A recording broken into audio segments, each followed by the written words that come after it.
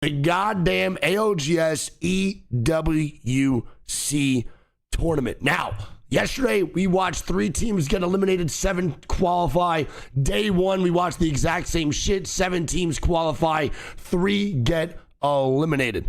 All right, now, today we are going to watch 14 teams get sent home in this lobby. 14 squads will be sent home today in this lobby, and only 6 will advance.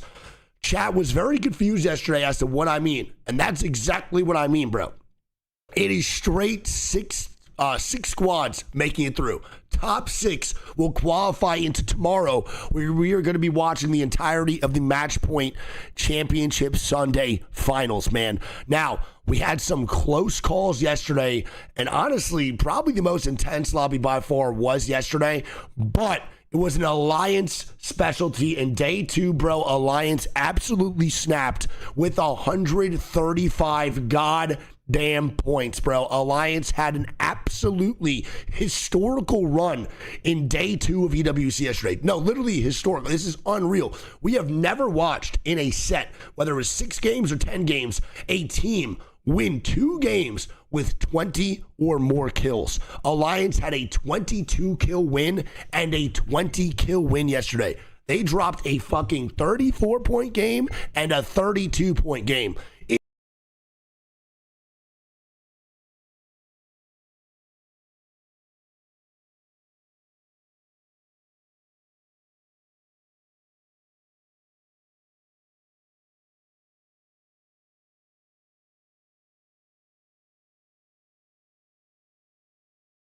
For Unlimit, SBI Esports, and Fusion. We talked about Yolari Man, bro, was the unanimous MVP of APAC North by the players, by literally everyone that watched the APAC North Pro League. Yolari Man is actually gone. He's out. He's eliminated. Unlimit will not be participating today at all, and they will not be there tomorrow either. It sucks. To me, he was one of the biggest heavy hitters going into this LAN. I was excited to see what he did, especially watching Unlimit, man. They were a CC squad last year. They come into ALGS Open. Yolari Man dropped a fucking 4.4K damage game at LAN during the New Orleans Open. He just can't make it work, bro, and they will be sent home. Twisted Minds barely squeaks by. Now, on a more positive side of things, the top 7 from this lobby are going to make it on through to Championship Sunday, so they will not be playing today. Alliance, 100 Thieves, ROC, VP, Soul, VKG, and Rival. Those top 7 squads will advance automatically to Championship Sunday.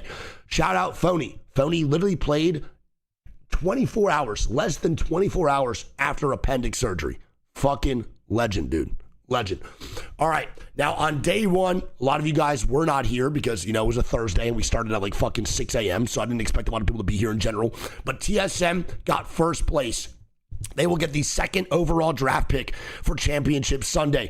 Team Falcons make it on through. NIP make it on through. Fnatic with a unbelievable, and I mean this, unbelievable Storm Point set. They played so good in their 3 Storm Point games. It carried them to victory in a couple of the matches, and they are qualifying through. They looked horrible in the first 2 games.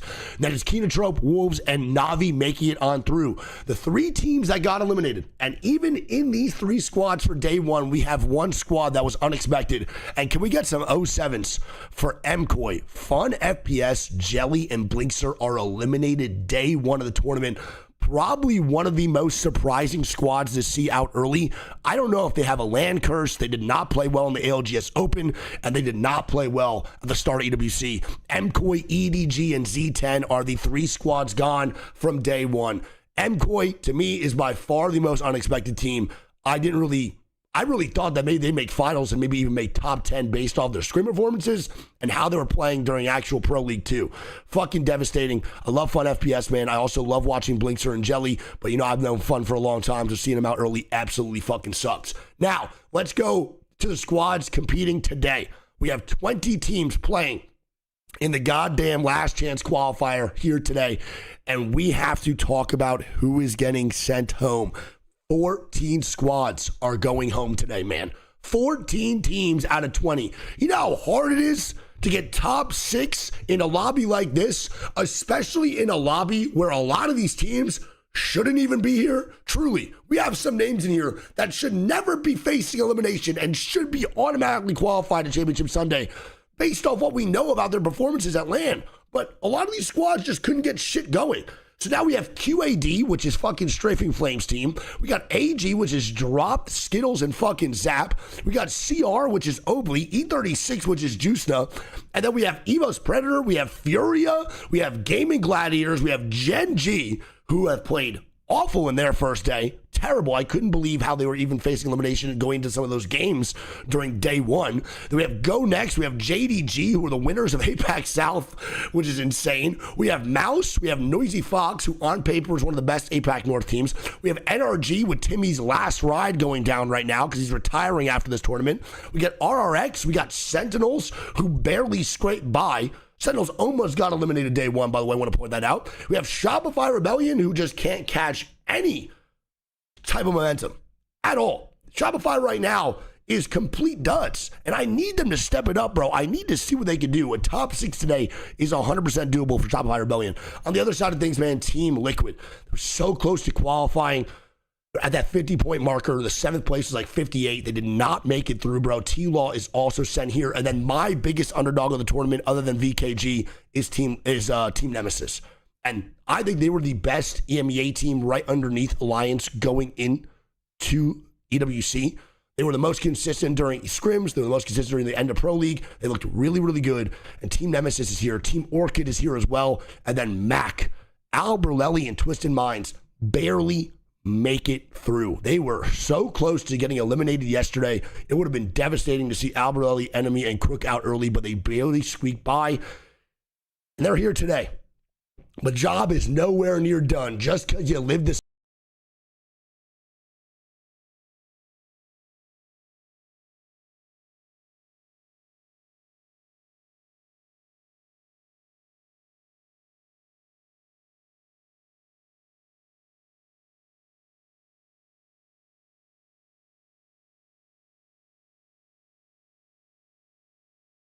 It is not Championship Sunday. We got one more day of games, and only 6 out of 20 squads are making this shit. I have no idea who's going to qualify. This is probably the first time I can confidently say, this is probably the first time I can confidently say I don't have a top 3 today.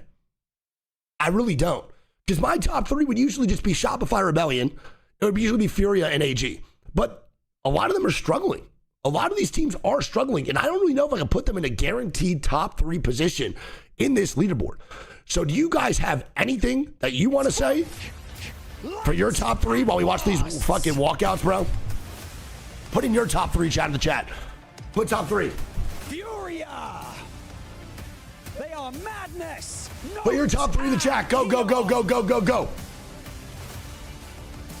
Yeah, always do my boy Madness dirty. Hey, no worries, man. Appreciate you, love and life. Aruba and Leica. TSM Falcons. All right, well, TSM and Falcons are not playing today. Team Liquid. Yeah. My go, baby. Shopify Rebellion. Yeah, I need these boys to step it up today, man. MT and Joyful. I need these. He said joyful? Tell you he said joyful, no? EVOS. They are MG Clutch, Hoodie, and Nate. It sounded like he said joyful, right? Am I wrong? They are Dexter, Ziki, and Asia. Hey, I want these guys to step it up big time today, bro. I will be really, really disappointed if Gen.G plays bad today. Truly, I will. I'll be so upset, bro, if Gen.G plays bad today. I need them boys to step the fuck on up big time. They look bad. Usually they drop like 98 kills in a set of like 7. They had like 9 kills in like 7 games last set. Oh, gamers global. They are dropped. Hey, bark for Mark, baby. Hey, listen, let's hope they don't win game 1 today, yeah? MOUZ. Lufka. Yo, Malcolm Jackson, thanks for the 5 get the subs. I love you, man. Big kisses.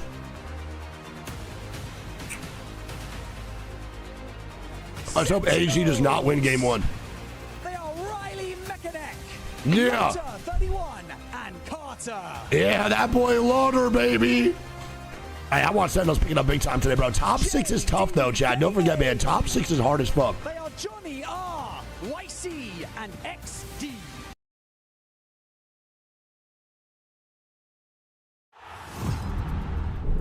Em todas as épocas.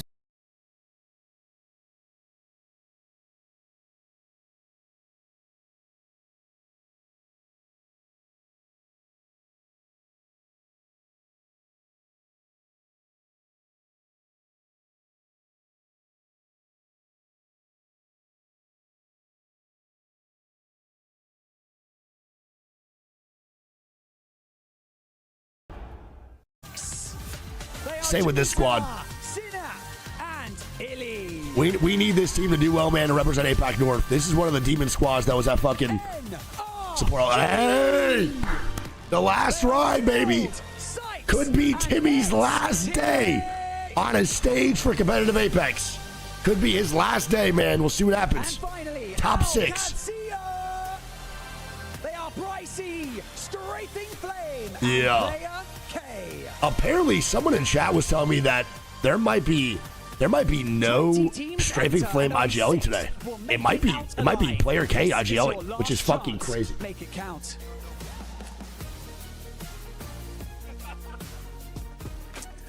Well, as they say at the EWC, nothing is granted, everything is earned. And today, well, that's twofold. Kings, he's the 4 months. Yeah, apparently someone's saying that, I don't know if it's going to be Player K or Pricey IGLing today.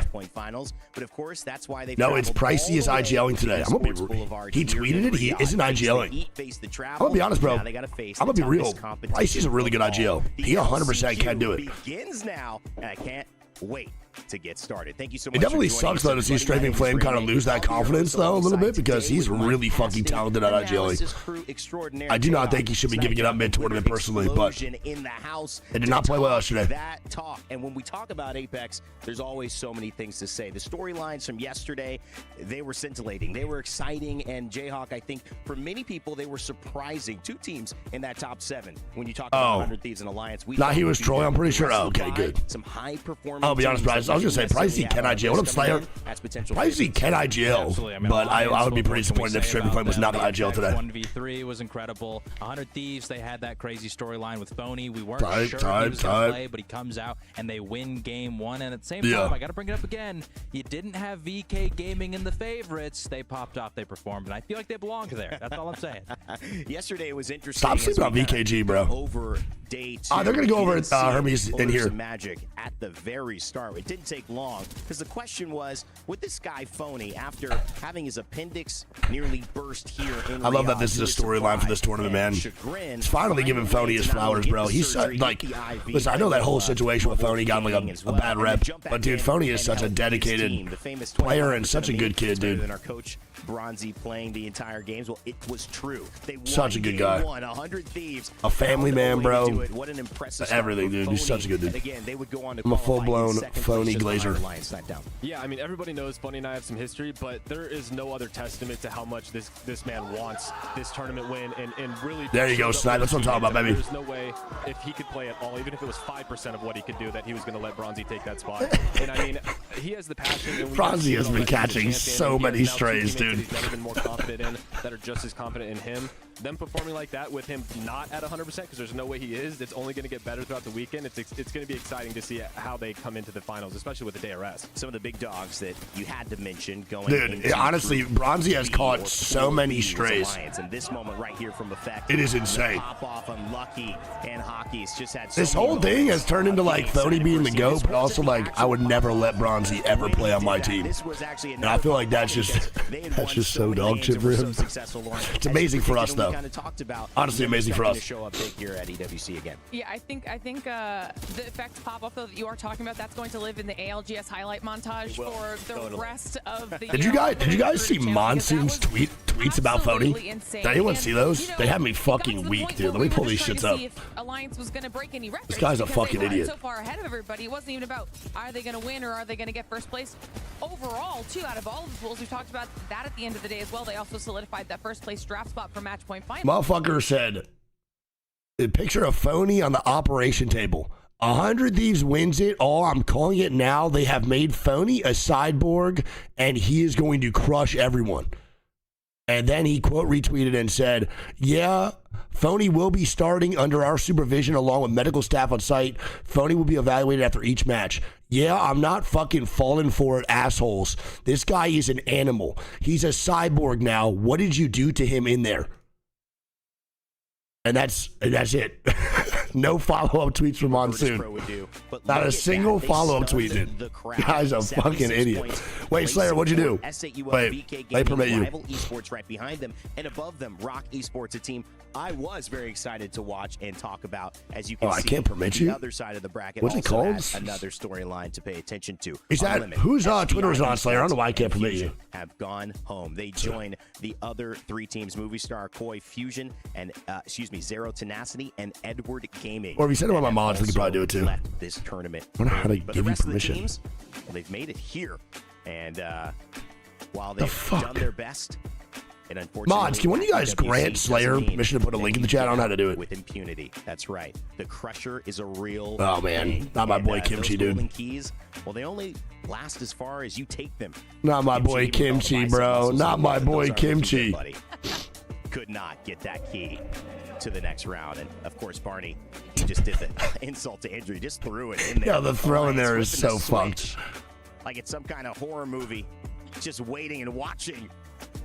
Dude, that Oh, shit it's is just not crazy. fun, but hey, they were having fun. Alliance, I'll be they honest, bro. didn't Alliance have to worry about full. anything. It's just more Smiley is crazy. teams to add to their totem. Oh, there you go. You put it in the chat now, bro. It's up to you. They've taken out along It's probably the saying way, Strafing and I is think lying. Is that they're what you? probably Oh, ready okay. to do Yeah, it you're good again. then. You bring up a great chilling, big point. dog. At the end of this tournament, the winner Appreciate does you, get though. a chance to choose 3 keys to add to their totem to kind of memorialize. Thank God, dude. the Strafing Flame journey, is- maybe have an impact. seeing him You can have imagine confidence last issues would year make me if so Falcons sad. had won, they might have thrown TSM in there. Falcons already You know, qualified, maybe yes. your Top reps 7 and for both days verticals, kinda qualified. that So if you don't see your laceration, favorite team outlet, playing but today, they it's either an got interesting eliminated decision to make. Snipe. or If they're you're playing in a this championship group, Sunday already. who you taking? Who you But throwing Falcons in did qualify, correct. in the trophy with you if you win. But I heard Hal is retiring for Clash Royale. 100 Thieves, though. I mean, I Phony, will- you talked I'll about do it. 100 Thieves, Shopify rebellion? you No. gotta do it. Yeah, right. Throw Shopify in this as well. I mean, I got to do TSM. I mean, as being a prior member as well, and then I mean, I want VKG to come out, man. I really do see. I do. that team. They VKG is so performed good. extremely well, I'm telling you, man. and, I'm Those excited guys to are see that they're fire. right there on that threshold. Kinda mean it so It's gonna much. be interesting to see where they end up.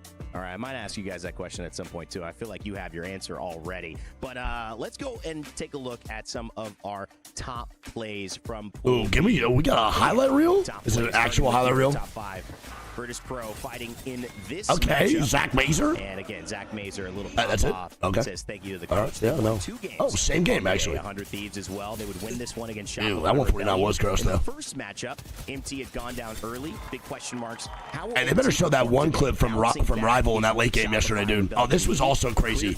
How the fuck did MT lose this, bro? No shade to MT, but this was crazy. RRX, also a team that had a couple of moments. Were really able That to was. pull That's actually kind of too much insane. of a rabbit out of that across it. The 10 games, but And then QQ finally won. They got to get the effect one in there. comes in from APAC South as the I have no idea how representative QQ won that, number bro. That was 1 seed, crazy. and they prove why. Love being a pop-off. Yeah. Absolutely I love those guys. From LD. Yeah, there we go, Alliance, baby. I mean, you cannot not put this as the top Who's play. shocked? Who's surprised? Numero uno. A lot of intricacies in this we didn't get to talk about. Oof. Some of the ammo God not being damn. there on the side of VKG's representative. He really only had one R99 magazine left, so you saw him going to the Kraber a couple of times. That wasn't necessarily. This shit because was the, so gross, ammo was bro. there. I know people Also, talk are about the clowning fact on that it's QQ, really man. possible for effect if he's playing Ash. All the Yep. dashes, all the Absolutely. movement that you can see are on Snare. screen.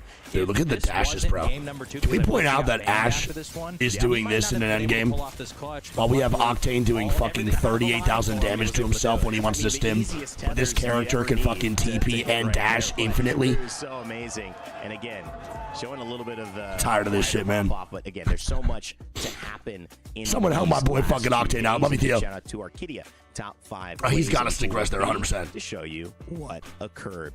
Now it is time to take a look at our top reactions. From Someone do something, my boy Octane. Help him out. Let's see what's up. Okay, I'm coming. Get another. Oh, top reaction's kind of cool too. I'm down for this. The music. Holy brick shit house, Walter. Christ almighty. I cracked the ballistic. What is this up? Nice! I love Hierarcha, dude. The fucking passion, baby. He runs. I'm coming. Got him. One guy. Caustic. Nice. Let's go! Baby, it's that first seed! It's that first seed! Yeah. Behind up. That boy, dude. Left here. On backs. Got me. Let's go! Nice. I love it, man. I'm gonna swing left. This is fire to listen in. Holy fuck, Jen Burton trolled the shit out of this endgame. Slayer, fuck you. I'm Phoenix here right now. Back, literally one on the left. I'm swinging right. Slow down. Jen trolled the shit out of that, man. I'm gonna right here, guys. Slow down. No, swing him. We're fine.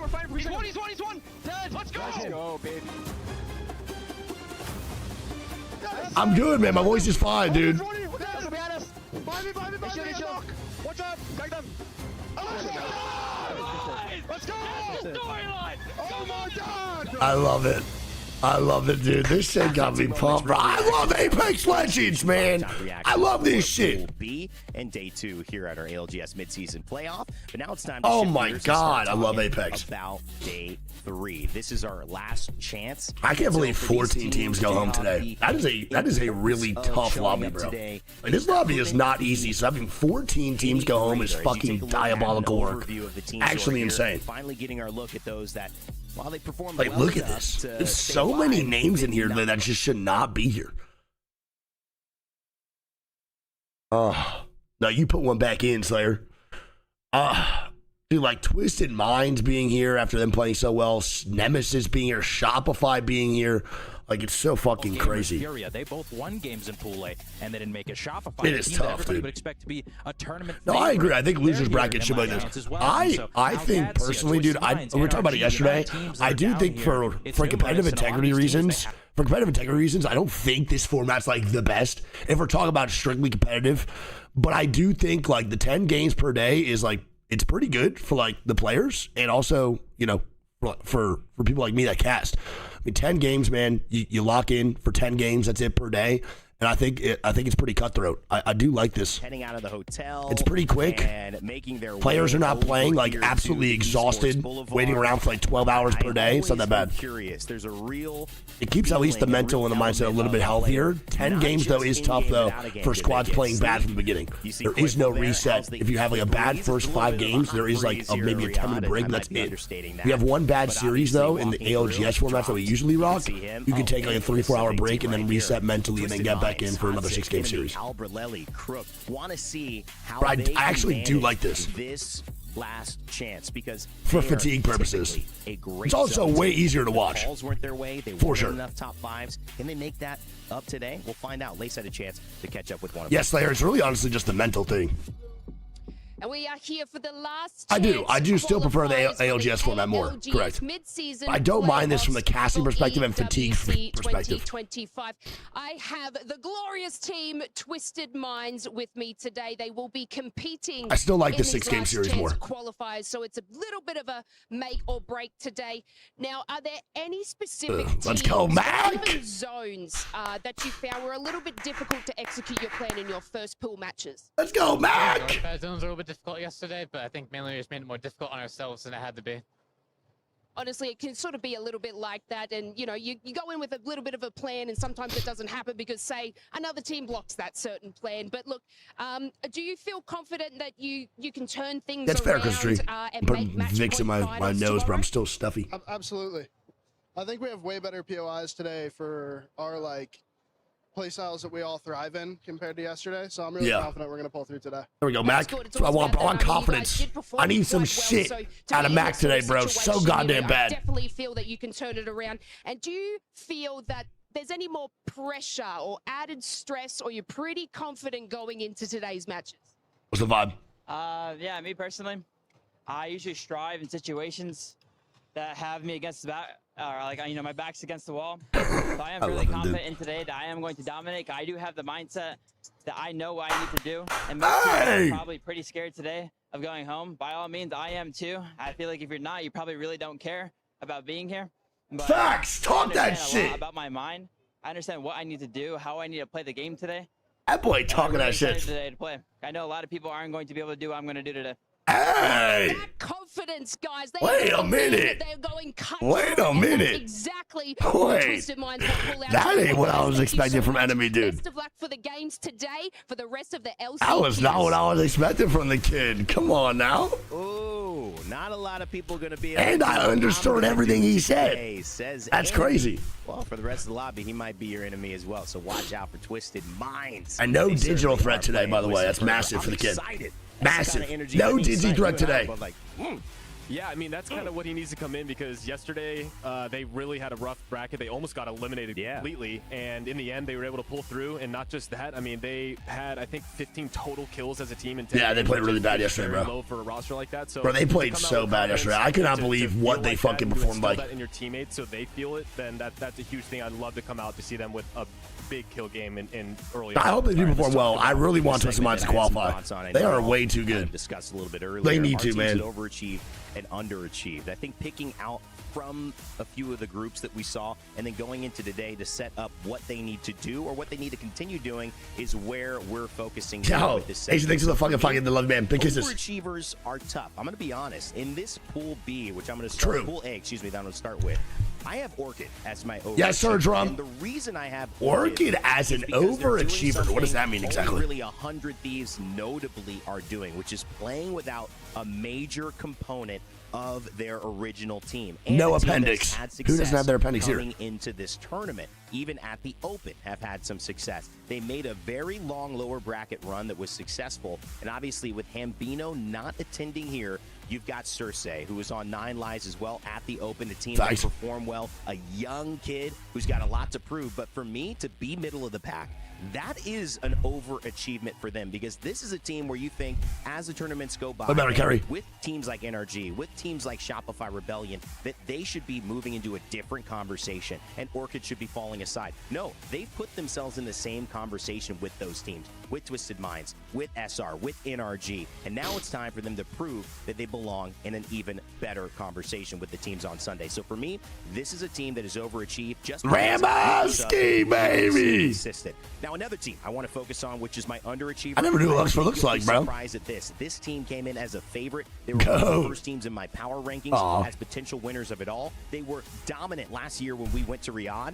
There we go, the boys. Lock on in, Strafing Flame. Dude, I need a good game out of Strafing Flame today, too.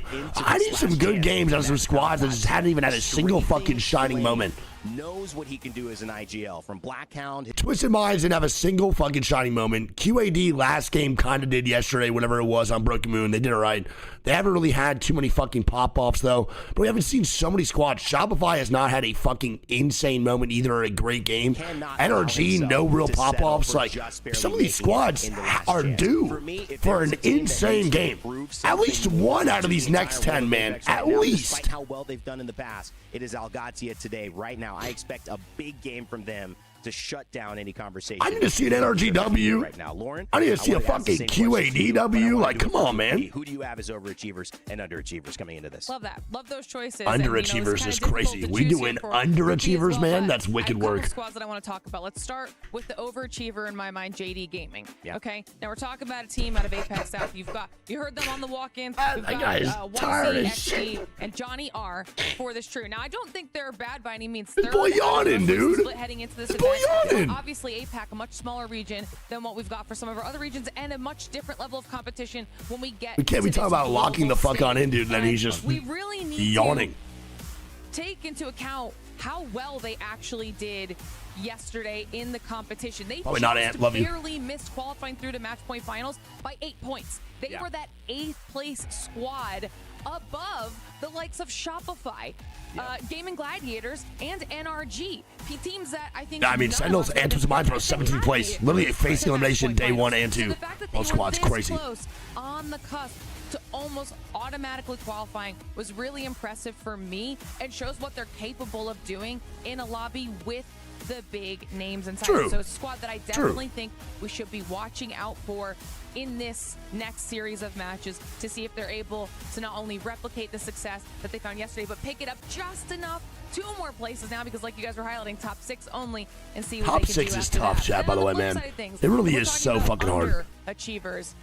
I know Eric is probably going to be happy with this pick. We got to talk about it a little bit. For me, it's NRG. Yeah. Okay? We've got to talk about NRG. We know what Timmy Guild and Sykes can do. I mean, yeah, bro, but they're not doing anything, man. We need these boys to step up too, 100%. I mean, they fell short. They had, I think, 7 out of 10 top 10 placements technically, and almost played pretty no bad, bro. KP to show for it. They Yeah. were not aggressive. NRG enough multiple at times, three, dude, just which is lost crazy threes, to say too. when you're talking Just about multiple Timmy. times, just Okay, 3v3s. we saw Just them even one getting highlighted knocked yesterday, before the Eric, when they fucking had a fight moment even where started. They should have made a move to push an opportunity. Nope, not taking with it a off. team of 2. They Told you guys, decided man, to I'm not play taking it safely off. back, and it was their downfall in the end. They can't be playing scared. They need to let Timmy start making those aggressive plays in I'm this live series of matches. for a long time because today Timmy until I will get leave. them to the top, and it's what all of the other What successful up, Berto? squads Then I'm live all day tomorrow. I just want to touch in on Energy as well. This I'll be is live Timmy's really early last tomorrow, too. tournament. Exactly. And this is one where it can go 2 ways, because as someone who knows you're not. No, Sykes definitely got knocked a lot yesterday, for sure. I'm not trying to target anybody or just specifically shit on anyone, but Sykes was dying a lot early yesterday. But I will say too, a lot of the fights that they took, I'm guessing they're probably Timmy calls. I didn't really like the fights. A lot of the fights are pretty meh. I don't even think they took like.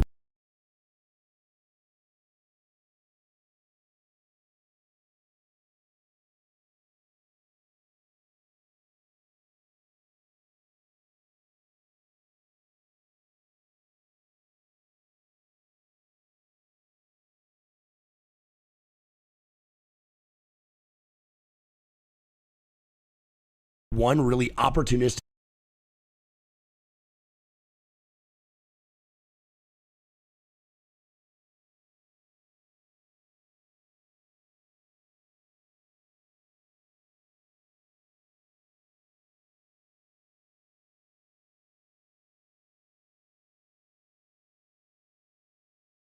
Senhor Primeiro-Ministro? Senhor Presidente. Como se eu fosse o Dr. Dre.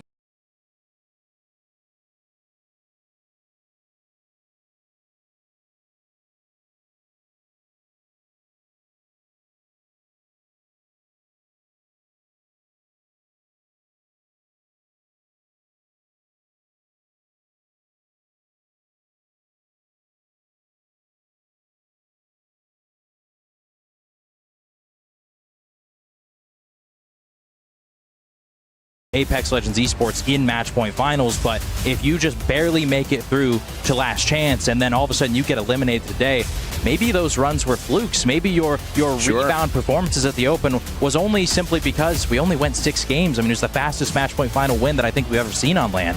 So maybe all of a sudden questions are starting to be brought out about these teams. I need these teams to step up. We know what they're capable of. We know they can make it to the finals, and so I want to see them do it.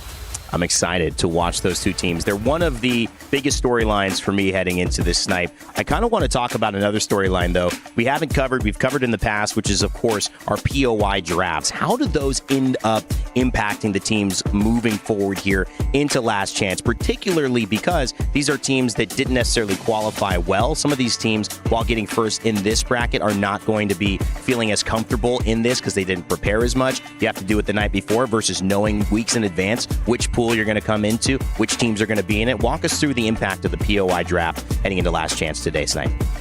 Yeah, so honestly, what I noticed is that there were a lot of comfort picks, there were a lot of counter picks, and the first thing I'm going to start off with is AG. Now, this team landed at Overlook in Pool A, and they had that 26-point Game 1 win, and there were only 2 games there, so honestly, with the last 9 games, they only ended up with 26 points throughout the remainder of the 9 games. So they started off incredibly strong. And I think for them, because of their horrible placements after that first place finish, when I look at all of their picks throughout the 4 maps that they get to play, they chose a lot of center POIs, I think, to try and get towards the zone a lot faster due to their inability to do that. Overlook is a phenomenal spot for them because there are a lot of north zones we did see on this map specifically. So they're able to take that balloon right outside of it to get them pretty much anywhere they want on the map. They have some beacon options. There's no one in East Fragment. They can hit recons all around them. So they have so much space to get around and make plays, and I expect them to move quickly. Now, we're going to move on to E District next, and the #1 team that I really want to focus on here is Shopify Rebellion. Now, they usually land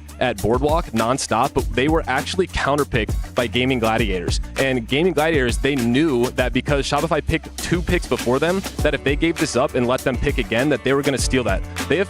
Shopify has picked Boardwalk 24 out of 39 games total on this map, and they've only gotten this one spot where they're at right now at Stadium 4 times with 0 wins. So this is going to be a very interesting situation for them due to that counter pick itself, and it's going to be interesting because this is not a map that they have had any success with going forward. So now we're going to move on to Broken Moon, and I really do think that this is going to be an interesting one for E36. Now, when I was looking at the number for Enterforce 36 on this, they had the 2nd pick overall, which means they did extremely well in the stages, but they were not able to actually get onto the winners bracket finals or into the finals.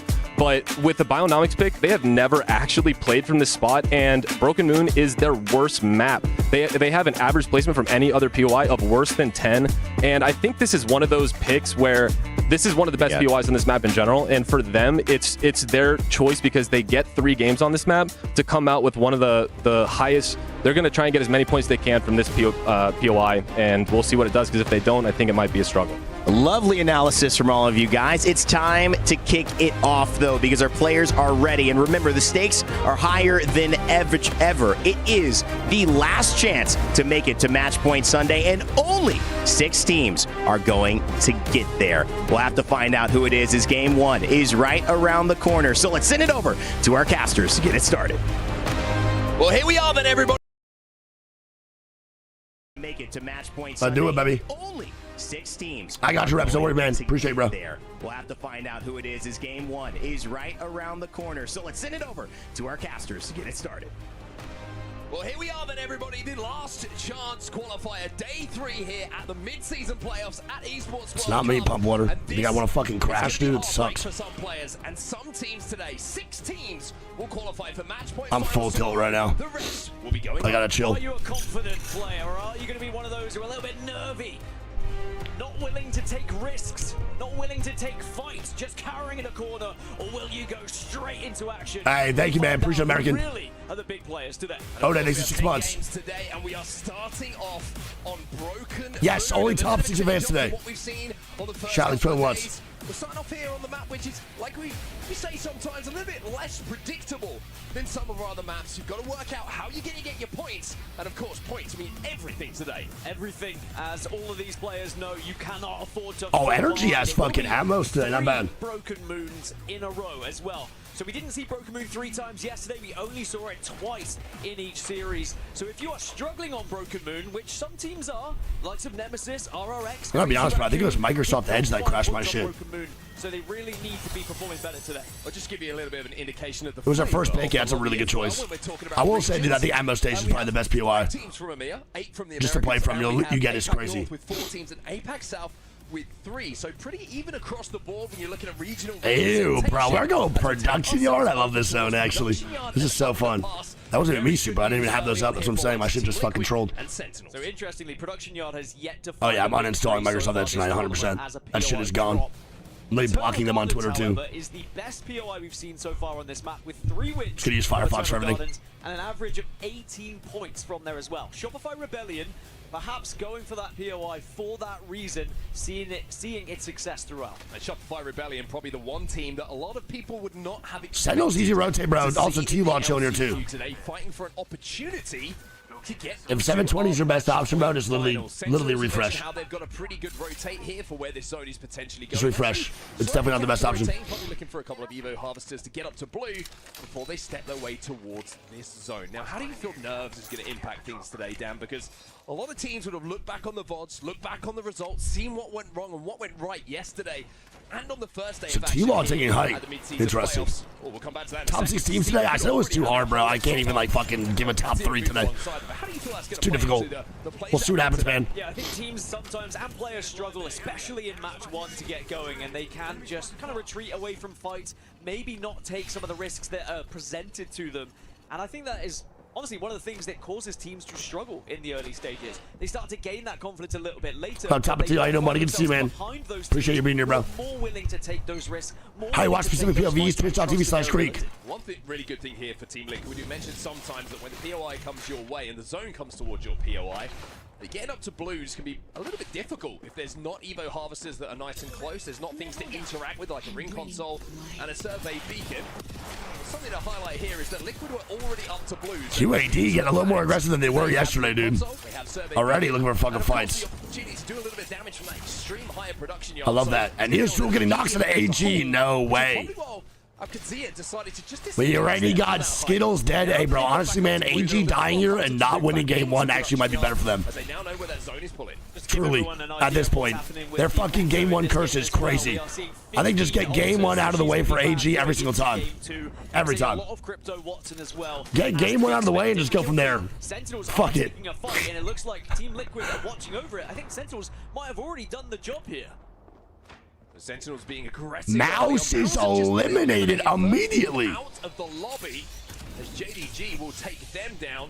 Jaguar is GG's in that fight, and I think the Sentinels actually looking to third party this fight that was going on. Damn, bro, so MOUZ first team gone, bro. Gen.G all taking down members of MOUZ. Then the last remaining member was the one who retreated into Gen.G on their exit. So that's what happens sometimes when you try and force your way to these buildings and you just... Well, first team dead, dude. 0-point game to start off your elimination day is not fucking fun, bro. You need to make sure that mental's good. But a 0-point game, a 20th for game one, bro, devastating to the fucking mental, bro, for real. Like, actually. That indication that production yard is where they want to set up. Yeah, so I think it ends on the southwest side. For sure. Is there is a lot of space. I think it's on the southwest side of production yard towards that door. You really need to bully teams that are flying in or walking. I think T-Law right now, if they can actually maintain height the whole time, is actually so fucking so good. But I don't think they can really do that though. Holding that height is super difficult, like really, really tough. Gen.G Esports moving their way. Are they allergic to showing fights? I will say, bro, I'm not trying to be shit on anybody here. I will say, I don't really know what's going on, but last year the EWC observing was amazing. I will say this year, bro, from like someone just watch partying the main broadcast, dude, they are really struggling on maintaining like watching fights. But at the same time, too, dude, they're not only doing that, they are also just showing way too much like third-person POVs. Way too much. They need to stop doing like the arrow POVs and just lock in on one POV. I want to see people shoot. I don't want to see this. I want to see people shooting each other. Like, yeah, it's nice and cinematic, but I want to see the actual shots go down. The drone footage is 100% not it. And I'm trying to watch people literally shoot their gun, not be in a crypto drone. Yeah, T-Law actually killed off QAD here, man. They jumped down two with the Ultra Q. So don't forget, today's map rotation is a little bit different. I think we do two. I think we're doing 2 Broken Moon, then 3 Storm Point, then 3 ED, then 2 World's Edge. I think it's the exact opposite of what we usually do. Nexus to be used as a retreat option. They do have the banner. That is worth noting here. So if they have a mobile respawn, who died? MOUZ. MOUZ first team gone. They could just pop strafing flame back on the map here. Agreed, Trickster. Just don't show me the drone POV, bro, when teams are fighting. Nice. Gen.G getting knocked here, too, by Yanya. Or Angueras. He's rocking a Lombo? See, it's 3 p.m. today? Oh, it's 3-2-2-3? Oh, shit. 3 Broken Moon during the elimination day? Ah. God damn. They are really putting these guys through the fucking ringer, huh? Holy shit. My God.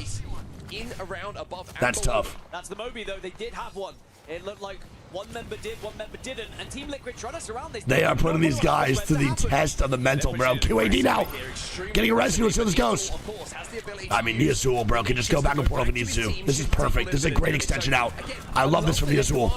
At least attempting to command all of this space here. They don't want to make it comfortable for Qadsiah. Should be able to be recalled here by a teammate potentially to that Void Nexus. And now QAD died from behind. Now taking a little bit of damage from other teams here.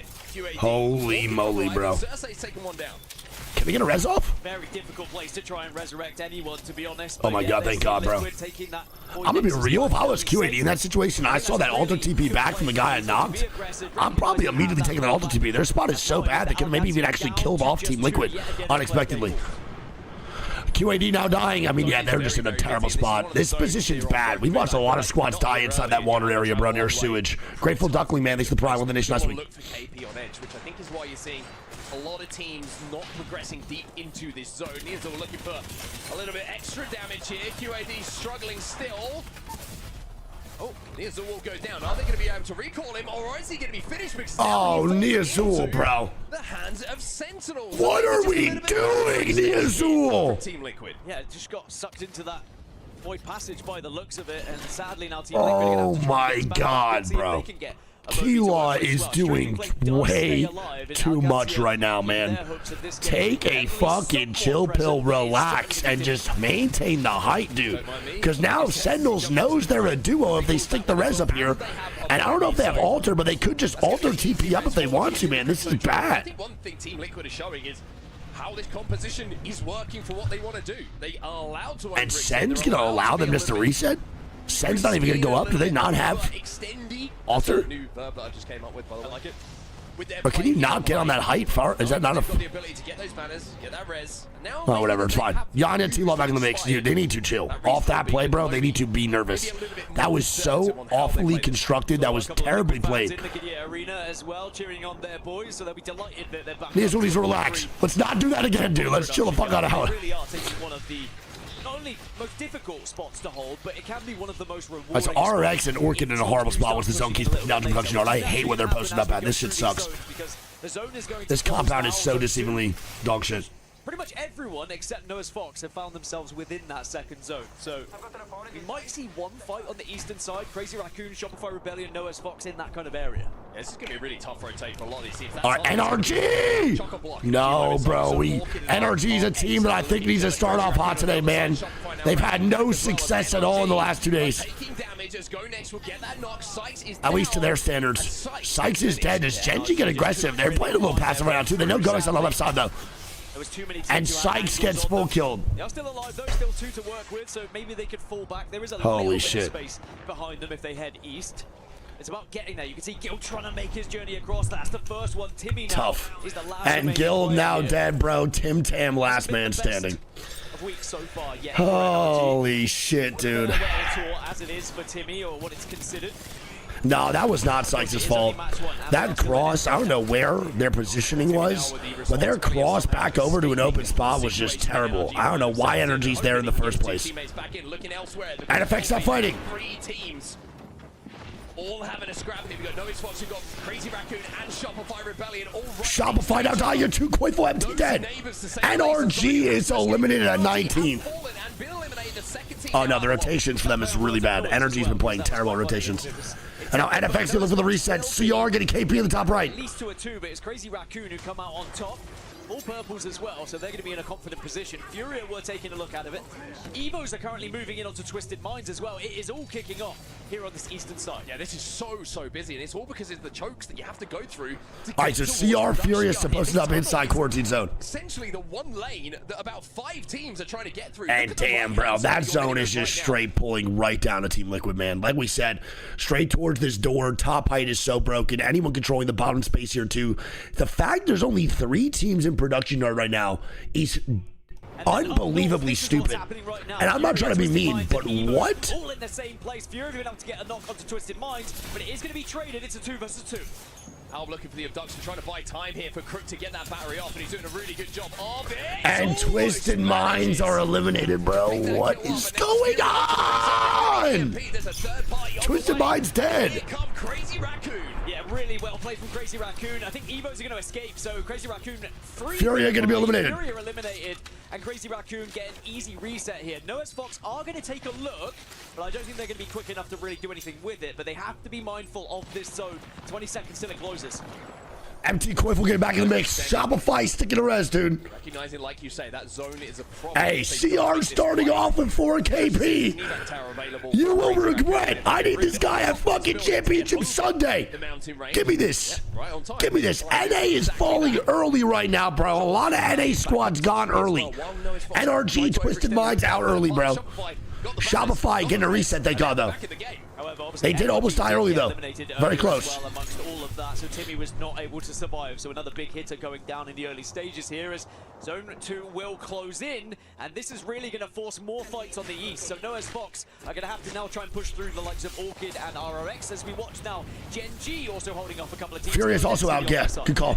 And Gen.G getting ran down. MOUZ with the Kramer. And another team that just can't find success, bro. Gen.G. Same shit, just a different day. Nothing going on for them, bro.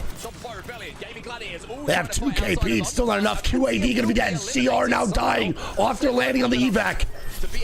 And FX now dying here too. Oh, Henchman, you're a trolley. You better watch out, bro. You do not want to fight Gen.G like that. You need to chill. Because Zone is going to be pulling down towards them on the southern side of Production Yard. So they'll find themselves in a fantastic spot for the late game here. 15 squads remain, and about 10 I mean, Asia right now, where he is, can actually survive to a top 5. There is no one inside Production Yard. And I'm very confused as to why so many squads right now are playing Edge. Why are we prioritizing Edge in a Production Yard zone? This is one of the zones that you could have so many squads actually sitting dead center and not die for it. On our screens, though, is Orchid looking to wrap behind EVOS right now, and if you need to know the POV, you should know EVOS running away. It's Rambo who's looking for some KP. EVOS do escape, though, and Ash Portal used. And CR going to be dead. Now Orchid are just going to be able to survive here on this northern side, but down on the southeast, that's where things are going to start to get a little bit funky. Meanwhile, EVOS... The team's not very good. There's a lot of really good squads here. It looks like it might be the end of really good teams. Well, the Ash Dash will keep him alive for just long enough. MG Clutch will be AG has to fight their way in through Production Yard, though. The bottom side is tough. Nate gets knocked. And they can hear that. And Evo's dead. Dude, MOUZ redemption with this Kraber, bro. He looked like shit the first 20 seconds of this game. And he is now stepping it up big time with this guy, Patty. This is great aggression from them. Force yourself out and make sure no one can push up on you easily. They should swing this. Nice, good swing. Good play. Grenade comes in from Rambo, trying to just keep himself in the game and keep his team in the game. 13 squads now alive. As all gamers do their best to control the outsides of the building as well. Yeah, they have 2 Krabers, bro. MOUZ is shitting too. And now they gotta go down. There, you can see they had an opportunity. They tried to pull up to take oh shit, what the hell was that? They go top. Coifel now dying. These teams now are moving from east to west. You can see Shopify Rebellion just lost Coifel. All gamers need to think about moving south as well, because this zone is closing in on them and they have to try and bully their way through this building. It looks like a lot of KP are being donated to them at the moment. Where's FOXX trying to force their way into the building almost one by one, and he just keeps falling. Shopify eliminated at 13th, bro. What is going on? For God damn NA right now. NFX gonna be dead. Nemesis gonna move on in. Horrible fucking spot. They're in such a bad position. Orchid gonna be dead. Another NA team now gone. Remix Power's just trying to buy time. They jump inside, but Sentinels are waiting. And the fence is shocking. That door is electrified now, and that is going to slow everything. That is a massive Q from Sen, baby. As Nemesis will jump in and out of this void passage. Oh my God, bro, the fucking voids, they're insane. GoNext gonna be eliminated. They did have, but Enter Force 36 now control. So Nemesis on the left side, Sentinels on the inside. T-Law is still up, Sen now dying. Trying to take out a couple of members of Team Nemesis and finish this fight, but it's cost Qadsiah. Why is Nemesis playing? Nice, Nemesis is gonna be gone. Bro, why is Sen playing so scared? Swing Nemesis. Swing that shit, bro, with your fucking dick out, man. Get in there. Play that so fast the whole time. RX also still in. Crazy thing that RX almost got eliminated yesterday.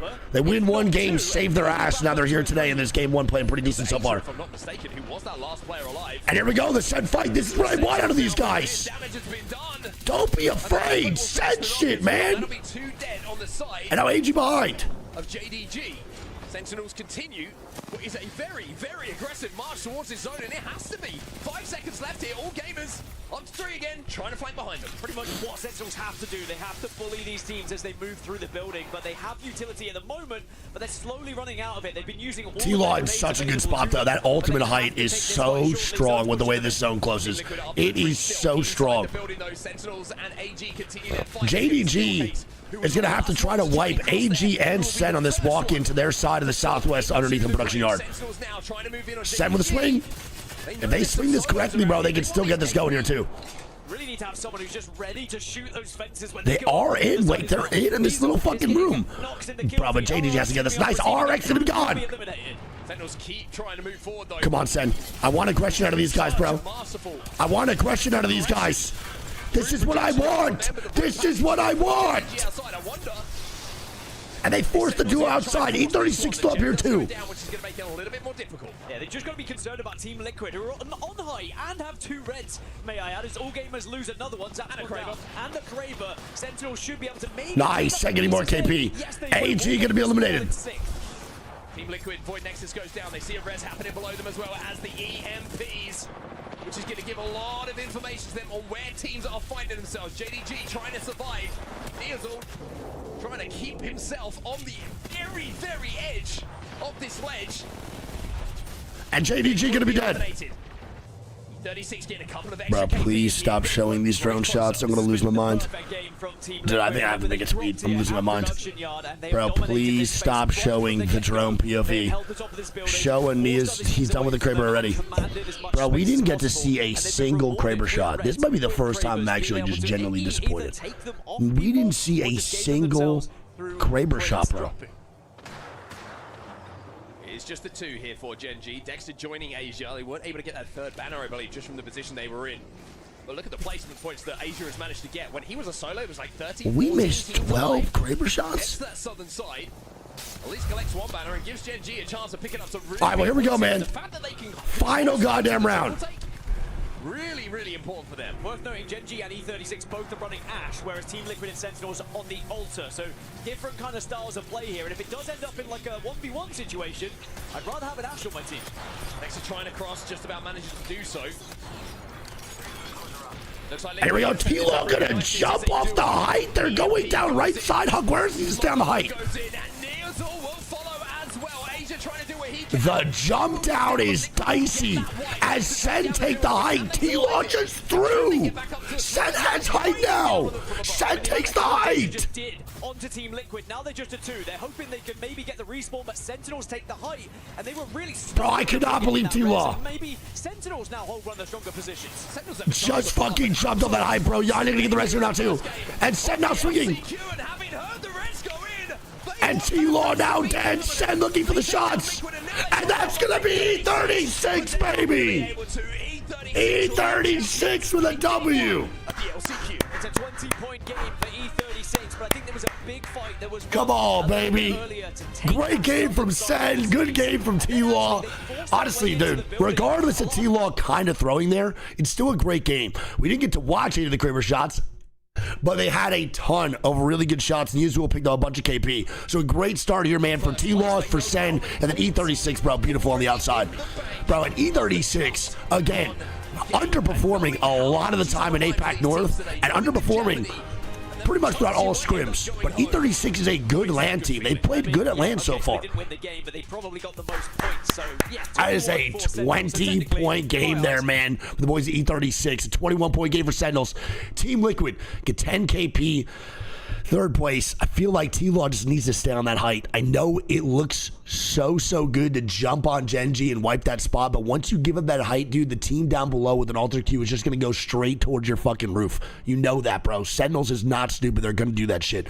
Gen.G in 4th with 7. It goes J.D.G get 9, AG get 5, RX get 5, Nemesis get 5, GoNext get 6, GG with 2. Then it goes Orchid get 5, Noisy Fox gets 3, Shopify get 1, EVOS get 4, CR get 6, QAD get 0, FURIA get 2, and then Twisted Minds, NRG, and MOUZ get 0, bro. What the fuck? Top 6 is going to look crazy coming these games, bro, for sure. Top 6 is going to look wicked. Taking, a look at some of the top performers in that previous game as well. You see NOEZ's name twice, 7 kills to his name, 2.5k. Some of that with the Kraber. Part of the wingman with 7 assists, and the Guardian Angel of Juzna. I mean, 0 points, bro. Start off your game 1 is obviously not that big of a deal. When it comes to the mental, it is, right? We have 9 more games to pick up the points and make sure we get that top 6. But getting a 0-point game to start off your elimination day is not fun. You do not want to have that vibe going into the rest of the games. You do not want that. So now for this game 2, you need to do anything to actually get some points on the board so you don't have a donut going into goddamn game 3. You do not want to do this. Step by step. Nobody was ever overextending round a corner without knowing that there was going to be a teammate alongside them, which is why they end up with those points. Game 1 is done here. At least we got to see one Kraber shot. When we get back, game number 2 is under. At least we got one Kraber shot, bro. It's coming your way. What was the cutoff yesterday for top 6? I'm not sure. Those lobbies, I can't lie. I think lobby 1 you can't really go, but day 1 you can't go based off the top 6 points because that lobby was so skewed. Like the way the top teams were dominating. I think yesterday's lobby is a little bit better to go off of, even though Alliance shit everywhere. It was still more even throughout the leaderboard. But I would guess pretty fucking high, probably around 60, right? Has to be.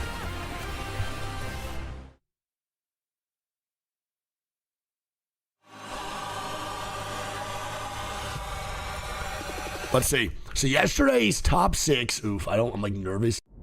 It's the best feeling watching him live out his dream. Kita udah nunjukin kalau ladies itu juga tetap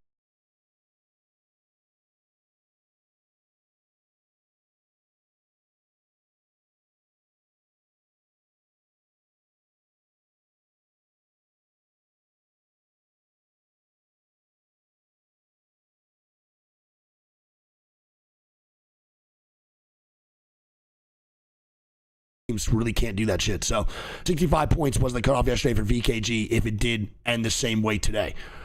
But overall, man, it's going to be Sentinels in first place with 21 points, most points going into game number 2.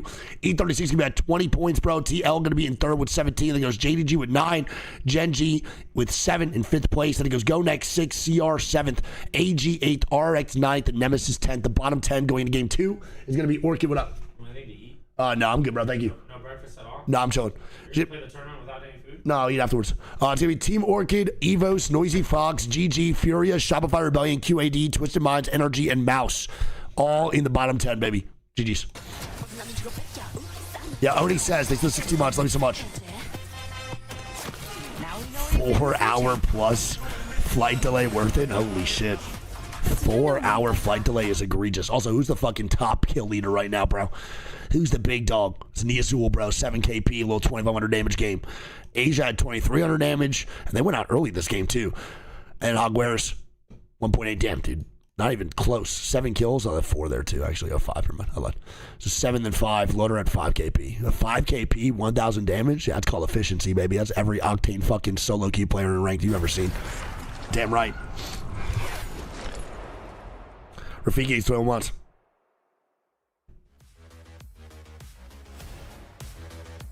Asia got 4th? Did he actually? I didn't even realize that, bro. Oh, they did, bro. They got sent Tom from T-Law. You're right. To the LCQ You're spitting. Esports World Cup. I forgot, bro. E36 with a big win in game number 1, and boy, oh boy, does that feel good. See in Chambers in our series. I think, damn, that stage is crazy. What the fuck? Funny that you got for Tony Hawk, however, Ian Chambers. Do you know different people? Do you know the second person in That the world stage is nuts. after Tony Hawk was Ian Chambers? I believe that maybe. I mean, bro, listen, like, I don't care about, like, I care about Timmy leaving. I don't care in the negative way of like, dude, it's so dog shit, blah, blah, Timmy should be leaving. It is what it is, bro. He's supposed to do what the fuck he wants. That's obviously fine, bro. You can retire whenever you want. You can do whatever you want. It's totally cool. The main thing, bro, that I don't like is just the timing of the announcement. I'm just not a fan of the announcement and the timing that they had. I think it should be after EWC that should be announced, personally. Some of the big heavy hitters were eliminated in the early stages of that match. Yeah, very tough zone for some of those big heavy hitters as well. You highlighted Shopify. Damn, those fucking screens are sick. There's a long way for them to go towards a zone, which is yeah, 18 months. To access if you are arriving late. We saw that with some of the fights that we saw taking place around that choke tunnel. It's time for push day. These places that you have to essentially be forced through unless you're going to be able to find a place. Hey, happy birthday, Pikachu! Much love. Teams are already in. It's very difficult to find a place to land. Yeah, Slayer, but then it sets up that storyline. Like, I get that, but it sets up the storyline too for kind of the whole time now, every time Energy's talked about, Sykes and just Guild are hearing about Timmy retiring. I think that's not like great for the mental, because it's like, okay, we're performing obviously for Timmy and to win this land for him, but at the same time, it's like after this, then we're just, what happens? You know what I'm saying? Into a position that was perhaps unachievable. Should we have been fighting instead? For example, But no, I get what you're saying. Kind of got taken down whilst they were in their rotation. Never really got a chance to fight because they were being shot by. I feel like it's a little demoralizing if you're like Timmy's teammates hearing that all the time. Because honestly, the main storyline has just been that the whole time. It's just been literally Timmy retiring. Sweet Dreams return? Honestly, dude, yeah. Like, I don't know why, but probably. Like, yeah, I feel like that might happen too. That's a very smart thing. If you can be last, like, there's a really good chance Sweet Dreams just swoops on in, and the Sexton shuffles back to NRG. Like, I feel like shit just lines up, bro, for some reason. Possibly, let's get the sub up, appreciate it, man. And that's exactly what Sentinels were doing. Sentinels, though, they took the oh, Winnie's such a good coach, dude. She's phenomenal. I'm like very impressed with Winnie all the time. They were the last arrivals, so it felt like kind of sherpering everyone out of that building. Took that place away from Team Liquid right at the end on the height, and then swinging. Hey, chat, make sure y'all support the B stream, bro. If you guys want me and Greek at all lands, bro, keep supporting the B stream, keep supporting my channel, keep supporting him. We ain't stopping. Again, I'm not quitting Apex, bro, until the wheels fall off this thing, dude. I'm not going nowhere. It's obviously going to be a very different game because now Alter is going to be banned. You saw it in those final moments, how important it was to have the Alter to bounce back and forth between inside and outside of the building, whether that was to escape, whether it was to attack. Not going to have that same kind of freedom here. And also, it means you've got one less thing to worry about going into this game as well. You don't have to worry about someone just randomly. No, bro, the production is really good. It's just the observers are slacking right now so bad. And honestly, dude, I'm not trying to consistently shit on the broadcast. The broadcast is good. Like, I'm really thankful this tournament's happening in general, man, for the Apex esports scene or esports in general. It's honestly one of the only things keeping like the esports scene alive. But I will say, you can even hear it in the casting for, I'm not saying they're sounding bad, but like when Vicky, Onset, or whoever's casting or making calls, you gotta hear it. They don't really have much to go based off of because we're not watching the excited moments, and then we're also just watching drone POVs a lot. So I don't really want to talk about it too much, but you can definitely hear it in the casting as well, which is when you know it's a problem. So yeah, that's the team in front of us, and Lace was able to catch up with. But yeah, I don't want to keep talking about it, bro, because this kills the vibe. And I, of course... Oh, QAD! It is the last chance qualifiers for them as well. After a I love the slow walk, bro, every time. It's the best. Matches, it did lead them to here, but of course, you know, this team can dominate, so I'm not super stressed, but I don't know about these guys here. But look, what... that boy's Driven Flame never stressed. Look at him. Thing that your team needs to fix right now going into the last chance qualifiers? I think we just need to be a lot more aggressive and start taking more fights, like where, you know, some of the straightest I like that. in the game. Right? We've been hearing that from everyone because it's true. Like when it comes to just a gunfight, despite being triple MNK, we'll take anyone, but we're just not fighting right now, and that's our biggest problem. I think that's an excellent sort of. Oh, we have auto delay again. Guys are incredibly keeps happening too. That, you know, whenever they cut scenes at the refresh. Now, are you going to be sticking to your strategy, or are we going to change things up a little bit? We're mainly going to be sticking to our main strategy, but just mixing it up a little Legend bit. ban is Alter. Alter's gone first game. I mean, it's ED, so it makes sense. Or not ED, it's Broken Moon, so it makes sense. If it's World's Edge, Watts will probably be gone first game every single time. Strategy, of course, you want to stick to it. And now, Pricey, how do you kind of handle these high-stake moments going into these matches? Dude, they're all ice cold, bro. Mainly music. Yeah, what are you listening to? Anything from like Suicide Boys or 21 Pilots, Coldplay. Yeah, okay. Some of the mid-older 2000s genre. Okay, I would not expect that to Pricey. I don't know why. Music just calms me. Oh, dude, I love him so much. He's such a good guy. Calm and collected, but of course, we wish our Qadsiah the best of luck going into these matches today. Of course, we are here. Low-key, just good vibe music, huh? Just literally just good vibes instilled immediately into the bloodstream. I like it from Pricey. Sometimes just take yourself out of the moment, a little bit of music in the ears, give yourself that mental break, and then lock back in. Also, choices of music. I will say, big fan of that Pricey. Well, they're going to need. I kind of like that too. I can't lie. First performance, 0 points from them, of course. Hey, love you, Aaron. Much love. Thank you so much. An idea in that game. They wanted to move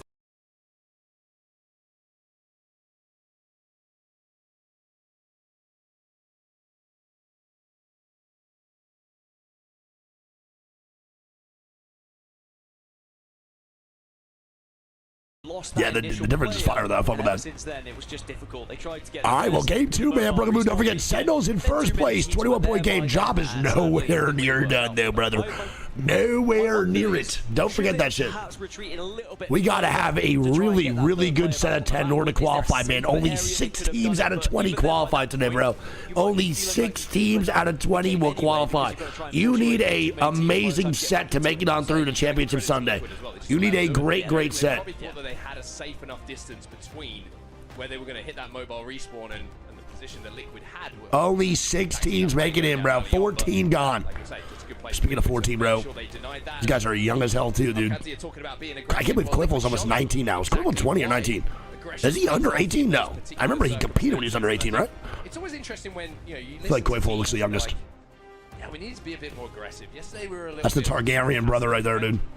It's so interesting because you watch scrims. Everybody watches scrims. If you're not watching scrims, you'll see the game's placed very. He's 19 now. Don't have that consequence in the back of their mind. Like, what if this goes wrong? It's like, if this goes just turned 19. Dude, that's crazy. We've been watching Cliffle for so long. We've been watching him since he was a 16-year-old. That's nuts, dude.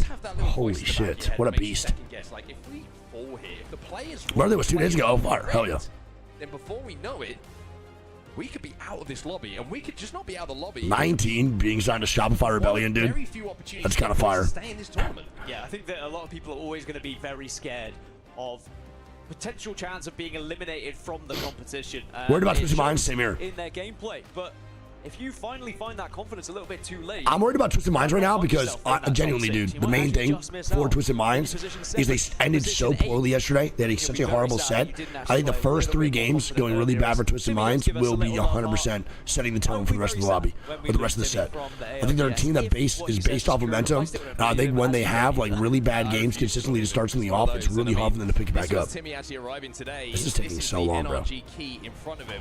And he had to go and place this, I would say, by the Crusher, on the Crusher, not in the Crusher as yet.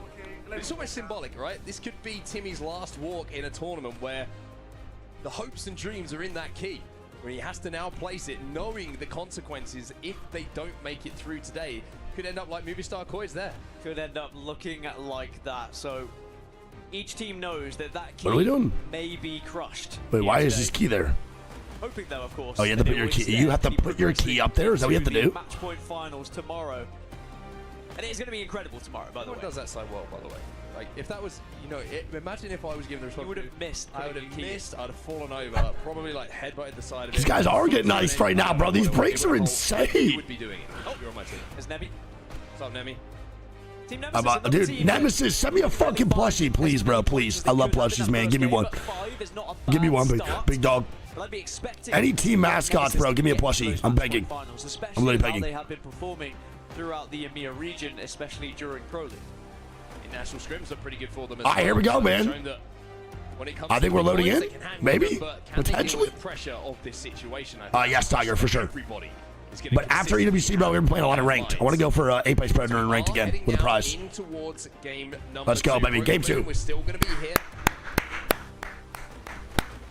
A moist plushie. It's just sopping wet plushie. The top 6 teams will be the only ones who have the opportunity to go. All right, well, game 2. All right, so I did not know this today. We're doing 3-2-2-3. Very interesting. We get 3 Broken Moon games. 3 Broken Moon games on Elimination Day. They want these guys to be tortured. God bless, brother. These mentals after this set of 10. Holy shit. Now with it just being condensed to 2. Yeah, I know, Ezra. I'm still going to do it. We're going to go for it, man. Because, yes, finding a victory is good, but just one win is not going to get you into that top 6. I mean, E36 definitely on their way, but now it's about showing consistency throughout. We all need all the plushies, too. We need all the plushies. Big time. Take a look at the second batch of maps that we've played today. So we're doing, what, 2 ED? We're doing 2 Storm Point with 3 World's Edge. We're getting 6 Broken Moon and World's Edge games. Yeah, that's actually kind of fire. I like ending with 3 World's Edge. At least that's what we're doing, bro. At least we're ending with the better map. I'm cool with that, bro, because I do like World's Edge on LAN. LAN World's Edge, great. LAN Scrim, or World's Edge Scrims, I'm so good on, bro. That's the most boring shit to watch in the history of Apex. I can't take World's Edge Scrims anymore. Meant that it kind of was a little bit of a last dash panic, right? Oh, can we play this map? But you can kind of warm your way in with Worlds. Yo, just mind, send me that plushie. 8 doesn't go so Send me well, that plushie, send the plushie, send the plushie. and by 10, you're so Or I'll cast a comfortable that curse. You should be able to find points. Well, here we go then. Match number 2 with the LCS. All right, here we go, man. Game number 2 on Broken Moon. Let's do this shit. Is out of the dropship. Production yard was where we ended game number 1. All eyes on where this zone is going. Banger music, though. It changed, of course, all the average points from that game as we had another Broken Moon match in front of us. Eternal Gardens is still the best POI when it comes to the average points. Average placement, however, does come from Underpass, interestingly, but we'll have to see where this zone ends up going and if we are going to see the likes of Shopify. All right, I want to see if he goes to the south side, dude. We haven't had a single ammo station zone, I don't think, in all the EWC so far. I mean, Why is Twisted Minds and Lee Limbs? Because they did not get top 7 yesterday, big dog. They actually almost got eliminated yesterday. So at least they made it to day number 3. They were close to not even making it here. How they want to approach these games. But 20 points from game number 1. If you think about the cutoffs yesterday, how much of a contribution that is to potentially making through to match point finals. They're going to be feeling much more confident as an aggressive team to take even more fights potentially. Zone is going up towards the northwest here. We're going to the core. Very, very busy. And it is 20 for 20 with Ash. Oh my god. Every team is playing Ash. Holy shit. There we go, man. Ash going 20 for 20. GG's. So, Alter Band game 1, I'm going to guess. Slight hint here. Slight hint. Ash is on every single team. Ash Band game 2, maybe? I'll be honest, dude. It could even be... I mean, next game could even be Crypto, too. I know Watson's being played a lot, but it looks like Crypto actually has a higher pick rate than Watson right now. Oh, no, Watson definitely does. But still, Crypto's right behind. Pulling core side. Core side is where Onset would be taking you if he was your IGL. And he will be who you could yell at if it does. I would be saying, guys, we're going that side and bring an evac just in case. And then it is always worth having that pullback. And I think there's going to be a lot of teams going along the same kind of thought process here. Well, it's interesting, isn't it? Because there are different... Dude, Ash Crypto Watson's a fire-ass comp, too. I love it so much. Shit pull for energy. Yeah, shit pull for a lot of the Southside teams, bro. Not gonna be fun. We're going north, baby. We're going to the core, brother. We're going to the core. I think it was Rockham ended up. They really do. If my memory serves me Nah, right, they really do, bro. Remember when Ash was laughed at? Okay, to be fair though, bro, she deserved to be laughed at for a very long time. She's good now, yeah, but her buff was also one of the craziest buffs in Apex history. But she was doggy dog shit. Let's be real. You know what I'm saying? She wasn't good. Her buff was like fucking insane. Oh my, Orchid and 2 NA squads now fighting immediately, baby. Here we go. 2 NA teams already beefing, bruv. Responding damage to ensure it helps Rambo at least almost escape. Almost is never. I did hate Ash with a passion. I still hate fighting Ashes. And now that's Ramp. Cat piss ever dick. Are we out of our minds? Are we for real, for real? Bojack is always very satisfying when you can. And Noisy Fox dead. NRG dying in the kill feed, bro. We cannot be having 0-point games if we are NRG, man. Back-to-back donuts cannot happen. NRG needs to get Tim Tam the fuck back up. And Timmy gets full killed. See, like, even the... No, I can't say. I'm gonna stop and shut up. I'm gonna shut up. And CR sending RRX. On this one against RRX, even though Cornbrews putting out huge damage. So are RRX, they can't escape. Brother. And Crazy Raccoon down to just brother. Big fight there. What is that TP, man? What an aggressive play from CR. I cannot believe that they just took that fight. And I want to point out, man, that RRX is holding their own in almost every single fight, dude. And CR now going to be dead, and that's Crazy Raccoon eliminated. Holy shit. Bro, no way. By the way, CR action that we saw dead early, man. What the fuck, dude? We are straight into these fights. Interestingly, the core is the worst POI statistically so far. No shot. That was a really aggressive play by CR. Not expecting to make one like that. That we see in this series. I did not expect that at all. Hovering around core right now, whether it is going through it, going past it, or just on the edges of it. Interesting to see that a lot of teams have actually gone to the dry gold side. So walk it off, you gotta. It's about a 50-50. You gotta. Nemesis T-Law now fighting over in the Gooch. We're playing from the core side. Nemesis is posted up in Gooch. They think it's going to pull here. Do they have Zone 2 knowledge? I'm a brilliant IGL. T-Law also is playing in the Gooch area. Is this not going to core? Am I wrong? They are very much hunkering down. I'm really surprised. NRG is getting into that by Gen.G. That is one thing, bro. You got to watch out for Gen.G. Truly, man, and I really don't mean to keep talking over the casters and stuff, but, bro, like, when you are next to Gen.G, they will fight. They will try, even if your POI is close to them, but it's, like, still realistically scuffing their rotate, they will not rotate. They will go and fight you. Gen.G scrims how they play at LAN. Whether it works or it doesn't, whatever it may be, it's fine. Whether you like it or you don't, that's fine, too. But they will fight, bro. They will fight. They will literally run you down and be a nuisance to your fucking game. Nemesis bunkered down with the Newcastle and the Watson It's combination. It's going to be difficult to flush them out. Why did Gen.G do that? Honestly, bro, Gen.G's had a lot of success doing it. Energy responding to me. Energy really has, GG has really had a lot of success doing it. Their land placements are pretty fucking good. And honestly, they're a really good team fighting team. They're triple M&K, APAC South squad with like a lot of confidence and pretty good positioning. The one thing, though, is when you have a play style like that, sometimes it's do or die. And you could just pop off, bro, get all the way to finals, and then have a great final set the way you play. Or you could be almost facing elimination day one the way they play. And they just did that yesterday. They barely squeaked by, and they're doing it today, and we'll see how it goes. It could just be another fucking dud, or they can pop off and get top 3 in the set. That's what they do. It's how they play. They don't stop. It's high risk, high reward.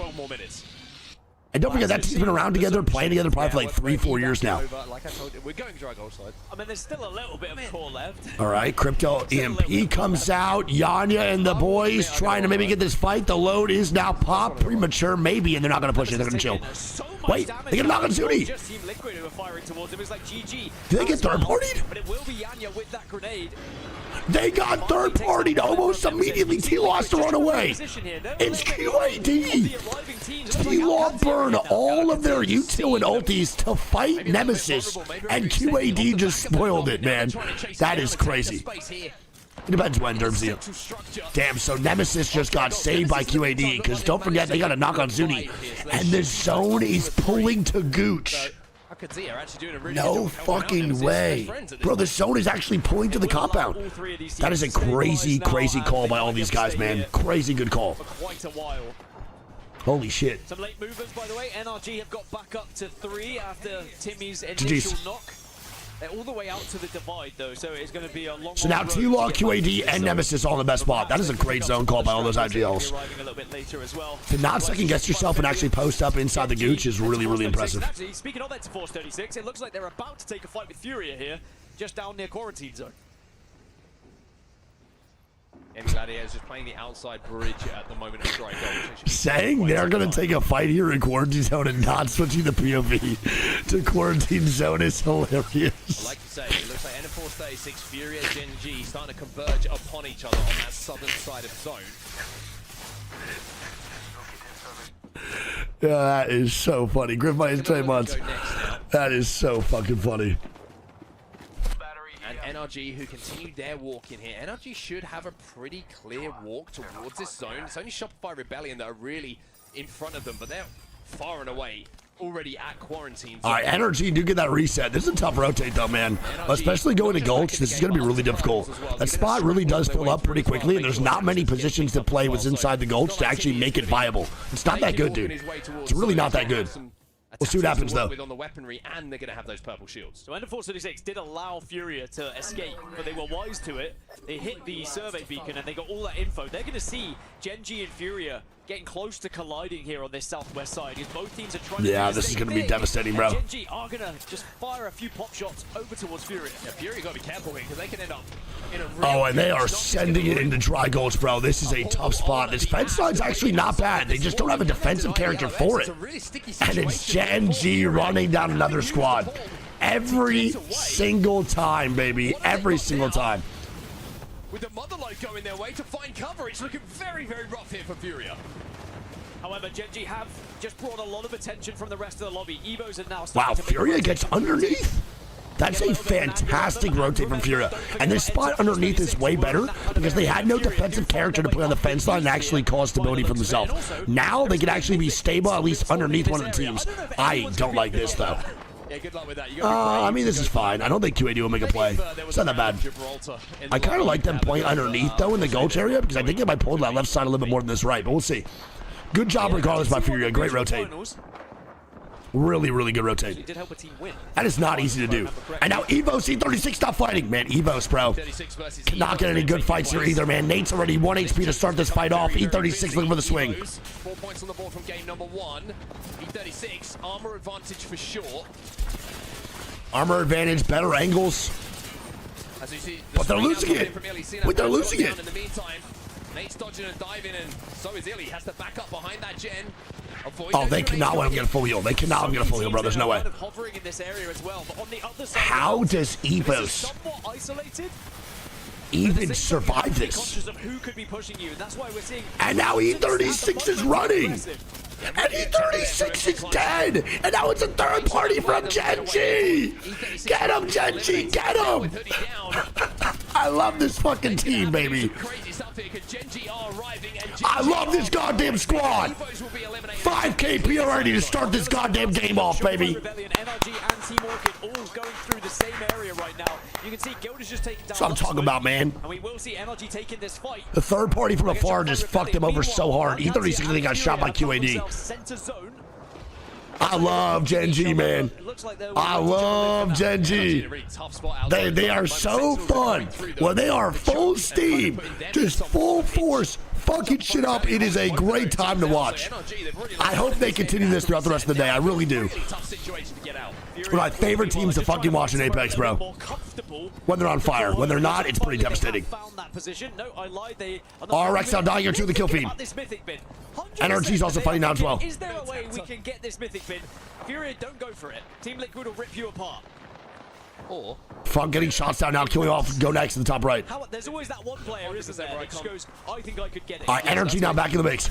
NRG now going to be on SR. They take the portal to height against Shopify Rebellion. And he gets not a lot of cover for them to play with. As we take a look back on Strafing Flame and his point of view from this fight that was going down a few moments ago. But keep an eye on the bottom right side of your screen right now, because FOXX is the last surviving member here of NRG. As Sentinels do get involved in this fight. I mentioned how it's 3 teams stacking up on each other. Shopify Rebellion should be able to reset thanks to the pressure that's coming from Sentinels. But FOXX, I don't really know how he gets out of this situation. He does not. NRG out again.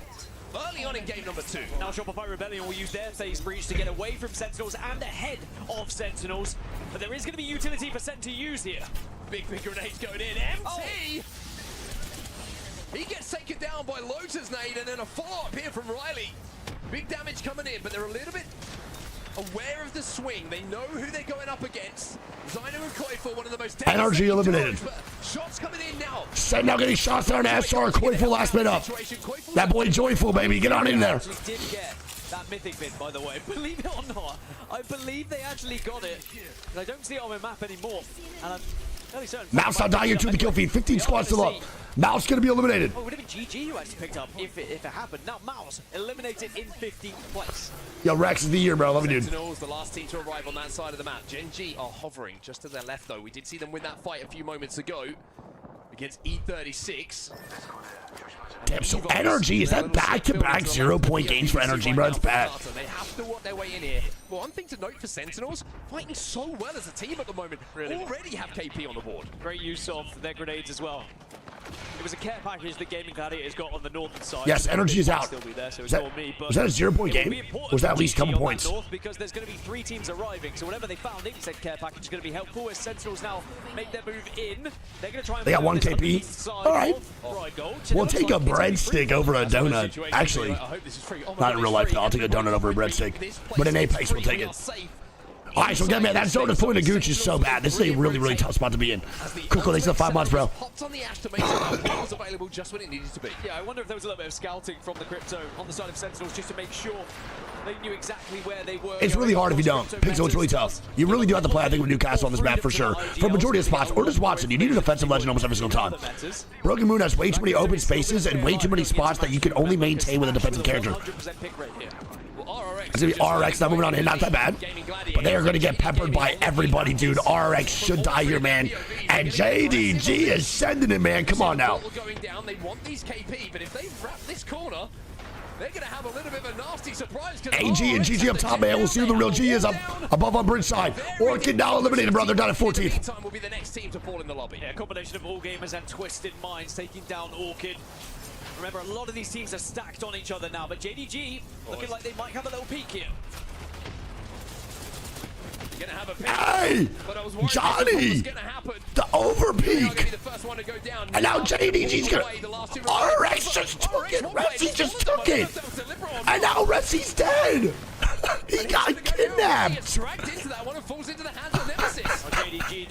He got kidnapped, bro. Shopify dead. Gen.G dead. GG now dying to AG. And now GG is GG, bro. They're gone in game number 2. Let's go, AG. Come on, baby. Come on, Mark. Come on. Lock it on in. And I can't believe RX actually survived this. RX needs to post him on that cliffside, bro, and get shots down immediately on AG. But instead, AG's getting the shots down on them instead. To win this one, but at the moment, Qadsiah and Sentinels, Team Nemesis, RX, Gen.G, they are within that next zone. Everyone else has to move here.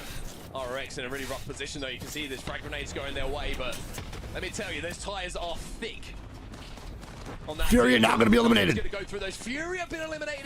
Nemesis now looking over to get that Rohai kill. Rohai is still a solo, I believe. Team Liquid's alive. QAD still here. Sen still here. Twin still here too. 14 teams to 9 squads real quick, dude.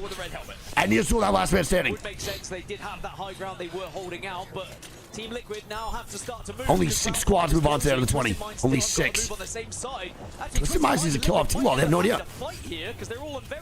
How does Twisted Minds not know? Wait, Twisted Minds had no idea. But they all still alive. They're all still alive. Doesn't matter. It's all good. And now Neo's from the bottom, so I can just walk on in. We'll see where this goes.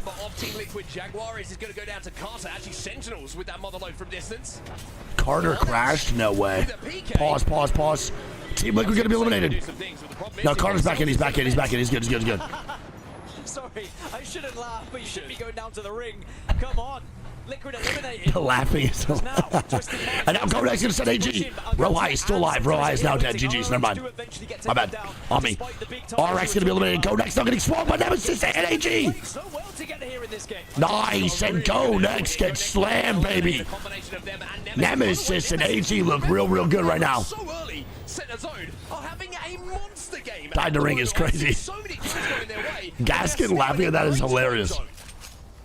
And a Kraber for drop, bro. Show me a Kraber shot, please. Hey! And I tell you what, all gamers have got a real chance to deal some damage here. Hey! Come on, Mark! Come on! The mod's not dying. But Dropped is going to want more. Where did Mac die from, bro? Where is he? How the fuck did he die? Where did he die at? Crooked enemy on an ultimate height, and now getting climbed up on, bro. QAD is swinging Twisted Minds. An enemy dead. Crook now, last man standing, running away. And now QAD goes for the reset. Good shots by Mark, baby. He's going to be sticking as Trafin Fame has a responsibility here to hit some big shots with this potion. Huge. And hold off any angles which might hurt Pricey getting back to his feet. Not going to happen. Gen.G. And Gen.G will be dead at 6th place. Not a bad game for Gen.G, though, man. They don't want a KP. Not a bad game at all. Gen.G's finally catching a little bit of momentum here, man. Catching fire a little bit. Nemesis, AG, Crook, Sen, and then QAD, bro. Crook is a solo, don't forget. And he is going to go invis now here, too. 4 full squads, 1 solo of Crook, and Carter gets clipped, bro. Is following through on his own words. We heard it from himself on the walk into this day. Wait. We need to be trades. Winnable for Sen. And Nemesis now dead. It's AG, baby. Have taken them down. Sentinels still holding on here against ALGS though. Twisted Mind's now gone. For all gamers. Twisted Mind's eliminated in the meantime. Qadsiah and Strafing Flame. I think it's an AGW, bro. I think it's an AGW and drop gets a knock on the corner. Might have an opportunity to stick a res here and become 3 once more. ALGS just have Pricey left to try and do something, but look at what all gamers have in front of them here. And GG's, man. One bullet though for drop with this Kraber.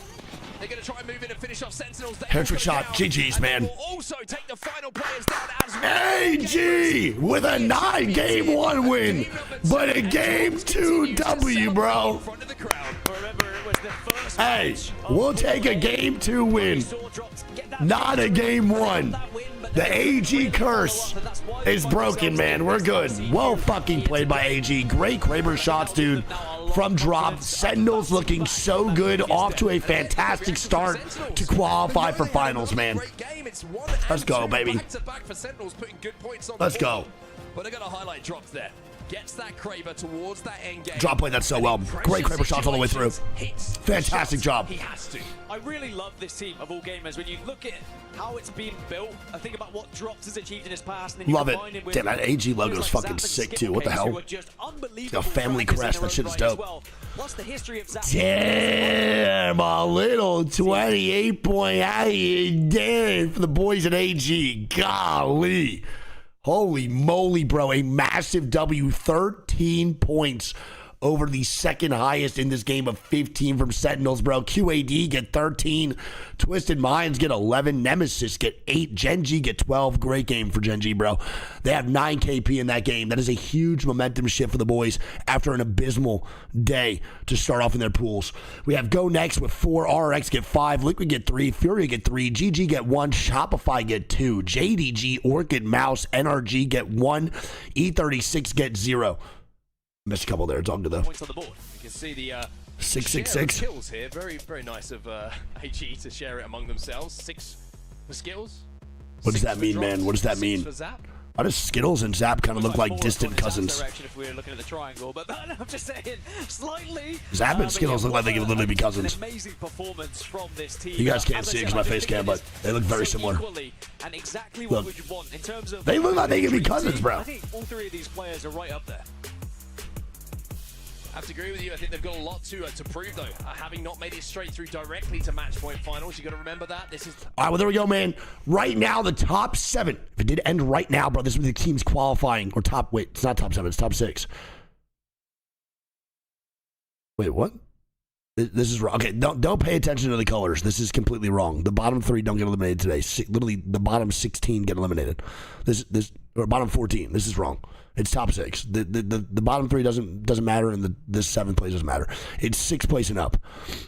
Okay, so right now, if it ended right here, it'd be Sentinels with 36 points, man. AG with 33 points. E36 with 20. Team Liquid with 4th with 20. Gen.G in 5th with 19. Then QAD in 6th with 13. Then it goes Nemesis, Twisted Minds, JDG, GoNext, RRX, CR, Orchid, EVOS, FURIA, Noisy Fox, Gaimin, Gladiators, Shopify, MOUZ, and NRG. I'm going to be honest, dude. Right now is really tough to drop 0-point games or even just 1 point through 2 games. And again, it's because the top 6 advance. And the top 6-point margin is going to be extremely high. You cannot be dropping duds moving forward in this set if you want to play catch-up for the rest of the fucking set. Sure, whatever it may be. But you need to be consistent, dude. 1 win right now, moving into like a game 3 or game 4 will really help out any squad. Obviously, it's still so early in the set, but as you keep dropping these low point games, that 6th place marker is going to keep moving up and being higher and higher, and you do not want to have to drop heater after heater in order to get into that top 6. It is tough, man. 14 squads being eliminated in one lobby is really difficult to keep up with, bro. Like, really tough. All right, chat, hit you on the nap break. We'll go from there. I love you guys. You gotta remember that, dude. Taco Bell's new crispy chicken tacos and burritos might make us a chicken place.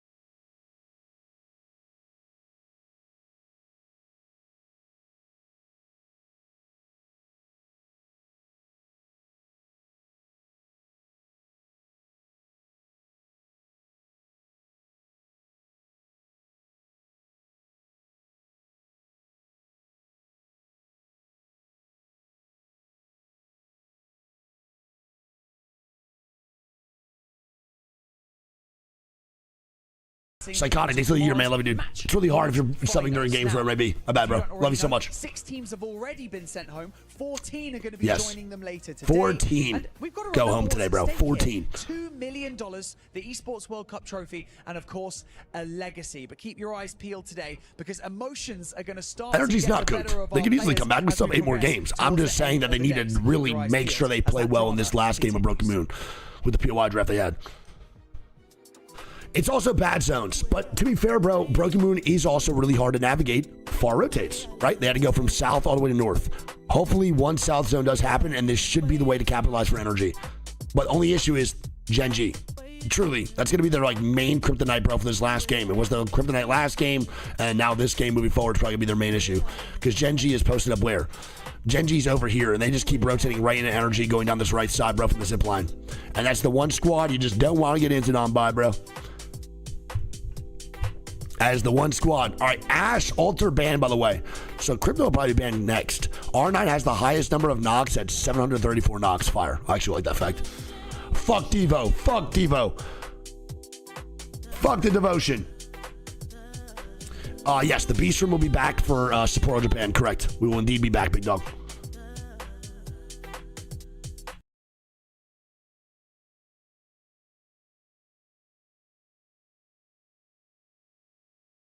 A lot of teams, man, choosing their crypto players very poorly. I don't like it at all. All right, I'll be back. I'm going to go piss real quick. I'll leave you guys. One sec. I got to urinate my pants. Woo!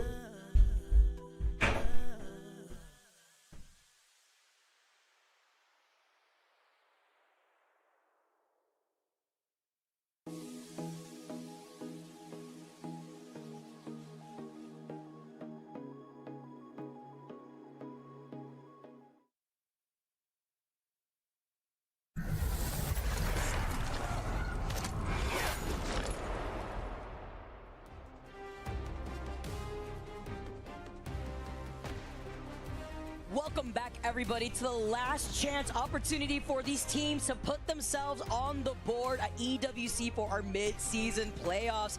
Game 2, done and dusted as all gamers take that dub with 16 KP to their name. Yeah, so far here on Broken Moon, that western side of the map has been heavily favored, as in game number 1 we went over to Production Yard, and game number 2 we had that 50-50 split between the core and Spaceport, but it ultimately ended up going over towards Spaceports, and we got to see all gamers really capitalize off of that pull. And of course, we know that priority sometimes can be king here in Apex Legends, and our teams are definitely capitalizing off of it. I think it's interesting to highlight how in Broken Moon, these circle blessings really benefiting a lot of these teams. We saw it with Team Liquid in game number 1. Honestly, game number 2, we saw it very similarly there too. We saw their position, but it was Lock it in, baby. Coming out of quarantine zone, moving over to their north side to take that dub with so much KP to their name. 5.5k damage here really sets them up for that momentum as we still continue on Broken Moon. Damn, 5500 damage to us, not bad. 16 kills is crazy, though. Holy shit. We had Watson being the first ban, and that was what we were expecting. But all right, so Ash, Alter, and gone to start off, baby. I think Crypto might be gone this one, bro. We'll see. Last chance. It was Alter to start it off. Big last game on Broken Moon for a squad like NRG or anyone who prioritized their draft around the goddamn Broken Moon games. It's big right now, baby. You cannot be going out sad if you prioritize Broken Moon POI drafts. Don't forget, POI drafts completely change the dynamic of all this shit. Truly, it does. Squads have to be consistent on maps that they are prioritizing. This is big time. See what happens here. As you can see now, as a lot of Let's go, baby.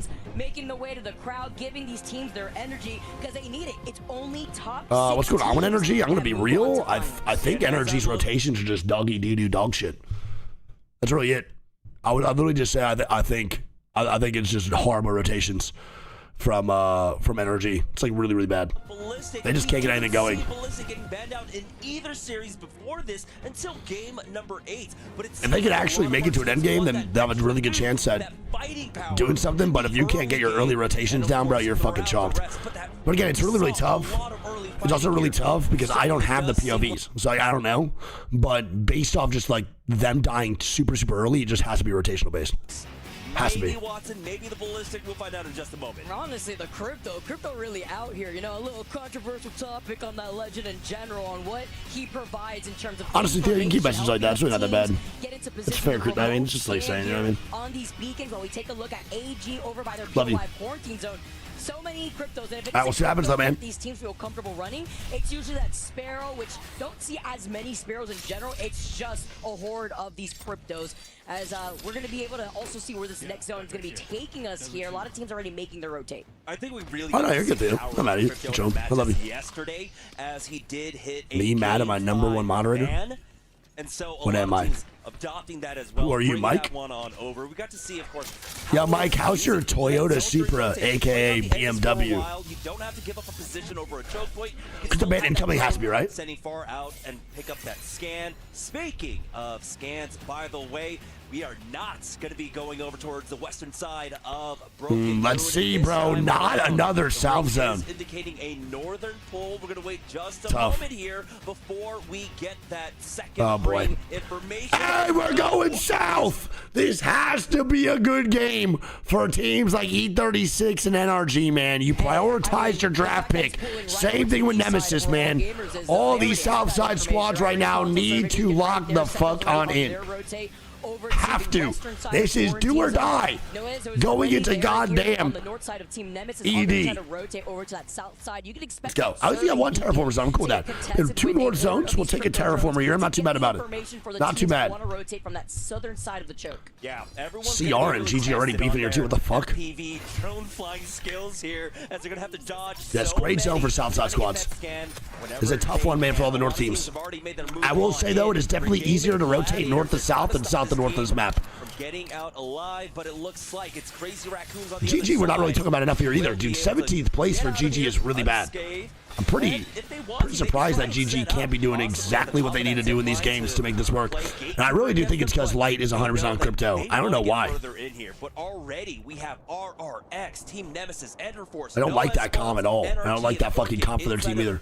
Yeah, that repeater skin is so clean, huh? Holy shit. They're going to take that northern side of Terraformer for now. They should so be clean. within range of that beacon. All right, so RRX already rotated in. I don't know if this is going to be the zone that pulls out towards the water in Terraformer, or is it going to be the one that RRX is already posted up in?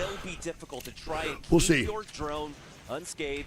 Here they go, leaders. Love you. I think that the skies are going to look a little congested out here, lighting up like fireworks once that next zone Nemesis need to do good here too, man. Amount of EMPs and pushes you can see. I'm gonna be real right now for Nemesis. This is tough. You're posted up inside Terraformer, which means that squads are already rotating to the POI that you are landing at. That means that Nemesis probably didn't get to fully loot everything. And now Gen.G dying. It's gonna be Henchman with a knock here on Asia. Now Dexter and Ziki on their back here as they're trying to seek the res. They get Asia back up. Oh, Gen.G already have one, huh? They do. Nice, and kind of now gone. Well, there we go. They decide not to fight NRG this game, and they go to GoNext instead, trying to make them go next, and it's looking like they're going to successfully do this shit. Looks like only about 20 HP remaining, but no! Henchman catches Wait, 21. Wait, Adam's already gone. Oh my god, dude. Close. Very close, but Gen.G should be good for that reset. Thank God Atnam left. My God. Yeah, Adam's already out, which is the right call from Atnam to make, by the way. But they are very lucky that he did make the right call and didn't stay for that fight. That was definitely a feed phase for sure. All right, now Gen.G can be back in the mix. They already started off this game with 2 KP. Bro, they are moving. They are grooving. Gen.G is picking up that fucking momentum, and that is what you don't want for this lobby. They will start feeding, they will start fighting, and they will successfully do so pretty goddamn consistently. It's not what you want if you're one of these squads, bro, caught on edge here. You do not want that shit. And any of these maps, by the way. He just offers so much utility, especially in a moment like that to recover your team. So yes, 8% status in front of these 11 months. All right, GoNext. Do get the reset, though, courtesy of Atnam immediately leaving. Nice job. I wonder if Gen.G will go and fight Atnam again and Gen.G over, or, GoNext over at Cultivation. EVOS and FURIA about to clash heads on that north side of the core, but Twisted Minds are starting to move forward now. They do have a survey. FURIA versus EVOS. Teams just trying to make their way on in. These fights are really hedged though, bro. Core fight too. Hoodie's gonna be dead. I mean, the zone's going nowhere near, and then they don't have beacon. They don't know. They think it's going core. That is so unfortunate, man. Cause like 11 o'clock-ish. That knock originally onto Hoodie, but with that rampage, with the Tempest, he swings. Ew! Oh my God! 1v1 for Clutch, bro. He's so far away though. Nate just went crazy. Where the fuck is Clutch, bro? He's so far away. With him. There was a huge opportunity there for him to get the 2. Wait, it's a knock. 1v1. And it looks like MG Clutch does come back in time. Keon is out of there. No way. Bro, Nate just went stupid. My goodness. Keon off Crypto is a massive W, by the way. But not right now, because he's the last one alive. And I don't know if he has banners. That sucks. Where are you? You get 2 knocks. You know that you could clutch out that 1v1. God damn. I'm surprised that Keon immediately leaves that, though. Why would Keon not stick that one? I think he thinks the zone... So they thought the zone was ending core. So that's why they're leaving. They haven't already gotten that scan as Gen.G. We see this highlight from that's a great one called by Henchman, bro. Imagine he won that shit. So that's why they're leaving. Because they think the zone is going core. They're nervous that people are going to start rotating into their spot instead of Keon taking that 1v1. Which is the right call. Over by Alpha Base, there was not only the Evo Harvester, there's actually 2 Evo Harvesters on their pathing. Hello, nice week. Are you wearing a wig? Yes. Will you wear wigs? I believe they were able to get that ring console there too. So now also having another and Gen.G not fighting GoNext again. I told y'all, bro. Gen.G is hunting down GoNext, but they're losing the fight, and now Dexter has to run. Pay just to feed. I fucking love this team, man. As Gen.G sends GoNext and lose the second 3v3. When they think it's lost, they are out of there. I love it, bro. I love it. I hope they keep this shit up. It is so fun. You want to make sure you maintain a good, decent, People are using controller versus MK. MK is still used a good amount. Controller is definitely dominant in certain regions. APAC South, I would say probably MK is the leader, but there's still a lot of control players. APAC North is a lot of MK, but a lot of also more roller. And then NA is more roller as well. So roller right now I think is more favored in majority of regions for sure. They have a basis, just based off of that. Donated KP to each other? Yeah, they literally just gave each other both 2 KP. Through our 10 games, just with a different map road. Just gave each other literally some points to move on in. This is great. Alpha makes the fight this other buddy.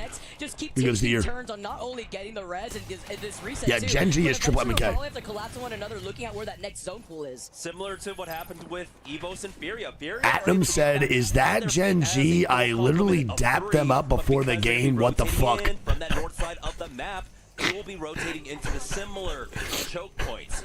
We do have. Did he actually say that, or you just? EVOS, Gaimin Gladiators, and MOUZ. And for FURIA, they're probably going to run into that as well. JD Gaming, though, they're controlling the western side, that western hazmat tunnel. It's a dog-eat-dog world out there, man. Big dog has got to stay on top. Ratings to the 5. But we're not seeing that kind of pileup right now. He said that. That's so funny. That is hilarious. Dude, I don't think Gen.G gives a fuck, bro. I think Gen.G thinks it's all just fun. Like, I'm so serious, too. Like, Gen.G is really here for just a good time. Like, they'll be cool with you, bro. They don't really want to start shit in the Discord, bro. People shit talk them all the time, and they just reply with, like, GIFs and stuff. It's so funny. They don't care at all. There were multiple times during scrims. All right, can we get some scrims in the chat, please? Can we get some scrims in the chat? There were multiple times in that Discord where Hal called Gen.G dog shit, and they just put a sad emoji. Or a crying gif. On Terraformer is going to get. Can we put some scrims in the chat, please? Put some scrims in the chat. To the north side of Terraformer, closer to that bridge area where you see that cliffside collapse. GIF. Yeah, there's a shot. This one even pulls even further in. How about you hold my shit from the back? You guys understand that one? I pronounced that one correctly. Hold my shit from the back. With all the scurrying ants coming out of Terraformer at the end there's a huge opportunity to pick up the KP for themselves. We are seeing, of course, a lot of long range weaponry coming out. The 30-30, of course, being utilized extremely heavily throughout this tournament. Not quite, of course. I'd eat it from the back, yo, Mike. I'm gonna be honest, bro. I can't believe you're still on this channel. I love you. We have a issue here, man, for QAD. It looks like potentially. For a lot of our teams means that For teams that are in those positions by Hazmat Tunnel, the power positions, Crazy Raccoons, AG. Sentinels is locked, bro. Qadsiah. I can't lie, dude. Sentinels merch is so good, too. Thoughts? Yeah, I know it's been 2 I love games their alone, shit. But it's been interesting to see the I love stats their play shit out. so much. We were expecting the R9, just looking at scrims alone, the R9. Are they allowed to talk during pause? I don't think they can, no. I think players can maybe talk to each other, but I don't think a coach can actually speak. I'm not sure of the exact rules. I've never actually asked a pro player that. When it comes to poking pressure with teams that like to play more safe, every team has a different play style depending on what map we're going to. Rifle's having issues with the headset. Also, looks like Gen.G's maybe having issues here too. Look. But having that 30-30 and Not that sure. T7 just allowing you to hold final circle positioning while still putting in poking pressure. Yeah, Kraber. Oh yeah, I mean, yeah, of course. Shane, I love you, buddy. I love Blast. That's Greek's Wraith carry, baby. I love Blast. Such a good guy. I hope they perform well tonight. Not a great start though, for sure. Teams are still picking it up. They're not just leaving it there because it's not a. Energy is having comm issues too. Oh boy. Oh boy. We have multiple squads with multiple comm issues. This is game number 3 Ruh-roh. of the last Not great. chance lobby. Ruh-roh. Only 6 teams will be moving on. 14. Hogwares, you better wake the fuck up. Finals, Vicky. Last chance. Come on, man. Fight. A lot of these teams here. Zap lost comms as well. Oh, Nemesis, my goats. Slightly short of our My top boy 7 Zuni. in our Pool A and Pool B action that we've had over the last 2 days.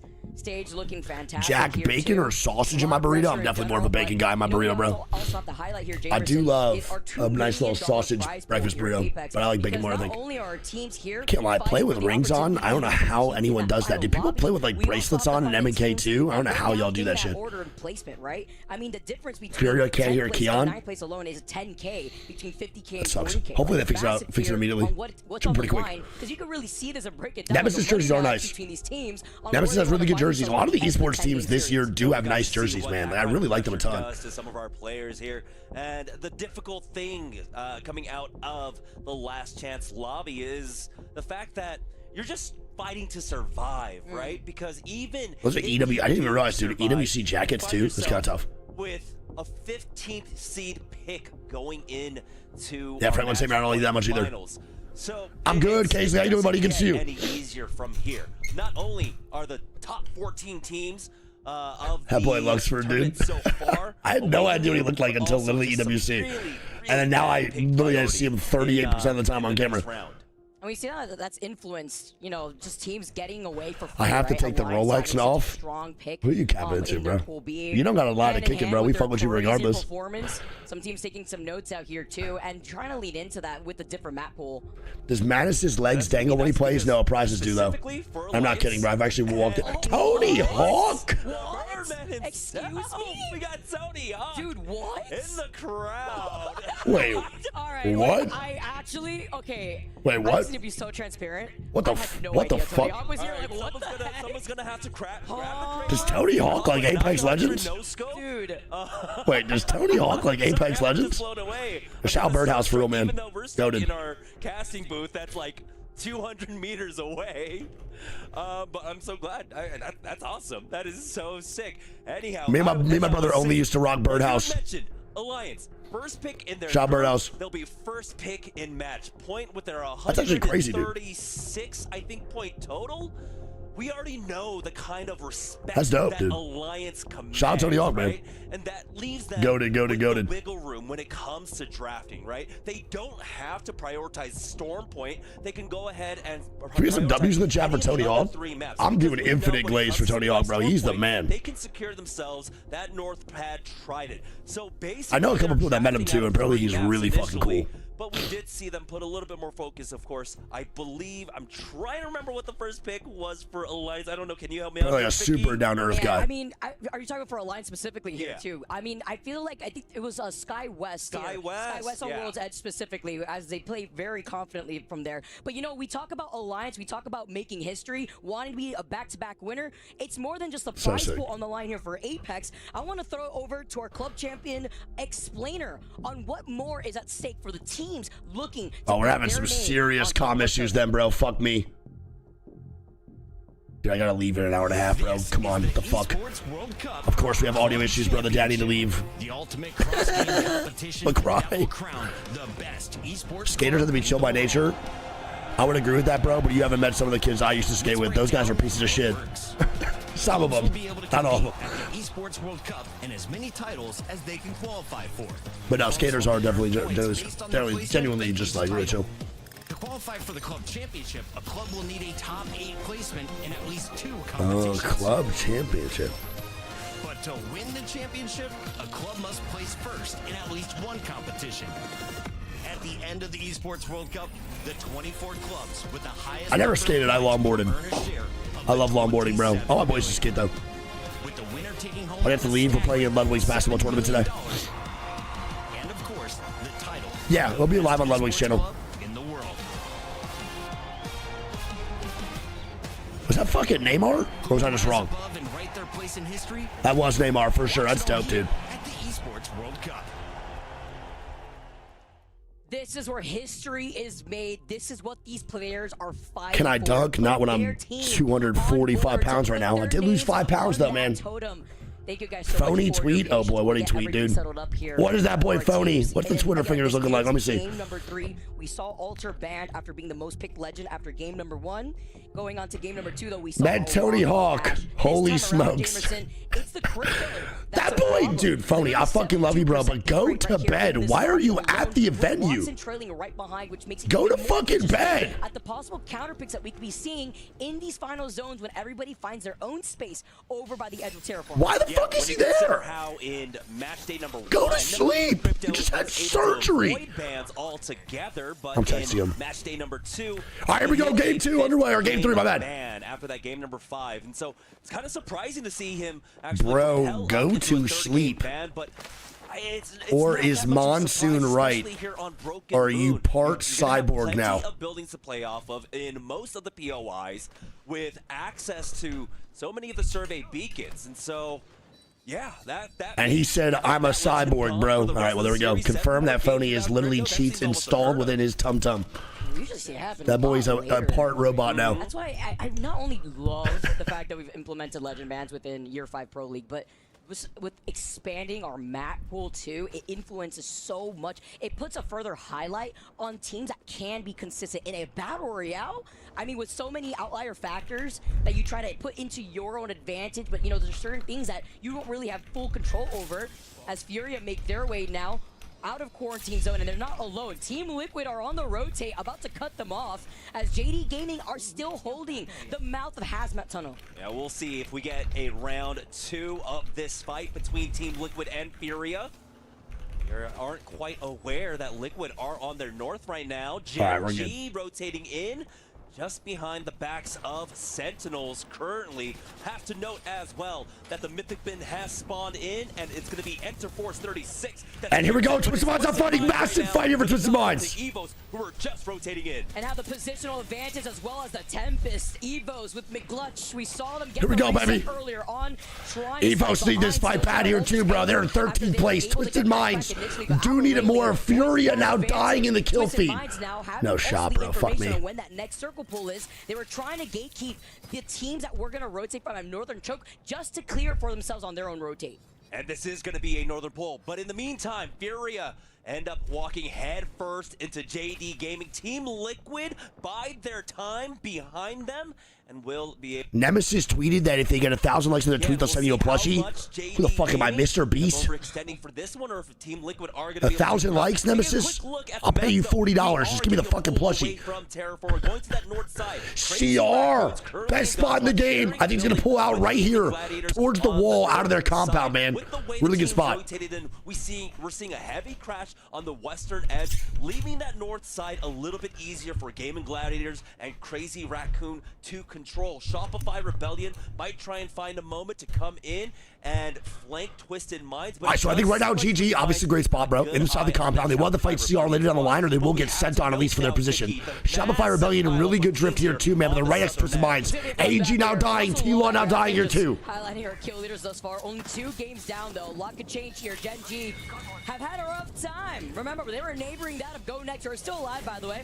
Gen.G though have now wrapped around trying to stay alive. have been able to get up to purple, being able to get that knock.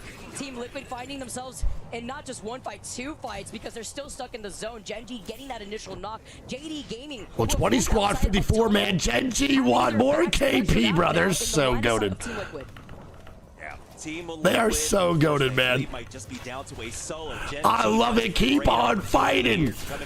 Keep it going. T-Law now dead. Ew, good shots by Johnny, baby. The energy is not funny here, too. Team Liquid, our first team eliminated here. Johnny R is going to have to run straight. And now Johnny's going right to GoNext, bro. And I think Johnny's going to go next to GoNext. Delay this for as long as he can. He does have 2 med kits. Gen.G trying to push out for the And now Gen.G dying, son of a gun. And now Zicky's gonna have to try to stay alive. Drone does not get broken though, is massive. Or does it? I think it might have actually got broken. EVOS now going down, bro. FURIA now dying. Shen now dying here too. Looking around, 0-0 being in that drone too, up ahead. Playing up these crates though, while on the other side of AG, Zap literally one shot as Gen.G Esports also get eliminated. That brings us now down to 17 squads remaining. It might be less as AGAF. As MOUZ gonna move on up. Ball, Aku charges forward with that R9. He doesn't have much ammo behind it, but he's not gonna need it really here. Nice, GoNext gonna be eliminated. Excuse me, ends up going down. GoNext get eliminated, and we are now down to our top 15.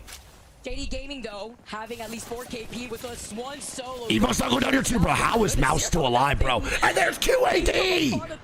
AG got 17th, bro. They're out early, man. QAD now in the third party immediately.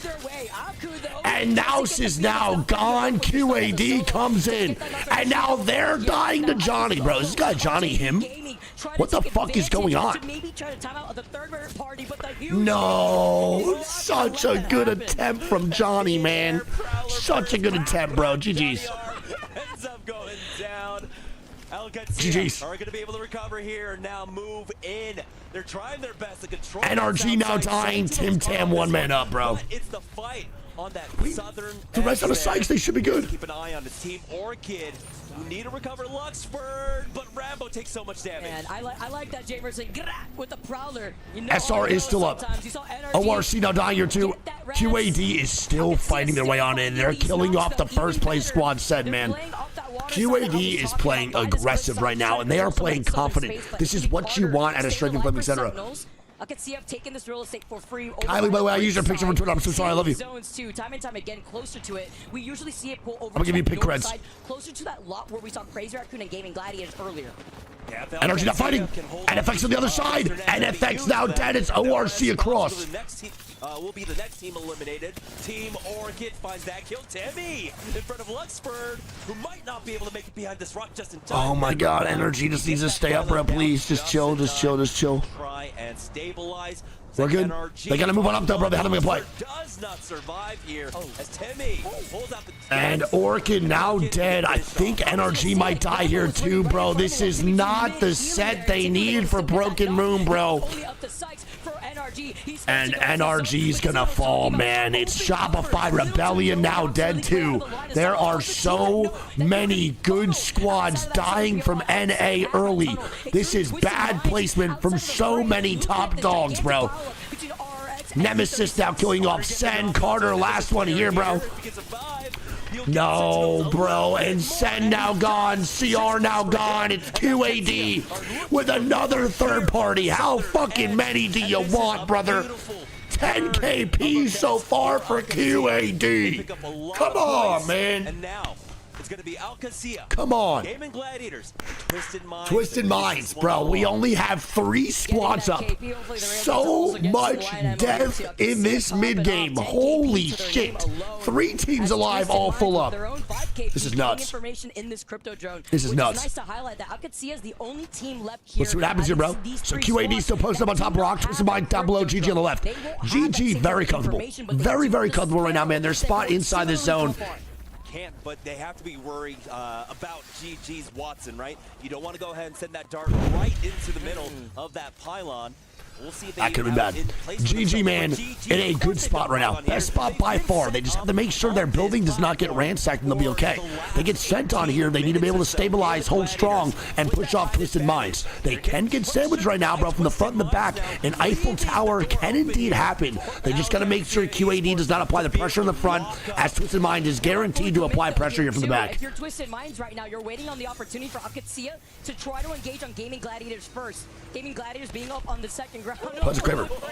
Who has the Kraber? Quiz gave him a haircut real oh, quick. it's... Let him know where you're from here. As Qadsiah try to take some space here right underneath their Growler repeater, dude. They have 10 KP. This is a gigantic game for QAD, man. They will take this first place spot, bro, if they get a W here. For GG right now is Twisted. 1 W, bro, and they take this first place.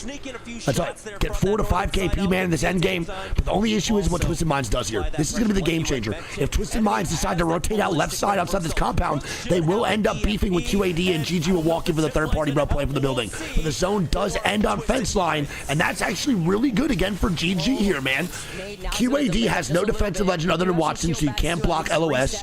Twisted Minds literally has no defensive legend at all. They are Pathfinder Ballistic Crypto. Right now, Twisted Minds need to make a play, because when they walk in on this wall side, it's going to be a straight line with complete LOS for QAD to get shots down on top of them. They need to make a play. Twisted Minds might actually feed into GG here. We'll see. Or feed into QAD. One of the two. They need to make a play. It's either roof or they feed. That's it. Roof or they feed. Perfect opportunity. You know that the radius of it is extremely small in comparison, but in terms of control, it provides so much for the team, especially when you're able to walk up. How does QAD get that roof, dude? I cannot believe QAD gets this roof. I'm going to be honest, I don't like this from QAD. I'm going to be completely real. This is not good for QAD, because now it gives Twisted Minds with no defensive character all the LOS. Never mind, they still have pricing on the right side. And there it is. That's all they need.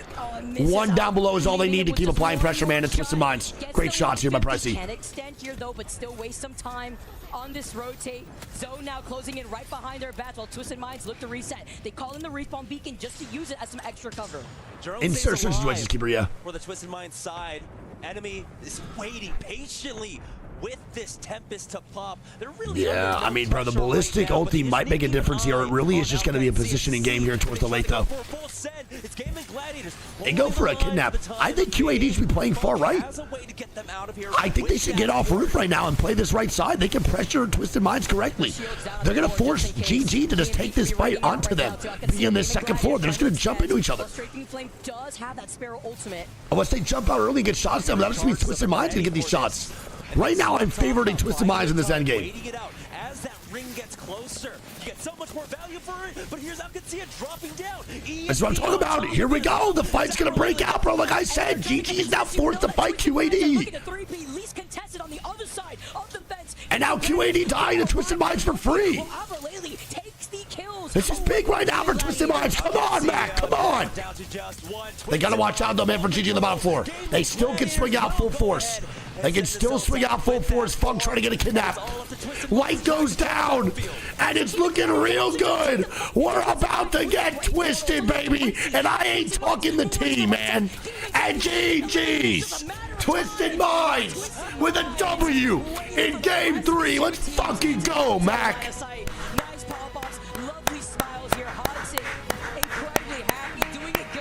Let's go, baby.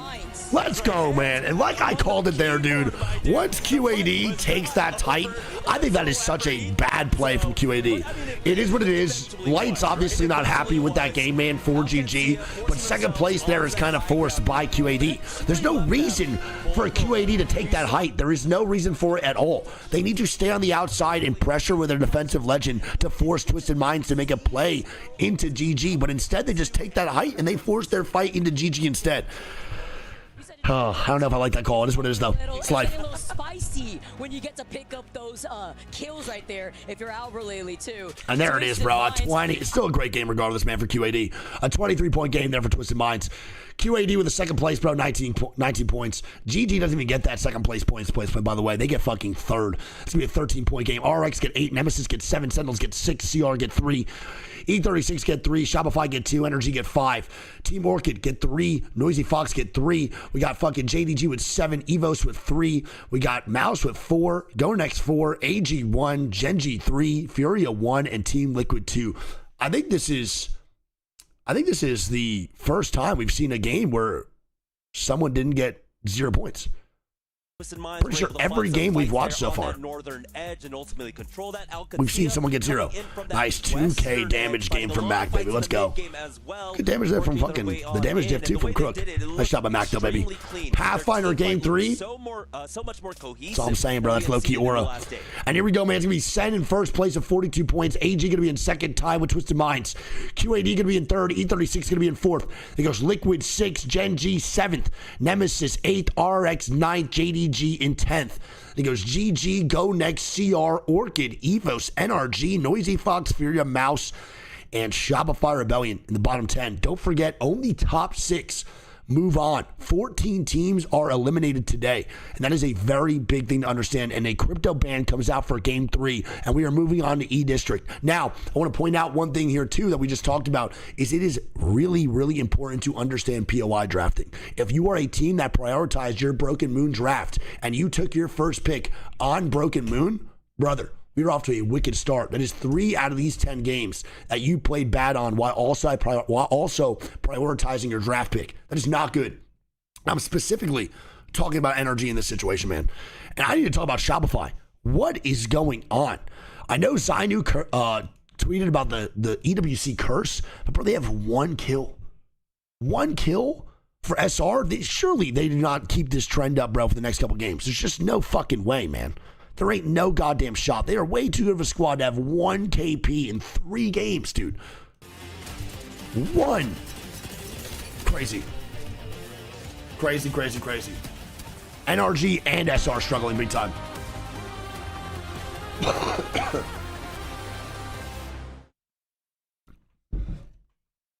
human body was... All right, chat, man. Until that outbreak, I love you guys.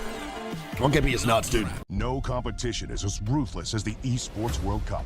The club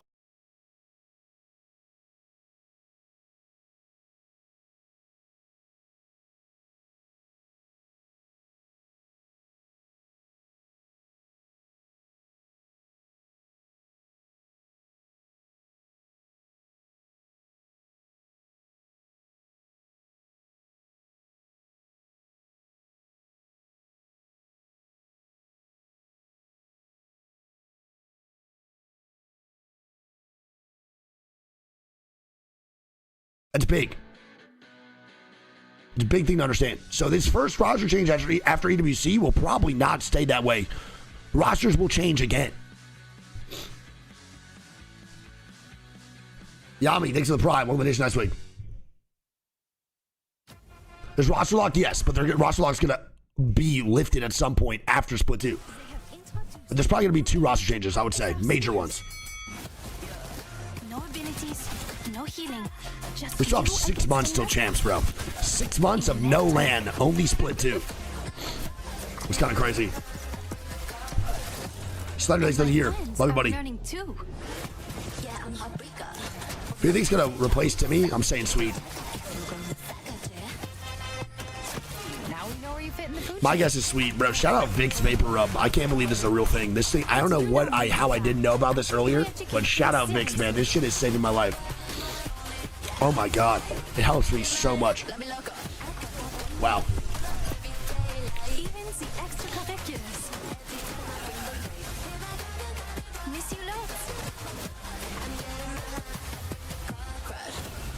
I missed Twisted Winning, you did. Sweet comes back 7:26. I'll see it when I believe it. Respectfully to my boy. Respectfully to my mans, bro. I'll see it when I believe it.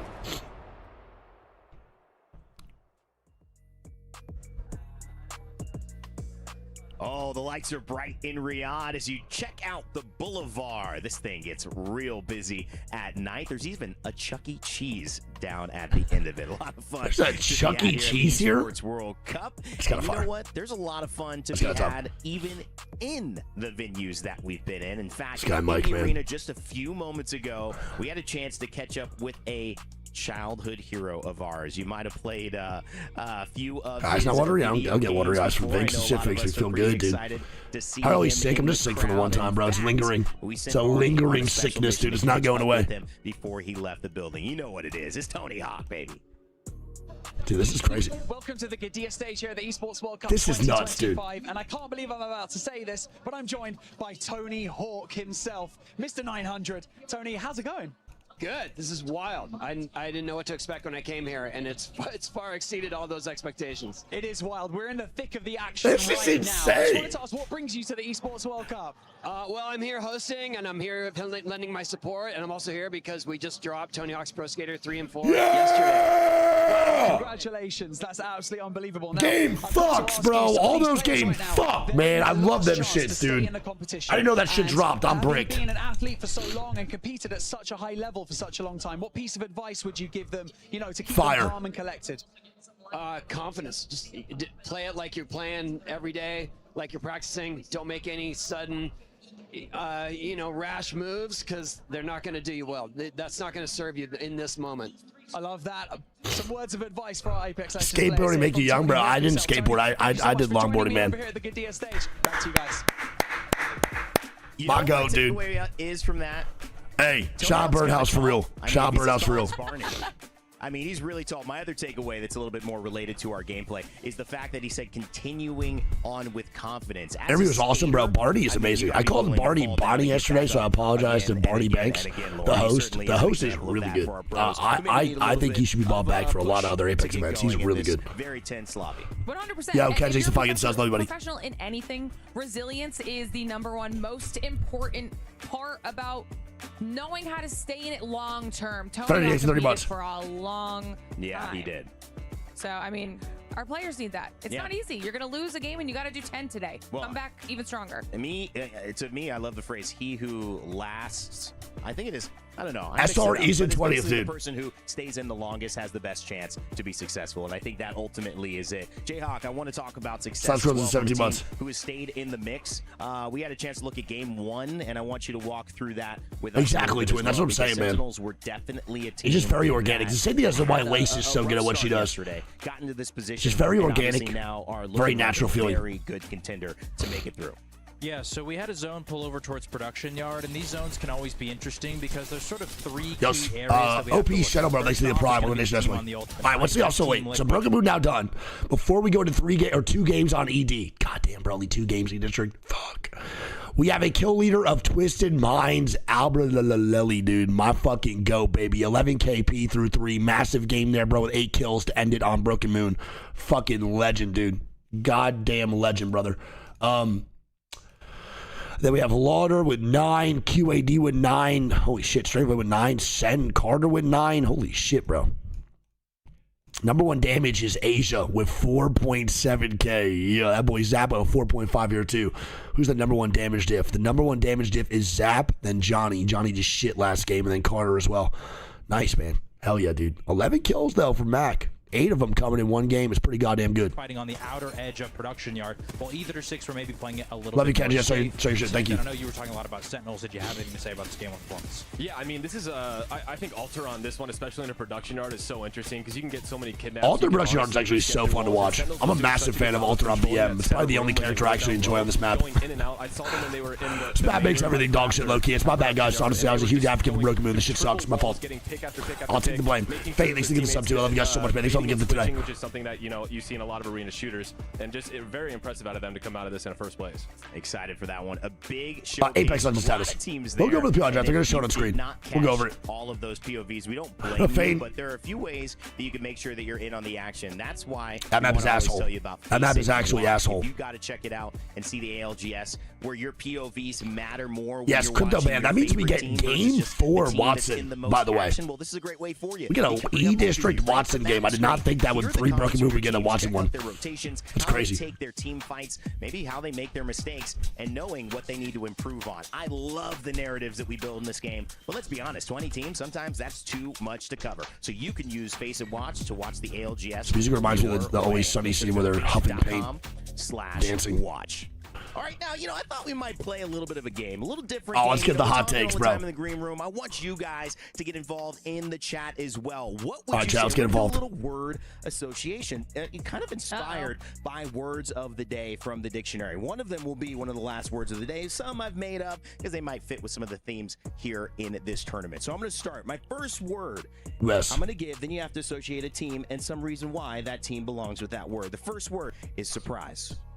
A prize. I'll take this one. We did just talk about them a little bit, but it's going to be Sentinels, and they had a very good open event. They made it to the finals. I thought we were talking about rhyming.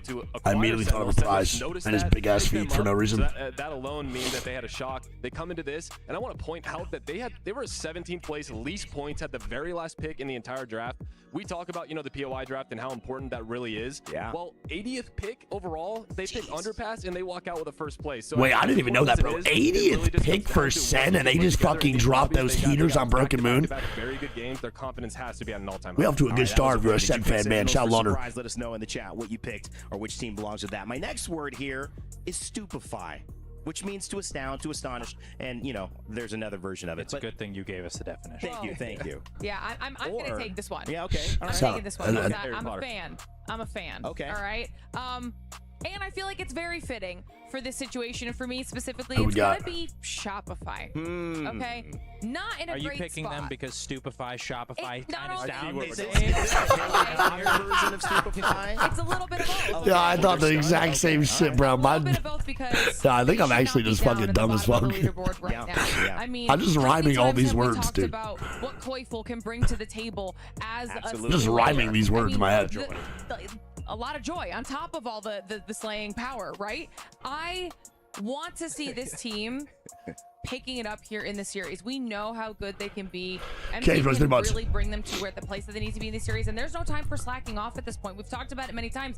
I mean, Shopify's playing pretty bad. They can't afford to be Really down bad. Actually, 18th, 17th I'll do it after this. right now, But I want to 19th see place. what their damage looks like right now, man. I gotta double check. They have 1 KP in 3 games. Go a lot faster than they realize. All right, I I like gotta that see. one for sure. Definitely a good thing. I'm surprised Shopify is in that position. All right, my last one here. It is a word of the day in the last 3 days, and it's kind of relative to where we've been this last year for our championships. Yen. That one's going to you, Jayhawk, obviously. Yen. Like the currency, the Japanese currency. That's right. Yes. I have some in my bag. Not a great descriptive word here. I feel like I have to talk about a Japanese team if we're going to go yen. The fuck kind of word is that, Rain Day? NOEZ FOXX. I mean, they're a team that coming in, they won. All right, let's double check here real quick. I want to see what the damage looks like here for fucking Shopify, man. Because right now they're not doing too hot. Let me see. Damage report. Let's see if we can find Shopify. We have Koifel. Damn, bro. This might be the lowest I've ever had to scroll to see a Shopify damage report. That boy Koifel has 2.2k damage. 0 KP.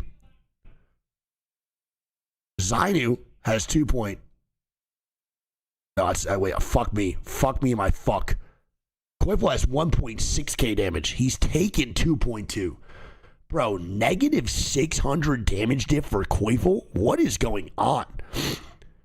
Zainu has given 1.2 and he's taken 2.1. A negative 900 damage diff?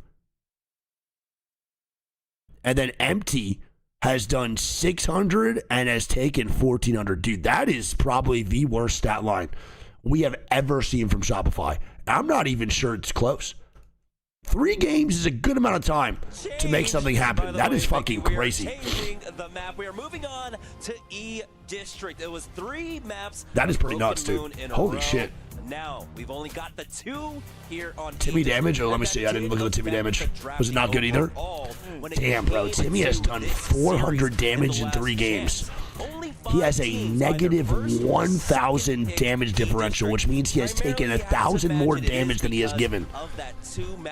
What is going on, bro? What is actually happening? We're going on to E District, where a lot of these teams What that may the find their fuck? strength here may want to bank it all on these 2 games alone. This is rather than crazy. risking, of course, since we have that 10-game This is series actually crazy. in general. And while we get set up and move on to E District 2, we also have to say goodbye to Crypto. Crypto being the Crypto is now gone, which means that energy is released from the Crypto holds. So that means Timmy will be off Crypto. I do like Timmy on Crypto, though. I will say, I think he's a very good player on Crypto. I will see what happens, though, man. Here we go. Game number 4 and 5 over on ED. get this started. Let's do it, baby. Game number 4 here on E-District. Let's do it. Let's do it. Let's do it.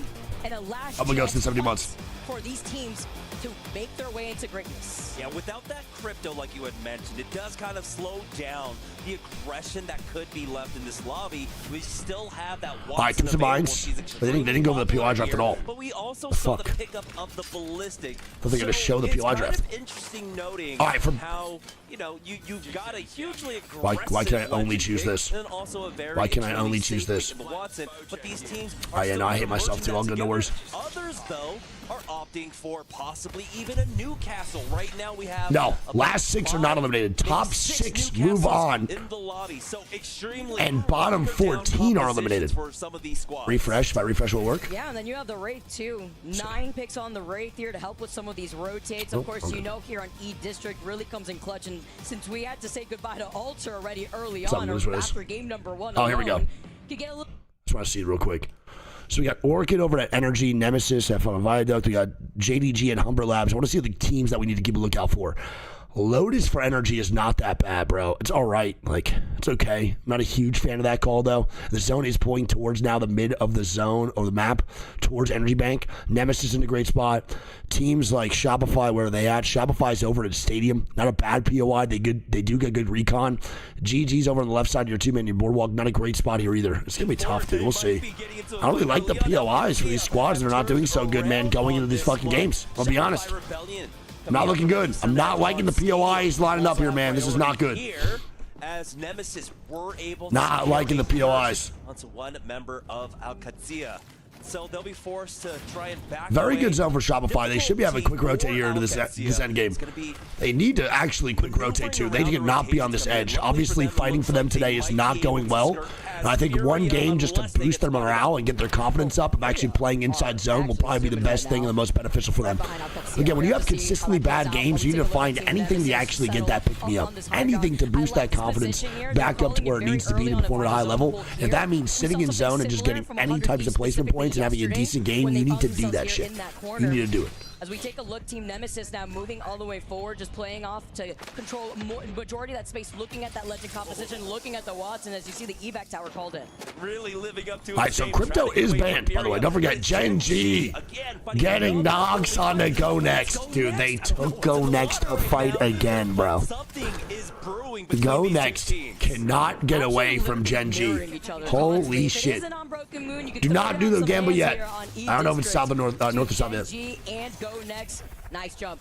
Right over. Gotta wait for sure. Love you, Kenji. Go over to the left side, seeing if they're gonna Dude, they are hunting GoNext down. Oh my god, bro. This is so fucked. This is so insane. And they're stopping. They wasted port. They wasted Sparrow ulti. They used everything to get GoNext in. They just do not get that fight going. It's all good though. Gen.G do get one.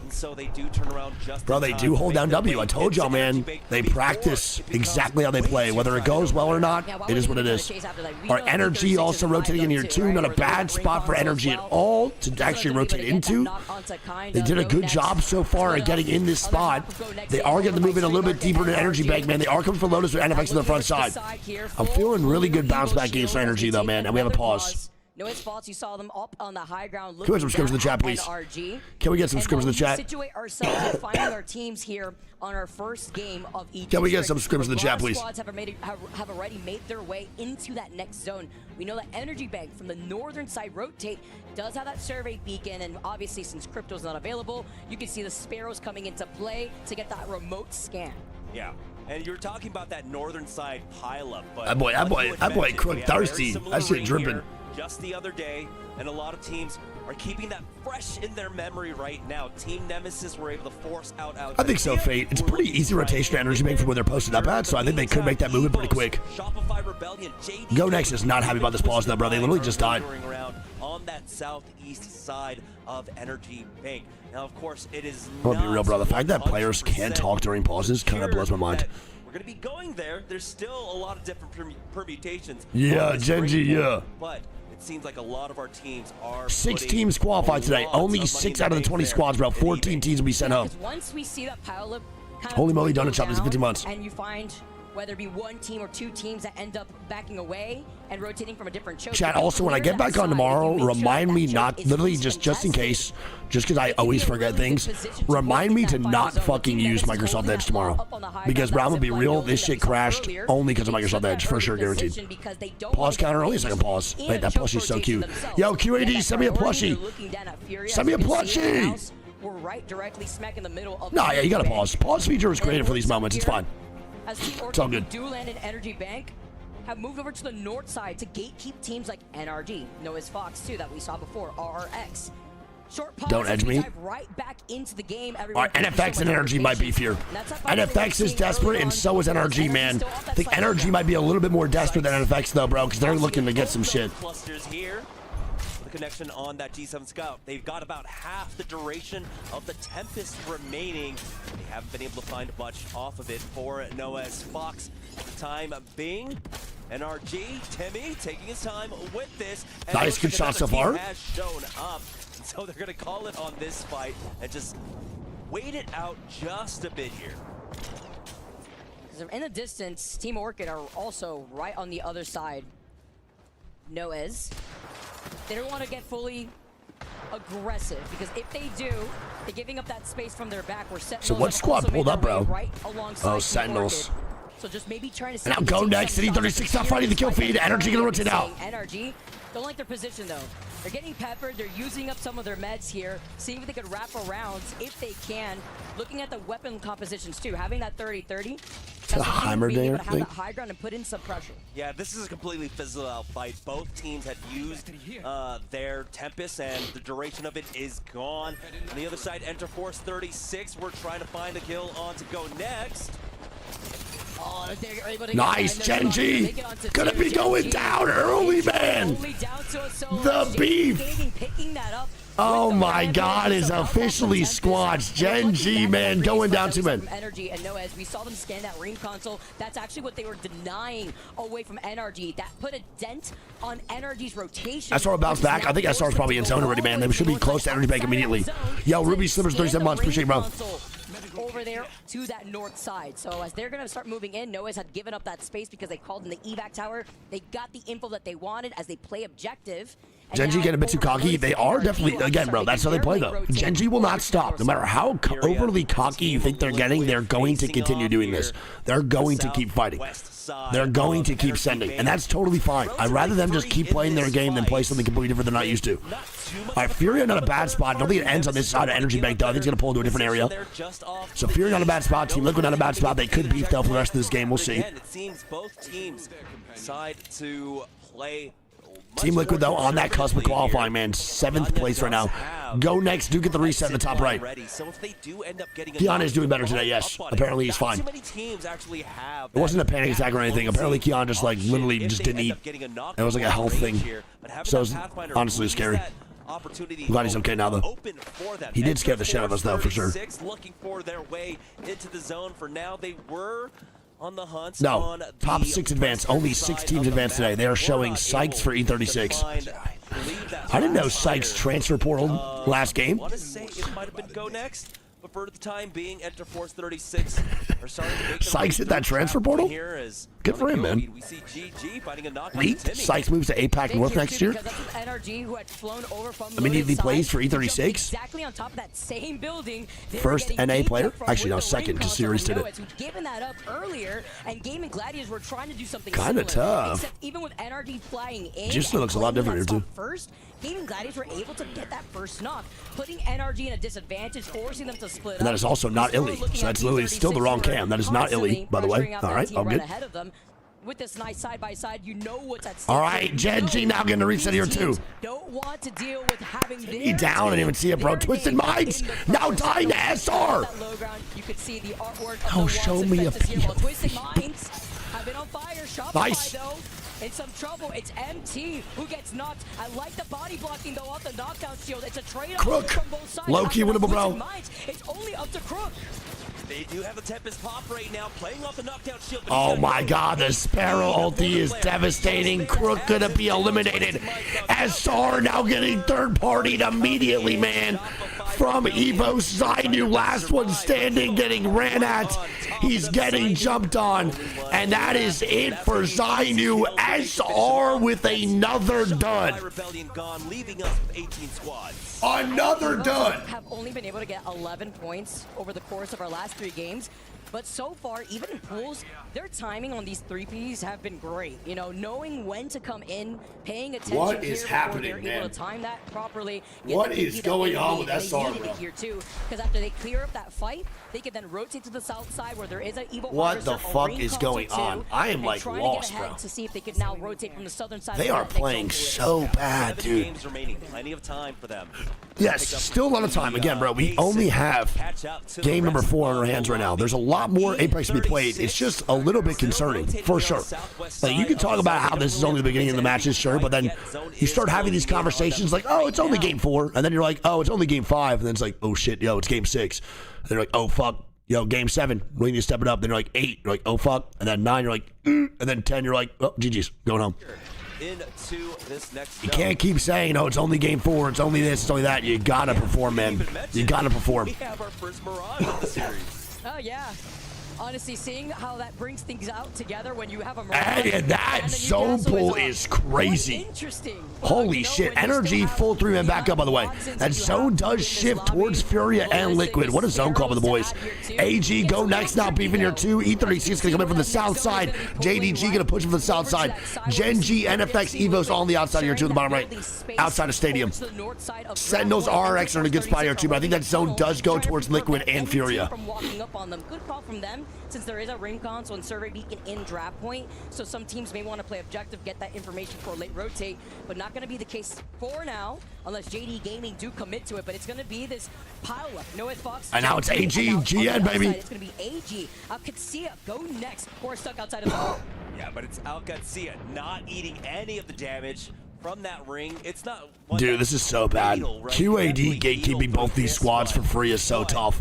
Both these teams are trying to pressure into this tunnel, and instead, bro, they're just literally touching tips, and then fucking QAD is just holding this out. This is so bad. GoNext back off from it, and it's gonna leave All Gamers global as a court play comes out. They might have actually be able to high five on the way in. See if they can get the rotate up ahead of time right here, because they need to get out of this choke. It's going to be hard with Qadsiah trying to gatekeep them, and they successfully rotate here. That's why you get to see the break here on E-District. You get to see why it's so important and why it's prioritized here too. Now for All Gamers Global, moving their way up to all right, so AG does make it in though, thank God. It is Orchid here though. Cersei gets caught off guard. Orchid can't make it on him, bro. AG is just running this shit down. Cersei was by himself up there too. Yes, the two no, I'm not watching Face It. By here, but it's not really shoulder to shoulder. By the way, that damage output is crazy. Holy shit, dude. That Sparrow ulti is so nuts, bro. ORC is getting ran at, bro, as GoNext is licking their lips, dude. They have a feast in front of them with a easy third party. As Cersei dead, Luxford now dead.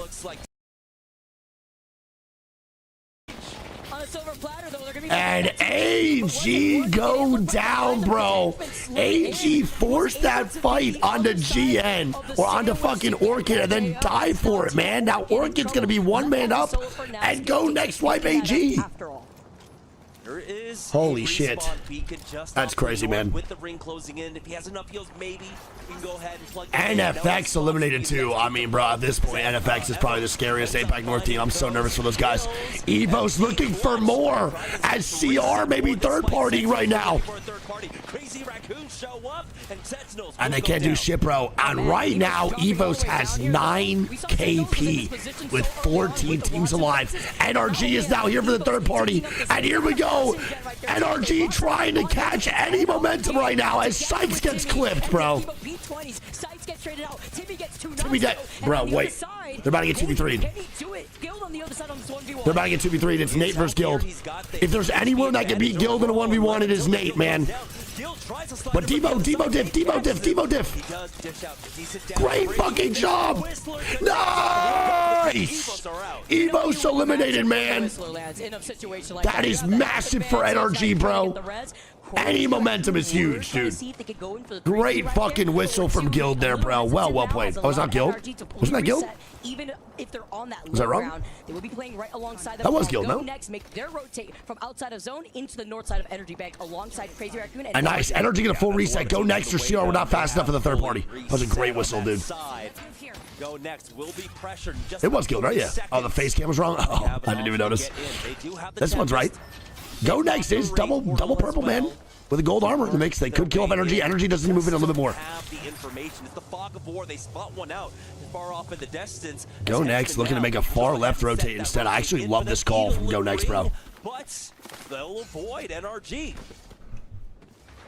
The rate this for when you don't have a. Okay, right now, man, Energy is still in 16th in the overall leaderboard, I want to point out. This is nowhere near enough. That is one fight they won. They have to make it to this end game, bro. They have to make it to the end game. Not only worry about Energy from right behind them if they wanted to commit to that. All right, GoNext going to go bounce back to where they were. CR, they found themselves here. NRG, and fucking goddamn GN might beef. They have MOUZ on this right side. They don't have too far to go, though, bro. If they actually get towards this little area, they should be fine on that wall. It's not that bad for Energy. That is also not the NRG cam for sure. FURIA not fighting for T-Law. Teams keeping an eye on them for the time being. It's FURIA and Team Liquid. Team Liquid. FURIA gonna be dead, man. Team Liquid take him out. Damn. Get Yanya back onto his feet. Zone's closing in, but there's no pressure on them right now. It's Enter Force 36 FURIA dead. ahead of them, pushing their way onto Qadsiah. Team Liquid not gonna move on in. E36 here and JDG still posted up. He's throwing down that Evo shield when you know with the ring closing in right behind him. Cover yourself up, he says. But Yanya hasn't even been able to put down that med kit here just to reset. E36 waiting for them. They get the knock onto Light. Holding the behind JDG now dying. Team Liquid now gone at 12. JDG get that wall. Plethora of nades are hurtled in their direction. 11 squads left. E36 with the reset. RX looking to knocks here too. Team Liquid in such a good spot, bro. Stay in with QAD. Team Nemesis looking behind them. They're trying to make sure no team rotates from their side while JDG in the line of sight of so many other teams. If they want to take some shots at the teams right below them. Get the reset there. The res onto one. MOUZ not going to be here. QAD get the resets here too. JDG get a full reset here as well, man. NRG is full 3-man still up, by the way, in a top 11. This is massive right now. If NRG can make this late game, bro, there's a huge bounce back game.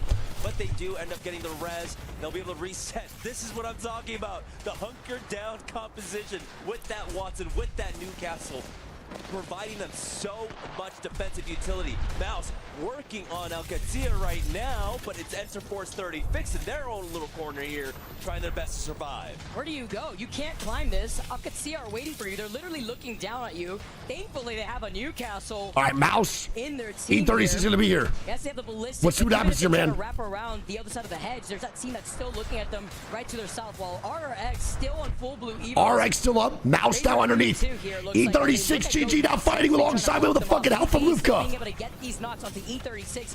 Well, they got that trade too with Light going down. Yeah, 8 of our 11 remaining squads have a Watson on them. So the utility. So MOUZ down below, but where did Energy even go, dude? Where are they at? Where did Energy end up at? Are they top left side? Really can't throw it out for free as I say that though. Snap gonna be going down. JDG now dying, bro. Any more placement points for NRG, baby? E36 now dying. CR getting kills. GG, man. Blast probably dead. And that is GG gone. E36 gone. Multiple squads now dying.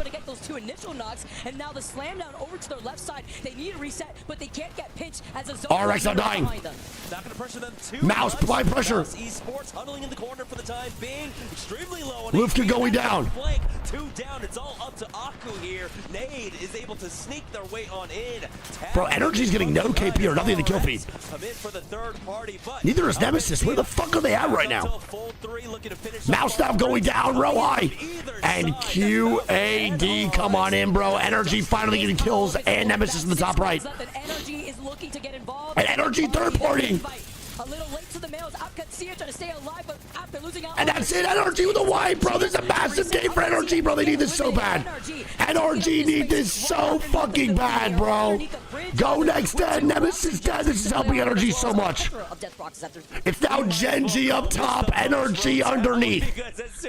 Here we go, baby. NRG will survive though, but they've got Gen.G Asia with all the positional advantage ahead of them. Evac Tower is going to make it extremely easy. top 2 3v3, man. Who takes the W? Gen.G with a Kraber and a red armor versus a triple. Oh no, Energy also has a red armor here too. Potential with the Kraber. NRG aren't forced to move. Let's go, man. Yet. Say Roach Hotel will hopefully. So right now, Gen.G's covering top space really well. Dexter's trying to get off angles here on the right side. Right now, and Energy takes 3 men up. But it's going to be Energy making their play. They get right here on top of high ground. Guild. They saw that Gonna be cracked. Gen.G's losing. And they lose out on Asia. It's an Energy W. Right now. Timmy with the Sparrow. He gets It's Energy with the win in game 4. They needed that so bad. Holy shit, man. They needed that so goddamn bad, man. NRG with a game 4 win. There we go. That is the energy that we have been missing for 2 months. Find a fucking lead. And Winnie is all smiles, Guild is all glizzies, and all business, baby. GG's. GG's, man. Regular split day, but that's just to survive here. There it is. Top 6 by the end of 10 games. The momentum. Let's see if this shit carries. Great job. I don't know how much KP they had. Probably had 9 to 10 KP, I would guess. In the competitive I would say 9 to 10 KP here, man, for Energy for sure. Has to be. Here for NRG to come out on top. 10 KP right? to their name. And that was off of their road. Damn, that's all because of the Guild clutch up too, by the way, in that 1v1 versus EVOS. That's huge. It's going to be a 22-point game for NRG. So needed, brother. Let's go. Gen.G with a 212. Nemesis in third with 19. GoNext gets 9. QAD gets 8. Not a great game for CR, even though they were pretty late in that end game. They only get 5. MOUZ gets 8. RX get 2. Not good for GG. They get 3. E36 gets 4. JDG get 4. Liquid get 4. FURIA get 1. EVOS get 10. Then Orchid get 1. Sentinels get 1. Damn, EVOS got 9 KP in 14th place. Holy shit. Sentinels get 16. Or no, Sentinels get 1. NOEZ FOXX get 0. AG get 1. Shopify gets 2. Damn, bro. Shopify only 2 points in game 4. And Twisted Minds get 0 in that game. That's bad. That boy Guild on the 2,000 damage game. Massive. Let's fucking go, baby. They needed that shit bad, dude. That's it. Once they won that fight versus EVOS underneath, all they needed. All they needed. That was them getting gate kept at one point, preventing them from getting that ring console in that building. It forced them to go back towards their POI over by Lotus, get that ring scan instead. And there we go, man. Again, top 6 qualify. Even with that win, Energy is still not in the top 6. Everybody else is eliminated today, so this should all be red, but I guess they don't want to do that. Now it's going to be Sentinels still in first place with 43 points, man. QAD going to be in second with 40 points. Nemesis going to be in third with 39. AG going to be in fourth with 35. Then goes Twisted Minds in fifth with 34. Gen.G in sixth with 34. It goes NRG in seventh. E36 in eighth. Liquid in ninth. GoNext in 10th. Then the bottom 10 is going to be JDG, RRX, GG, EVOS, CR, MOUZ, Orchid, FURIA, Shopify, and NOEZ FOXX. A ballistic ban comes out for game 4. That is going to hurt a lot of these squads, man. That is going to hurt a lot of teams. We have Crypto gone and Ballistic gone. That is an integral part for a lot of squads, man, in this fucking last chance qualifier. That now completely out of the composition is tough. Nutty. Nutty, bro. Let's go, baby. That's what I'm talking about, bro. It is nuts, though, dude. Having FURIA at 18th and Shopify at 19th is wicked work. Wicked work. And this is the halfway marker, bro. One more game here on ED, then we're halfway through that set. And if you're not in that top 10, bro, it is time to start rethinking strategies, truly. 5 guys, don't go anywhere. We got some more ALGS action coming to you on the other side of this break. Ew.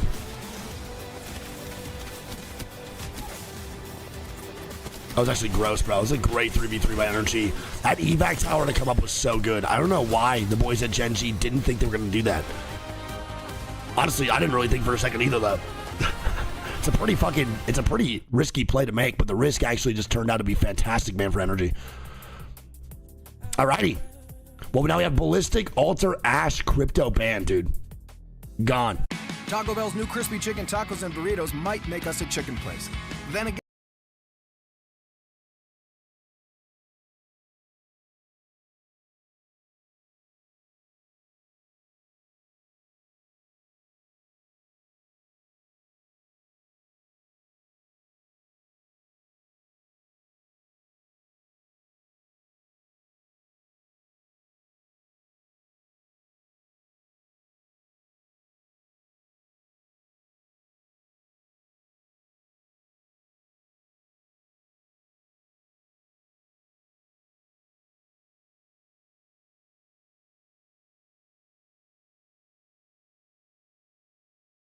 a 62% pick rate, obviously, because we're still fucking being played. But she's a 28% top 5 rate.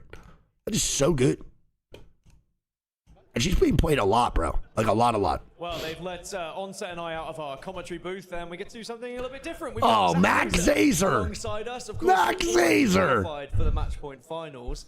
But you've got to watch the competition here today. Is there anyone so far in this series that's surprising you, disappointing you, amazing you? Yeah, I mean, definitely expected Shopify to be at the top of the leaderboard. Definitely expected Gen.G to take that last game. NRG winning it from low ground was super impressive. AG's starting strong. Sentinels, I am definitely rooting for them, but didn't expect them to be so high up this early in the tournament. So definitely Sentinels and Shopify. All right, Zach, I'm going to ask you to turn this way now. Let's talk a bit about preparation, because a lot of people who are sat at home only really see you guys as pro players and yourself individually when that stream goes live. Talk to me about the bigger picture, though, because you're here today. The audio is out of sync, bro. It happens every time, and then I need to refresh. I don't know why this happened. Every time I switch to, like, personally. You're still working away very hard. Talk to me about that process and what it means and what has to go into That's making top a 6 move on. performance like you have and making match point finals. Yeah, it's a lot. It's a lot of hard work, right? You got to put hours off stream. You got to be bot reviewing the whole 999 shields have been swapped during this event. That's a pretty fucking cool statistic. It's a lot of just staying in your head and focusing, right? So I spend a lot of time just like with my headphones on, not talking to anyone, listening to music, trying to stay in the zone and work on everything I've practiced, right? That's what I do to prep while I'm here. But outside of that, when I'm home, again, bot review, you know, playing like ring guessers. 999 for one off 1,000, dude. Really? Skills for my teammates and just trying to do the best I can for my club and my teammates. Well, Zach, it's been a pleasure to catch up with you. Last time I saw you, you had a wig on. I will say, I think you rocked this look a little bit better. Thanks for having a chat with us. And of course, we've got 20 keys potentially getting crushed as well. So don't go anywhere. We'll see you shortly. Go, baby. Max Zazer. R9 has the highest number of knocks at 806. Hey, I think I was wrong, by the way. Someone said, do you think it would be over 1,000 knocks for the R9 after day 3? I said yes. I don't think it's going to get 200 today. Tough. There's no way there's 200 knocks in 6 games. No. Maybe. No. Depends. Hey, boy, that's Greek's right carry. And you got my bad side. Do it again.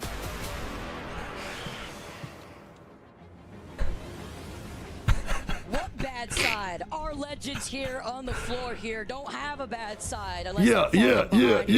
Standings. As we take a look at the crowd here, giving these legends their energy, showing their support. As we just saw NRG win game number. I like the transitions a lot. They're fire. They're so good. So NRG's still outside the top 7. I want to highlight some major squads that I think, bro, are definitely good enough to qualify. They're not in the top 6 right now. NRG, great bounce back game. Definitely good enough to qualify. We have the boys over at GG. EMEA picked up FURIA, good enough to qualify, right now in 13th place. FURIA in 18th, Shopify in 19th, and then to me, one of the most devastating ones is NOEZ FOXX in 20th. Arufa, Satuki, and Leica. Guys, that is an insane squad on paper. And it's insane. From there. I cannot believe I'm watching them be in 20th place right now. That is so fucking tough. Really starting to settle in. We're almost at that crazy. mark. We've seen about I want them to perform well, but right now it's not looking too good. Cresting that halfway point already before we even head into game number 5, and that's so important. Again, day number 1, 66 points. That's what our this is one group for LCQ, not AB. Yes, one group. Top 6 advance, bottom 14 go home. So we were seeing about 34. Thanks, that's Roth. I will not be using that tomorrow, I promise. 6th place marker that we have our as it stands. Quack, maybe 100%. It's just not for R9, though, I don't think. Squads in the bottom 14 right now who a little bit less. are at risk of No, having a little bit, their yeah, a little bit keys less. crushed need to start picking up the pace. But It's a great game for me, Gen.G there, too.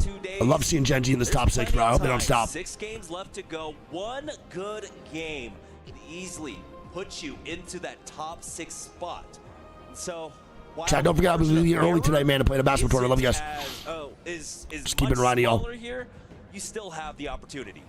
200 today is easy in 6 games, 200 knocks of R9. There's no way. You want to ride it, right? Wondering what was going on with Twisted Minds as they were the first. No starting points tomorrow. EWC does not do starting points right now because they're a collaboration with ALGS. Do not forget that, man. Do not forget that. Here too on Broken Moon, but after transitioning into E District, So now since ALGS and EWC are together, because it showcases there is no starting points there playing for POI draft. Teams to make that adjustment. Albert Lely on the Pathfinder, honestly, true to the brand here. You know, Albert Lely from all the OG days here. No, Greek is playing in the tournament with me. But not finding their footing on E District. At least though, leading the way with 11 KP, 3.6 Yeah, Ludwig's totally damage correct. in first place. Tied that together though with Asia over in Gen.G, who also has 11 KP. I cannot believe Twisted Minds won this game, bro. What is Q80 doing? Was 6 KP. Albert Lely understanding what they need to do differently as Qadsiah right behind the rest of the team. The coach of Twisted Minds trying to give him advice. This is a much better return to form for Twisted Minds because we saw yesterday they were struggling and almost limped across the finish line. Audio lag again every time, bro. Every time they change scenes, dude. Every single time. In the last few games, heading into that cutoff, and so you've already narrowly dodged execution here. Having a good game there on Broken Moon at least alleviates some of the pressure. I'll probably tell them, Michelle. One of those squads, that I was talking about. All right, so what we got? APAC North, NA, in 4 games. Golly. I'll be here all day tomorrow. I'm not missing a single game of Championship Sunday. Was them rotating from their POI over by Old Time between games today is bad. Honestly, we could have watched a lot more games if I had to leave today, but this time between and pause were really bad. Rotate when they were chasing right behind JD Gaming, FURIA were also fast on their rotate right behind both of those teams. No, I'm good, Jovan. Thank you, buddy. Love you, dude. Still no Watson ban. I cannot believe we're going game 5. No Watson ban. That is fucking crazy. We'll be seeing him anymore as we move into our last game on E District. That's right. The Altar, the Ash, the Crypto, the Ballistic, gone. Now the big question is, where is Catalyst going to slot in throughout all of this? Hey, what up, Mitchell? Happy birthday, big dog. What's up, buddy? In that last game, teams putting a lot more What's emphasis up? on trying to make Games tomorrow, 8 a.m. PST, I believe, right, chat? 8 a.m. again tomorrow? So I'll be live around 7:25, 7:30 a.m. PST tomorrow. But all day, I don't know how many games we're going to get. We might get 3, we might get 4, we might get 12, we might get 13, we might get 16, we might get 2. Who the fuck knows, man? We'll see. Can you dunk? No, not right now. Not at the weight I'm at. If I lost like 20 pounds, probably. Yeah, I'm 245 right now. It's pretty heavy for me, at least. The #1 character that's Fire plush, I know, bro. I want all the plushies. I want a Nemesis plushie, I want a Twisted Minds plushie, I want all plushies. Teams that may find more strength on the Pathfinder could help them out, especially 2 games? Hey, someone might drop a 50-point banger tomorrow. We'll see. No, we might go 2. That could come in clutch. You try to follow up with a Newcastle if you want to run that as a composition together with your team to jump teams here that may have had that high ground, who may be finding themselves in a fight situation. I'm down to 298 from 350, bro. Congratulations. That is amazing, man. You're the GOAT. That's so sick. District before we swap over to Storm Point now. I'm wondering where the zone's going to be taking us here. Yeah, wondering where we're going to go and also who's going to get banned. It's been extremely close these last few games between. All right, well, here we go, man. This time around, we're tied. Game 5. Maybe the last one I'm watching here today, so let's lock the fuck on in, dude. Let's do this shit. Mascot plus shelf in the background. Yeah, I'm going to be redoing my whole stream setup, so definitely. We'll see at the end of this game. I think after EWC, I'm probably going to take like 1 or 2 days off and then do my whole stream setup different. For NRG, though. I mean, I'll keep the shelving and stuff, but I want to like get more stuff in the background. That makes sense. I want like cabinets here and not just the wall. All that good shit. Crypto getting banned early on. Got a 222 from 271. Wicked Inspiring to go, bro. Congrats, dude. It's fucking amazing.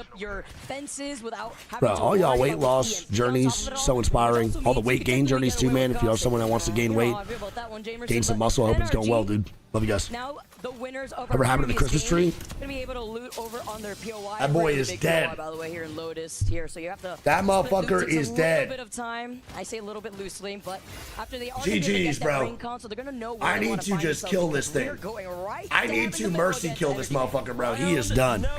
And Energy Bank. Oh my god. Oh, brother, this guy stinks. Energy Bank, and they do it again. Hey, that's Fuck not me. a joke that I'm making. It's just Fuck. simple, you know, me speaking words. I mean, which I'm struggling to do right. Jameson, are you fucking good, my guy? What is going on? Maybe some teams here struggling on Burn it? speaking their way It's into plastic, victory. so I don't think I want to burn that. FURIA literally at 18. I do need to just literally throw that shit FURIA out. sitting in 18th, Out. 7 KP here, 7 points rather, sorry.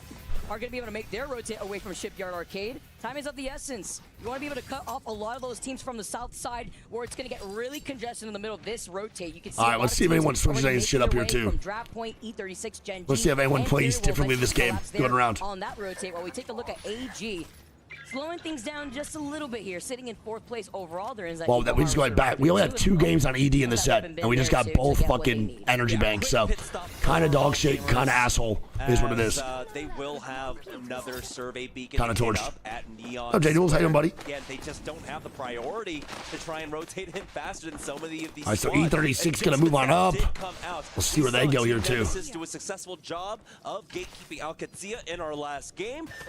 In turn, Qadsiah completely avoid that choke point that they were caught out in earlier on to take a Oh, for very sure, Fade. similar Yeah, I will be. position to what they I'm also held probably gonna play some Mecha Break, dude. That game is fire. Number 4, more of that northwest side of Energy Bank.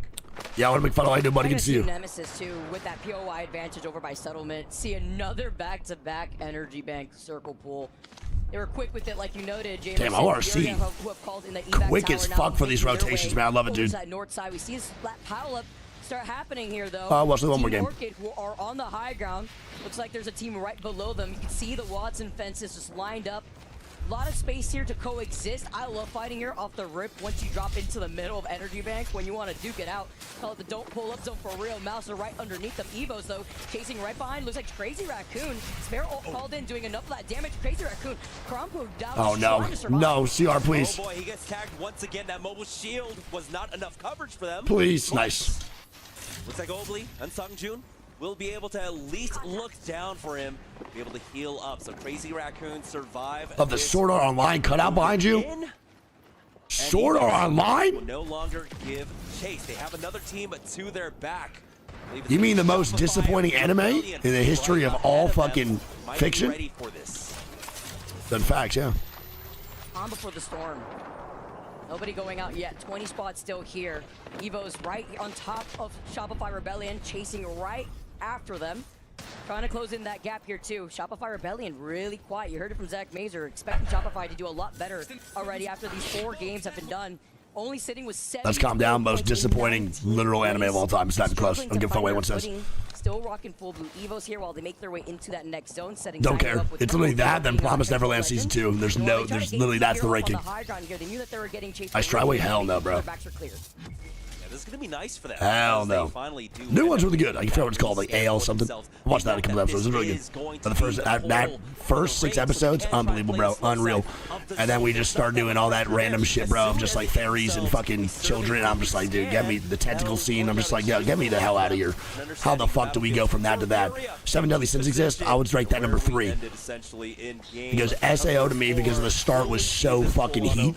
And then number 2 is definitely 100% Promised Neverland 2, and then 7 Deadly fucking Frames in number 3. Previous game here, they had rotated just as quick through draft point. They got that scan there on the beacon. And I don't think people understand I rank it number 1. Before we get off topic here, I only ranked that the most disappointing anime of all time number 1 because of how good the start was. That's all I'm saying. That's why. The drop-off and the disappointment was immense with how much fun I had watching the first 3-4 episodes. All right, here we go. NF now dying again, bro. If NFX goes out with a 0-point game again, I will cry. And NFX dead. Completely guess the ring. NOEZ FOXX will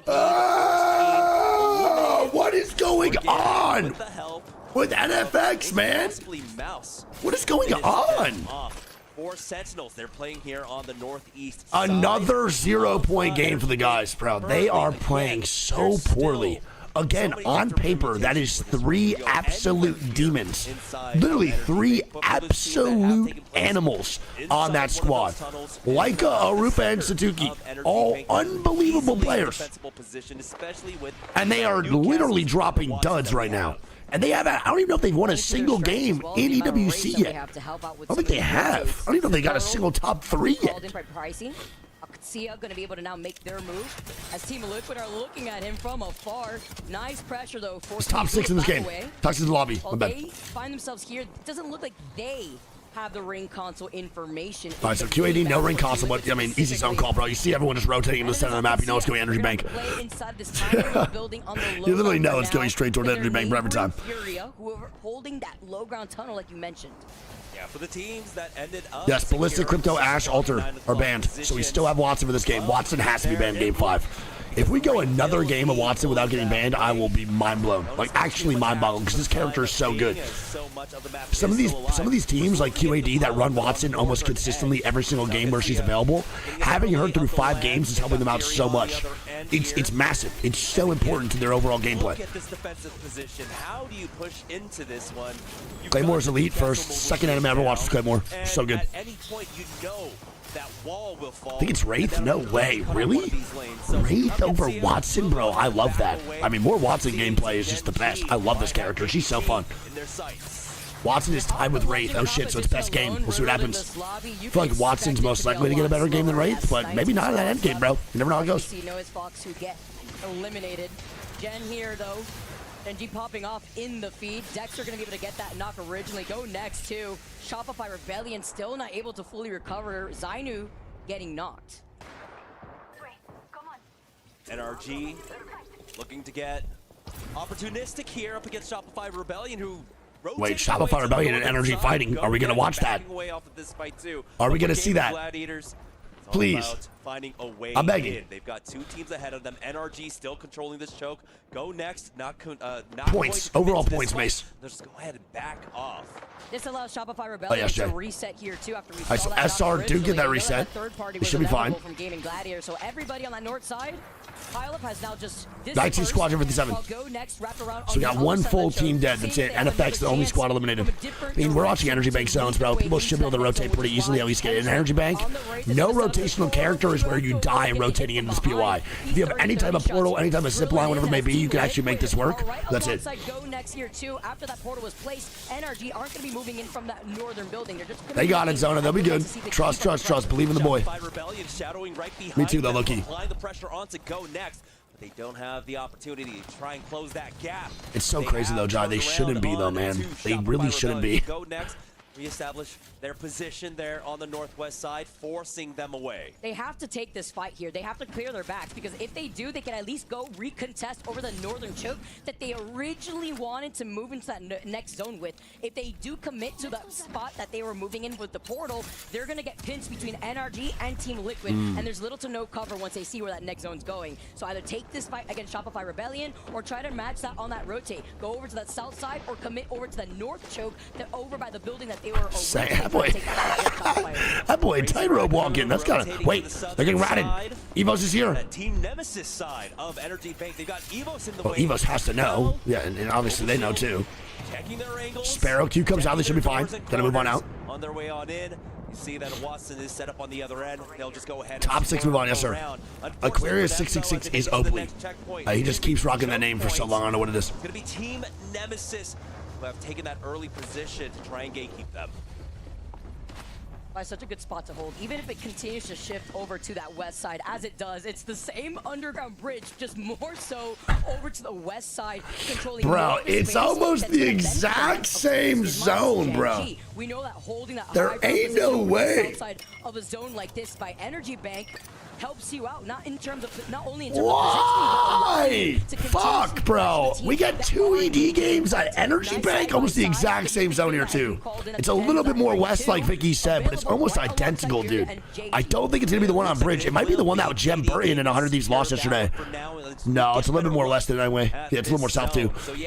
All right, I mean, is still in this next ring, but it shouldn't be pulling over. No, it shouldn't be pulling that way. There's no way. It's gonna go left side here way more. I think it's gonna be the one that opens and ends on like the fucking little areas of grass right here. Gen.G, good spot. Twisted Mind's great spot. GoNext got to fight on him for AG.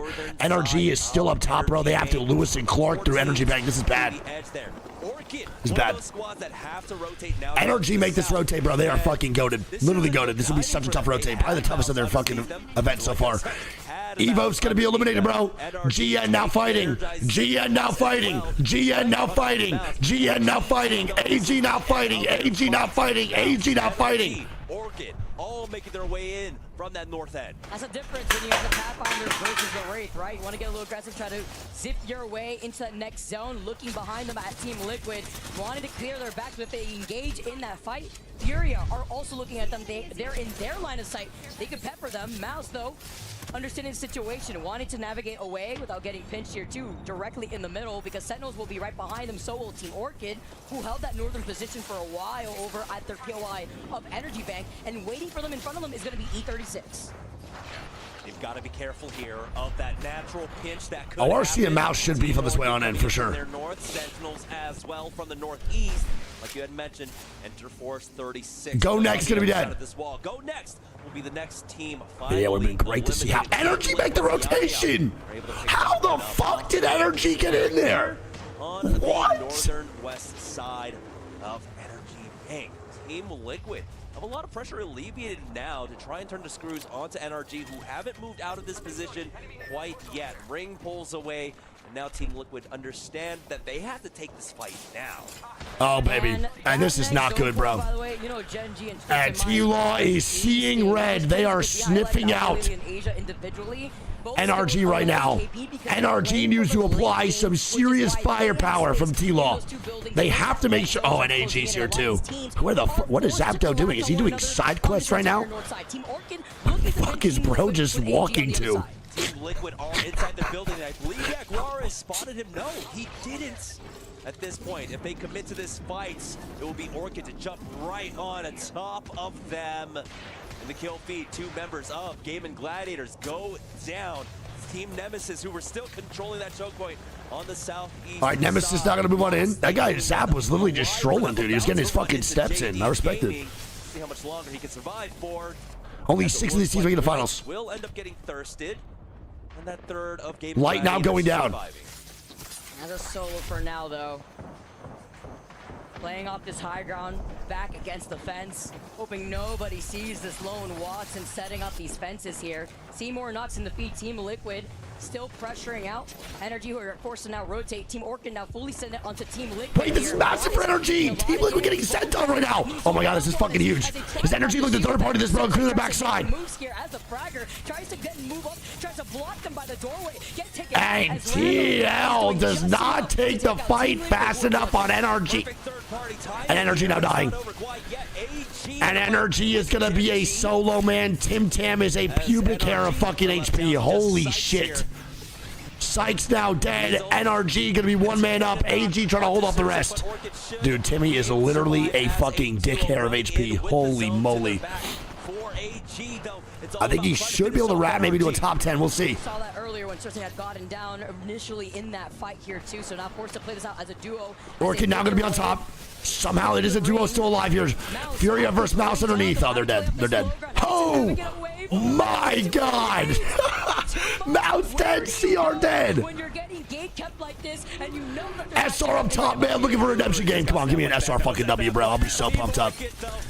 Luxford just trying to grief whatever he can do, man. He has to. He has no choice. And Rambo gets swung. FURIA eliminates Orchid. With like a new EV evolution in the middle of that, by the way. Orchid are out. Orchid are out. GG now gone. Orchid now eliminated here too. Timmy getting KP in the kill feed. How the fuck is Timmy alive right now, bro? Breeze, I think it's tier 1. Nice, good shots by Nox, baby. Man, Nox getting that with the 30-30. You say Furion, I say AG now getting swung. NRG is going to be eliminated. As AG, man, go towards Timmy's side and completely remove himself from the situation from FURIA. Well played. And now Energy now gone. Furia now. Gonna be a full 3-man up, bro. Trying to look to swing AG underneath. They have nothing underneath here, bro. Furia need to pressure AG, but they gotta watch out for SRs getting shots down in the middle of Energy Bank. Because they've got Gen.G gatekeeping there. Timmy did get kidnapped, yes. It was a great play from AG. Really good job taking Timmy's spot. Extremely well played. E36 gonna be eliminated. Up that wall along with the Newcastle wall and the pylon. For Shopify Rebellion, they've got across this bridge. Team Nemesis keeping an eye on them. Johnny getting shots down with the Kraber. Johnny getting shots down with the Kraber. Johnny has a Kraber. Johnny on JDG has a Kraber and he is fighting. Johnny on JDG has a Kraber and he's fighting. Johnny on JDG has a Kraber and they're fighting. They are fighting. They have a Kraber and they are shooting. MT now going down here too. Fury now going down. Nemesis now dying here as well. Abraleli going down now as well. Nemesis with a reset. Qadsiah can't take any more damage here from that ring. That death ball of RRX now dead. RRX will be the next team to fall. Somehow Qadsiah is still alive, but he has to. And Kai gonna go down, man. Sen getting shots down on the Johnny. Sen's gotta move on up. They have no Newcastle wall. Rock last thing standing.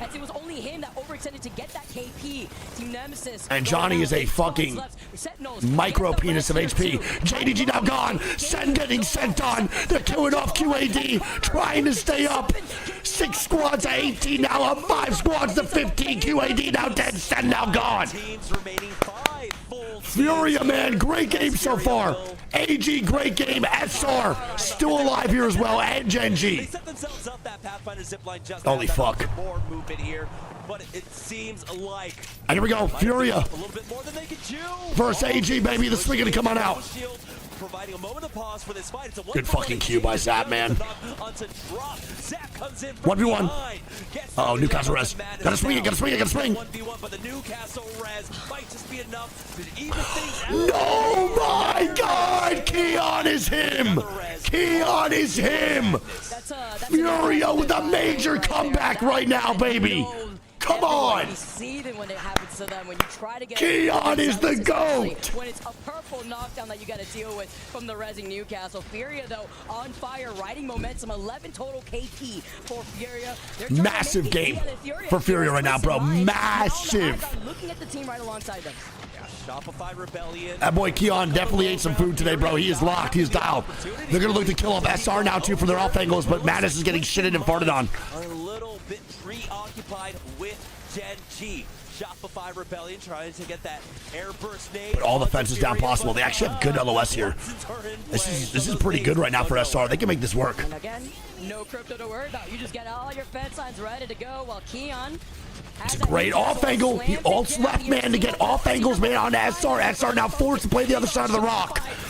Come on, Furia is playing picture perfect Apex. I'm about to bust. Shopify's just trying to stay alive. It's just Koifo who goes into the line of sight. Other teams right above him, but he's Asia now swinging bottom. Gen.G now dead. Shopify dead. It is up to the boys at Twisted Minds in a 3v3 for Furia. Crook goes down. Trades go out 1-1. They get the trade though. That's great. 2-2. Playing off the heads though, getting out of the line of sight. They're so hurt, bro. They're so hurt. Big difference, and they were able to pop that shield battle. Enemy goes down to the Alb. Furia! Furia! Picture perfect Apex. Come the fuck on, man. Come on. Picture perfect Apex out of Furia, man. I mean perfect. Everything they needed to do, they did. That is a gorgeous, gorgeous halfway marker. Game 5, bro. Beautiful. Not quite enough to break that. Holy shit. But it leaves them with a fighting chance to try and. Wow, man. Wow. Dude, they just dropped 7. Holy moly. That one game alone. If I was Madness, That just added like 20 more years to my life right there. Bro, that is a 17 kill win for FURIA, baby. 17 kill win. Are you fucking kidding me, man? Let's go, baby. Talk about the Newcastle plays right there. The pressure Unreal. Unreal. Resets when you have that mobile shield out there too. And there it is, bro. FURIA first place, 29-point game. What a statement, baby. What a statement. Twisted Minds with 13, bro. Shopify get 10. I mean, nice little game from Shopify, bro, but it is not enough. Someone hit up Kendrick. That's going to be Gen.G, bro, with 5. AG get 9. QAD get 4. Sentinels with 6. JDG get 7. Nemesis get 7. RX get 10. Or get 2, my bad. Then it goes E36 get 1. NRG get 2. GG get 4. Orchid get 6. MOUZ get 1. Liquid get 1. And then CR, GoNext, EVOS, and Noisy FOXX get 0. Overall leaderboard, man, gonna look like this after game 5. Top 6 advance, and right now it's looking like this. Sentinels in first with 49, bro. Twisted Minds in second with 47. Nemesis in third with 46. AG in fourth with 44. Then QAD in fifth with 44. God damn, that is a close top 5. Then Gen.G, a little bit of a drop down, man, in 6th place with 39 points. Then it goes FURIA 7th, Energy 8th, E36 9th, JDG in 10th. Then the bottom 10, Watson does get banned, by the way. Then in the bottom 10, man, it goes Liquid, GG, GoNext, RX, EVOS, Shopify Rebellion. It goes CR, Orchid, MOUZ, and Noisy FOXX. Chat, that is it for me on the day, bro. I do have to leave. I apologize, bro. It is time for me to go. We're going to go raid minus tempo. I need to get the fuck on out of here. Me and Greek are participating in a basketball tournament that we had prior obligations to. So make sure you guys go show.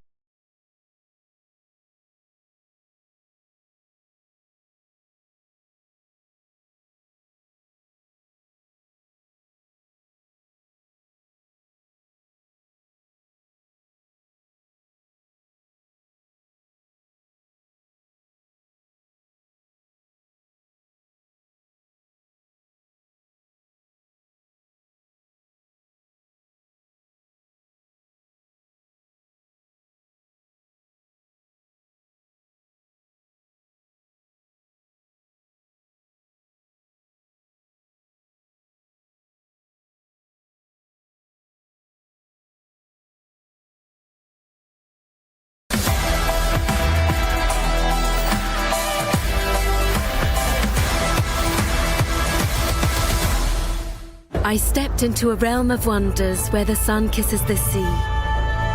2 worlds inspired by each other.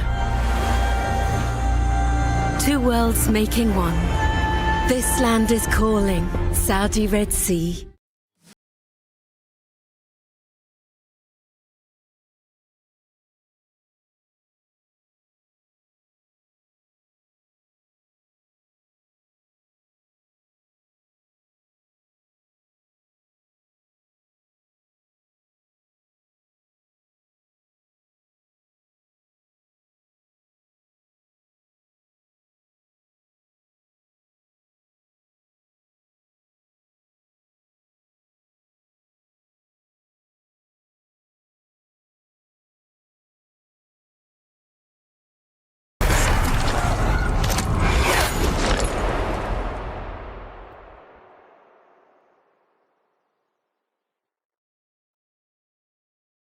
He's sweeping out.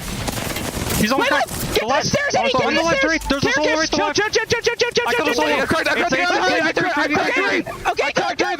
Go. Take right side staircase with me. Yeah, I'm getting held. They swung my left. I died. Just you two. Q! We have Q! Fuse one, yeah! You might be able to raise me. I'm in front of you. Yes! Res. Res him! You're queuing into us! You stand! Lots of raids! Right, kill me! Let's go! Oh my god! Good shit, Holy dude! Fuck, Let's bro. go! I think we just got the fucking nuke. Oh! The Newcastle, bro.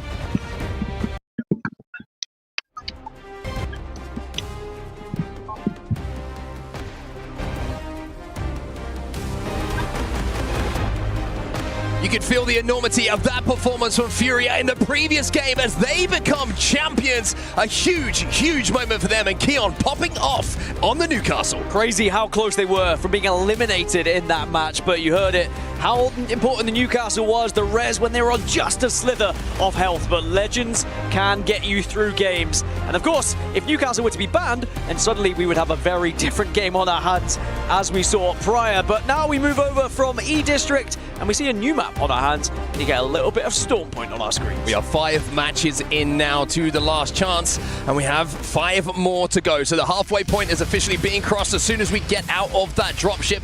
Watson being banned now as well. Very interesting to me that Watson made it all the way to almost match 6, because we've seen her being a legend that's been banned very early on. Very early on. I mean, usually it's Watson or it's Alter, but with Alter going, everyone wanted Ash in the early stages, and then in the end, Ballistic got banned after, and it's like everyone just seemed to want that extra little bit of firepower, but finally we see Watson disappear. Well, let's take a look at the POI draft as well as we change maps, of course, from E-District over to Storm Point. And as you can see on your screens where everyone's going to be dropping, the winners of our previous game, FURIA, they're going to be over at Launchpad. Yeah, Launchpad is going to be a good chance for them to get some points as well, but they are going to be very close to Shopify Rebellion, who are also trying to hunt down those points that they desperately need. And speaking of desperate need, and speaking of Shopify Rebellion, how important could that previous game have been for them finally getting to an end game? It feels like they haven't even been involved in those final moments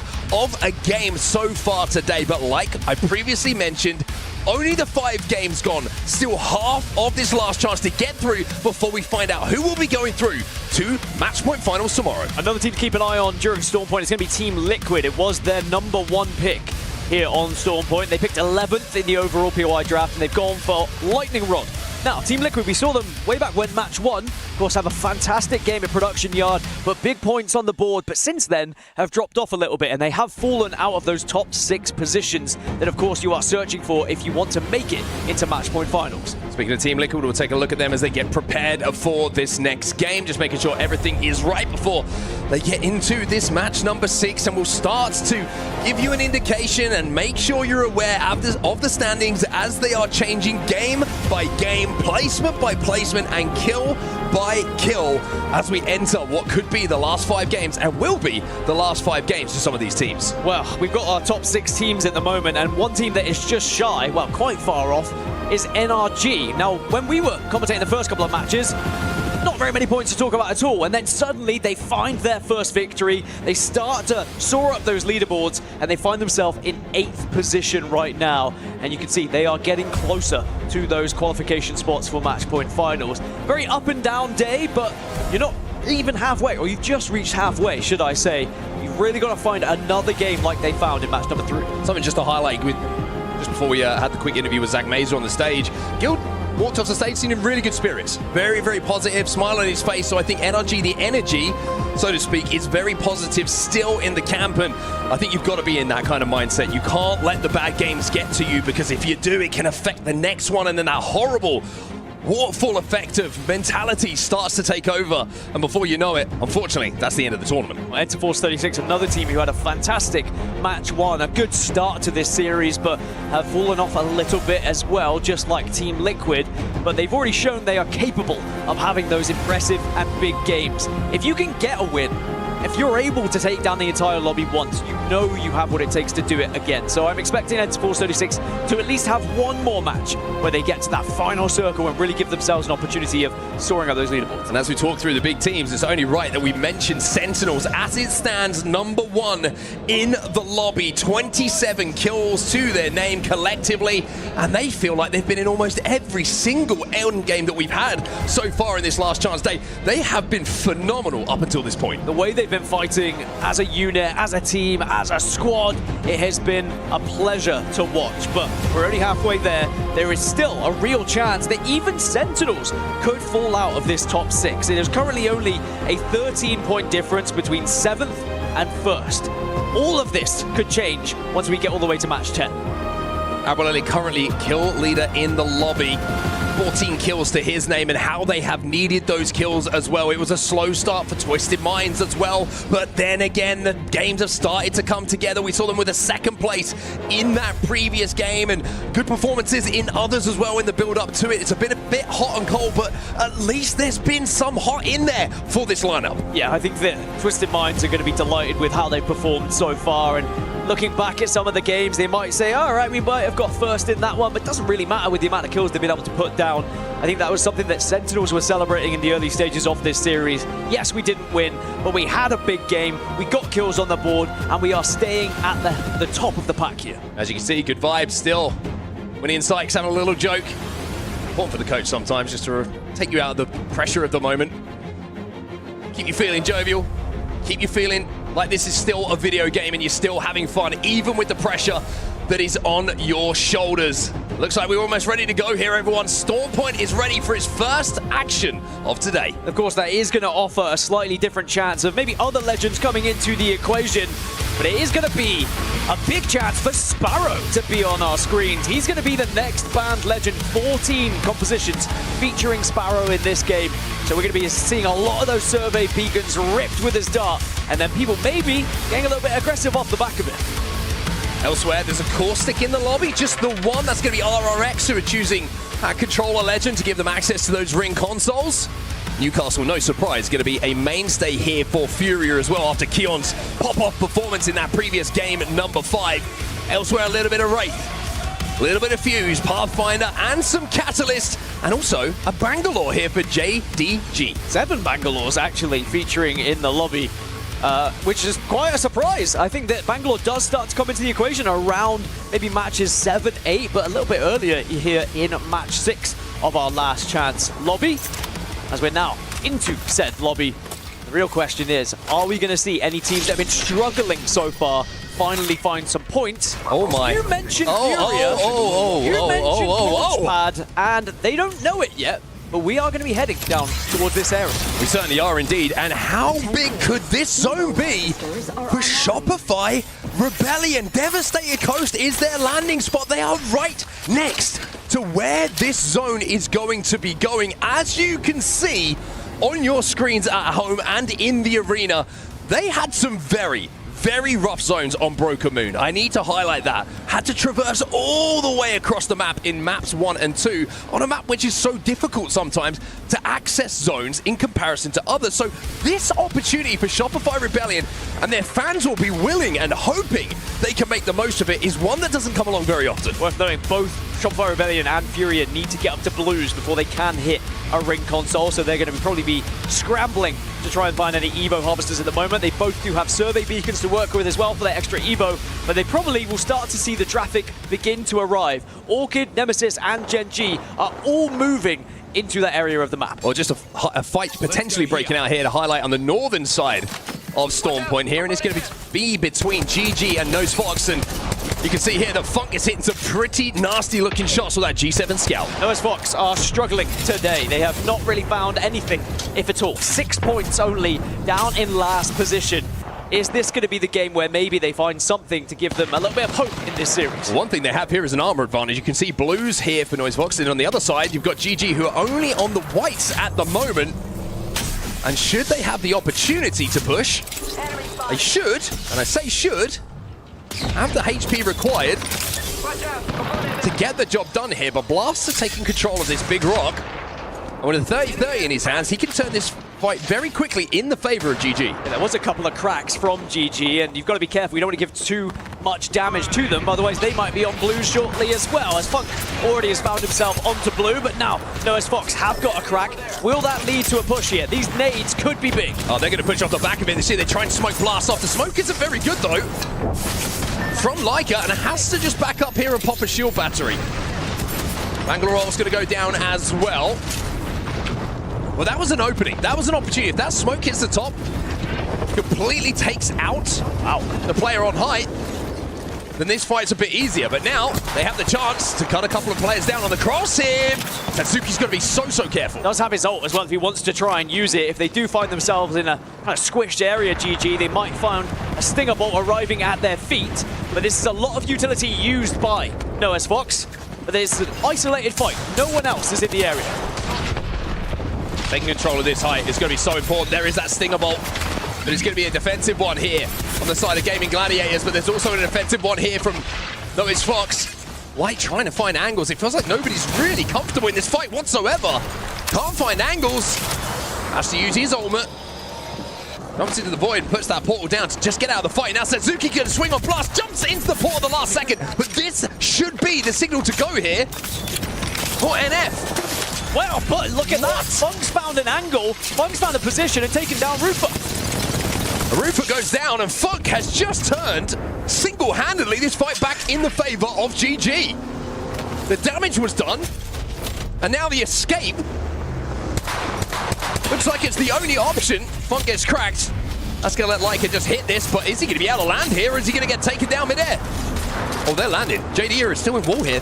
This could be horrible for NOEZ FOXX. Yeah, JD Gaming are still going to be looting at wall, so NOEZ FOXX may just run into another squad here, but importantly for GG and their chances of getting to match point finals is they did survive that fight. Despite being at an armor disparity, they were able to do work thanks to FURIA, really, with the angle he was able to get.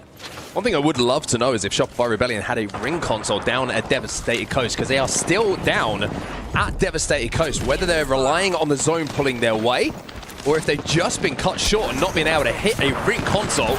We can't quite see on our map overhead at the moment.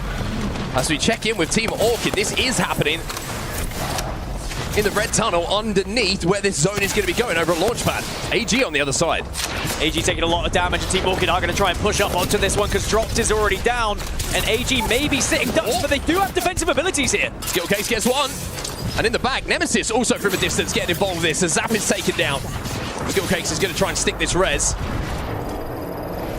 Should have just about enough cover as Orchid will also retreat. Looks like both teams have decided, you know what? Call it a draw for now. Some nervy fights happening already here in match 6. We are starting to feel the weight on the shoulders of these players as we get towards the end of this series. MOUZ were just having a little look. Maybe we could pop in and find remnants of what was left over in that fight. Just a little extension there from MOUZ to see if the opportunity, like you say, was there to pick up some KP. AG managed to reset, though, in that red tunnel. AG now relocate underneath the main structure here. As you can see on your screen, respawn building here in Launchpad. They'll be safe for now. Another wall goes down. 20 squads still left, only one player been taken out of this lobby so far, and remember that was NOEZ FOXX, but they might be getting him back on his feet very shortly as they're still in the zone, as are Gaimin Gladiators, the team that we're fighting against. Everyone else pretty much found their way here to the southeast. In contact with enemy. But it doesn't look like it's going to pull as much to Devastated Coast, instead closer to Launchpad. Doesn't look like it's getting up a bit north, and I mentioned how Shopify Rebellion have prior to zone. Well, still waiting to see on our map overhead they had a ring console, or if a little bit of RNG not going their way has hurt them, or if this is just how they wanted and where they wanted to play from, to hold out all these teams rotating on the southern side, pick up those KP, and then use that hill to work in a little bit later on. Shopify, of course, will have to go into the comms a little bit later on after the game to see what the game plan was, but interested to see how their game actually develops from this point. Because of the amount of Sparrow in the lobby, it's so difficult to see ring consoles and survey beacons on our map overhead, because there's just so many darts scattered across the map. I definitely know they had a survey beacon, but I can't confirm whether they had a ring console or not. Either way, they still find themselves in Dev Coast, and they're going to have to push a little bit further north. But FURIA, for example, in a better position, and those teams that have actually found themselves on Launchpad, maybe even in an even better spot. Team Liquid right at the back of Launchpad. We'll have to move, you would imagine, as this zone starts to crawl away from them. It doesn't go deep enough towards the Prowler nest behind them to really think that this is going to be an end zone building. So this is a temporary residence here for Team Liquid. 27 points on the board at the moment, 11th place overall, outside of the qualification spots for Matchpoint Finals. just to reiterate how disappointing it would be for all of these teams, for any of these players, if they do not make match point finals. We already had to say goodbye to 6 teams already over the last couple of days, but we have to say goodbye to another 14. And it is going to truly be heartbreaking for these teams that prepare for these moments and want to get into those match point finals and consider themselves the best of the best. Well, you mentioned NOEZ FOXX. Well, Arufus not back in the game. And now Qadsiah are looking for these players. I'm pretty sure they know they're somewhere about. But with the zone closing, maybe their hand's going to be a little bit forced here as to rotate instead of looking for those KP. Over there. Or he just scans a little package on his way through, get a few more Evo points. And the zip line will take them towards the safety where that zone's going to be going. They have spotted one member of NOEZ FOXX. Yeah, they have split up. That arrow gave him away a little bit. Both players decided they would take separate routes just to try and play the survival game here, and then whoever does survive maybe can craft both teammates back in. Such a difficult game when you have to try and play the rat race of it, avoiding all of gunfire and then hoping to find a crafter as well. It's still not over for NOEZ FOXX.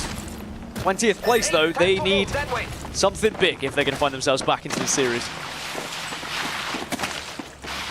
Qadsiah in 5th place overall at the moment.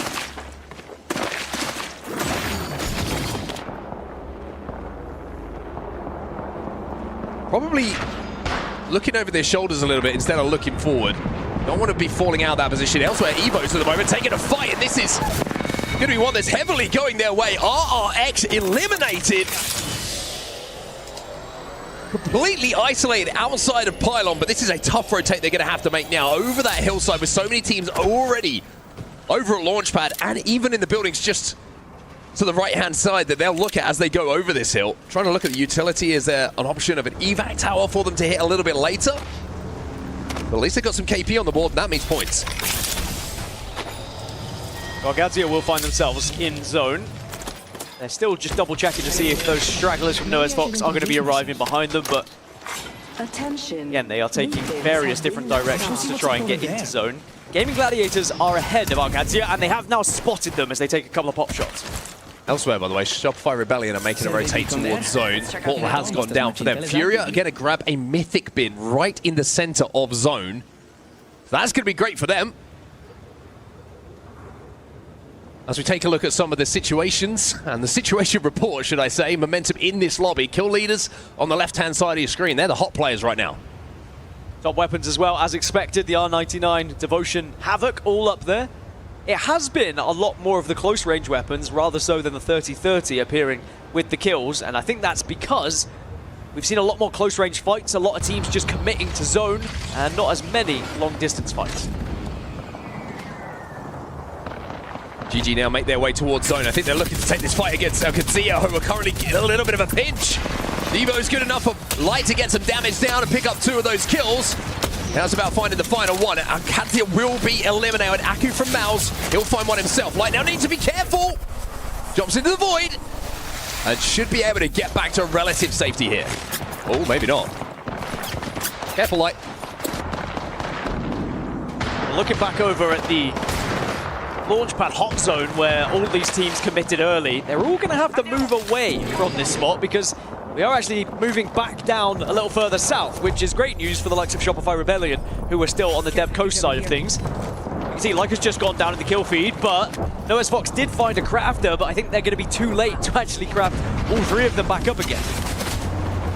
This bridge position is going to be so valuable, and FURIA control the high ground here. You can see there's teams falling in and around them, Crazy Raccoon being one of those teams. Sentinels down on that low ground as well, as E36 look to move in, and look at how easy these shots are going to be for a player of the caliber of NOEZ. Even with a Devo in his hand, he's got a 1-2, and you know he's going to be able to pepper them. As a red armor as well to work with, as NOEZ FOXX finally do get taken down. Sadly, their journey of trying to survive is big failure, to be honest, as GG also taking a fight as well. It's going to be AG involved in that one. There's a lot of teams involved in that fight over towards Launchpad. Enemy here. Come on. FURIA have a really good opportunity here. With the zone pulling where it is and the control they have of this high ground space to think about potentially going back-to-back here. For the replay of the fight we saw between GG And a Qadsiah, which ended up in Qadsiah being eliminated from this lobby as we go back into the live game. And check in with all gamers who we saw having a reset a little bit earlier on in Skill Cakes. He smells blood here, or maybe does he smell a situation that it doesn't smell as good as he thought it did. Yeah, gets an armor check and sees a red. They did do a lot of damage to Blast prior. That's why they were trying to see if they could maybe finish off the damage they had done. Sentinels have also just lost a player as well.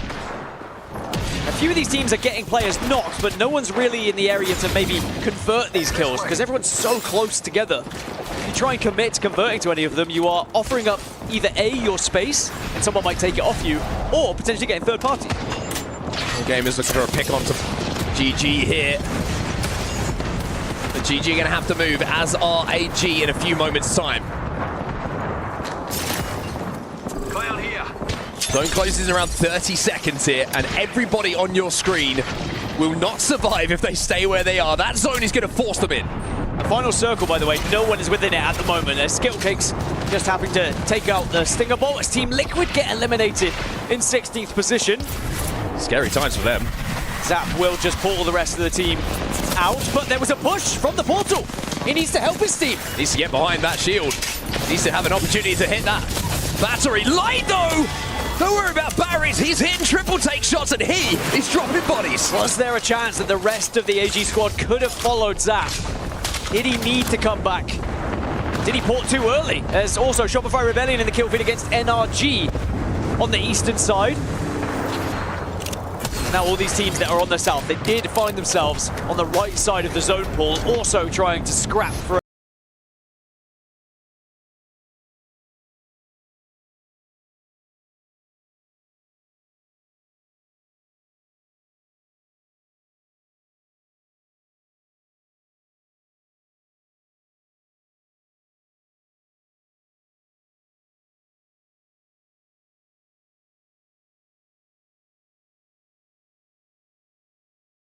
really in this area. Twisted Mind's in a little bit of trouble on that low ground. Lots of shots coming in, but the kill feed stays silent for now. As I say that, Twisted Mind do lose one. Albrelli tries to jump up to pressure FURIA away. But it's not with that Devo who manages to convert one of those opportunities to strike into some shots. Elsewhere, Sentinels just got absolutely bombarded by grenades. As EVOS will take them out, and surely Twisted Minds will be next. Shopify Rebellion eliminate. MOUZ gone. Orchid gone as well. Everybody is falling. Yeah, there was a huge fight on the eastern side between NRG and Shopify Rebellion. NRG winning it and taking one of the best positions on the map now, and maybe setting themselves up for a potential top 3 minimum. Twisted Minds down to just Enemy as another player falls, and it looks like Enemy's going to be the next to go. 9 squads now left. FURIA still controlling this high ground. You can now see why we were trying to highlight to you how valuable this high ground position can be. Not just for positioning, not just for placement, but the kills that fall your way with everybody rotating from the launch pad side. Kaisha goes down as well. Remix Power's last alive. It's a 1v1 in this situation. YC gets caught in the cat spikes. Has to retreat here, drops the bang ult. No smokes available, will not be able to survive. Nemesis will move in and pick up some KP. EVOS do find themselves again just below the framework here, but there is going to be Nemesis above them. I don't think they know that EVOS are there just yet, but certainly Gen.G do. It's Gen.G peppering EVOS at the moment from a distance. The Nemesis have done well just to stay healthy here, but they have to move. Round 5's closing. Gen.G Clutch has got a portal down. You can see he's just going to be playing this corner, trying to find an area where they can just deny LOS from some teams around them for long enough to get healthy and then turn the attention back towards Nemesis. Nemesis get the catwalk down, but not without losing one. Now they lose 2, and it's Gen.G who are doing the damage, and GoNext will wrap behind EVOS. There's so many teams in bad positions right now. Everyone instead is looking towards this fight. Potential KP, points that could maybe get you closer to the top 6. And NRG is still alive and controlling so much space in where this end zone is going to be. GoNext, how they need points. Nemesis will be eliminated, as now we find ourselves with 7 squads. Knuckle Cluster goes in, knocked down, destroyed, and maybe the hopes of EVOS as well. Good damage again from Force 36, 9th position in the moment. Should be able to get the res. Will get the res. Helped by another squad as well, but Force 36 needs to keep moving forward. The problem is they have to go forward, and there's just people waiting for them. GoNext say you're next. to end of Force 36. And GoNext did so well to find that corner. 5 squads now remain. They are avoiding the damage of this Stinger Bolt. They are just healing through the Stinger Bolt at this point. But we still have NRG who are controlling so much of this room, so much of this space as Gen.G get taken down. Now we're down to 4. Down to 4. GG down to 1, by the way. NRG full 3. GoNext full 3. FURIA full 3. But GG, the solo has gone as we find ourselves in a shootout. A 3v3 between FURIA and NRG. FURIA have the opportunity to go back-to-back. NRG have the chance to put their second win on the board. Yeah, 2 giants in this lobby. And of course, this one arguably means more to NRG though, because they're a little bit lower down. Currently they find themselves in 6th. Whoa, I was going to say NRG, they have zone. One key difference here, FURIA running Newcastle. That could play a part. Raps now coming in from FURIA. They get the damage down. They're trying to take some space away. Gil's going to pop, or try and pop. Himself a medkit. Sykes goes down. Gil wins his 1v1. Flying in is Gil, but the mobile shield goes down. It's Madness last alive, last chance for FURIA to succeed, but it's NRG who get their second win here in the last chance. How much could that mean? Well, you can see it on the faces of NRG. Well, the farewell tour is starting to get a little bit better for Timmy and NRG. They find themselves now in first position in this lobby after that victory, and maybe get one step closer to those match point finals. You can see the relief, the pop-off from Timmy, and we're calling it the farewell tour, but when does it end? That's the question here. NRG want to keep it going towards match point finals tomorrow. FURIA with another fantastic performance in that game. It's second place. Yes, a little bit disappointing when you get a 3v3, but they didn't have the zone. NRG controlled it, but the KP that FURIA had, I think it will be something that will make it feel a little bit better. And whilst we didn't see it on our screens, it was a fight that NRG won against Shopify Rebellion around the kind of 15 teams mark. And when they won that fight, they controlled the entirety of the eastern side. And from then, it was just a matter of taking as much space as possible. And they did so well to watch over said space and bully other teams for pushing up on them. NRG, first place for placements, 23 points overall with the 11 KP they put alongside it. FURIA, 16 for them. After a first place in our previous game, they take the silver medal this time around. GoNext, how important could that be? 17 points on the board, 10 KP for them. And then as we go down, you can take a look at your favorite team, see where they place, but it's NRG who are certainly taking the headlines. Yeah, I mean, a few teams that were within the top 6, the likes of Qadsiah, who struggled in that game. It just allows teams like GoNext, for example, to start to play catch-up. Suddenly, a team that was doing very well in the early stages, maybe dropping off a little bit. And that's what happens when we're playing all 4 maps, especially depending on where you were in that POI draft. Even Twisted Minds, who we've seen get big points on the board, are only 4 points ahead of all gamers. I mean, take a look at this leaderboard right now. Usually, the previous 2 days when we've had pool play, looked at pool A, pool B, there's been a couple of teams at the top, you're like, they're good. No one is good. No one in this lobby is good right now. NRG lead on 53 points. All gamers who have this day was to finish right now are on 45 points, would not qualify. The difference is minute, it is paper thin as we head towards our next game. No one is safe, and everyone still has everything to play for here. I mean, even NOEZ FOXX down at 6 points. There is no reason that they couldn't find 2 victories out of these next 4 matches and still find themselves somehow in the top 6. Everyone with everything and all of the chances to get there. So we're over halfway now.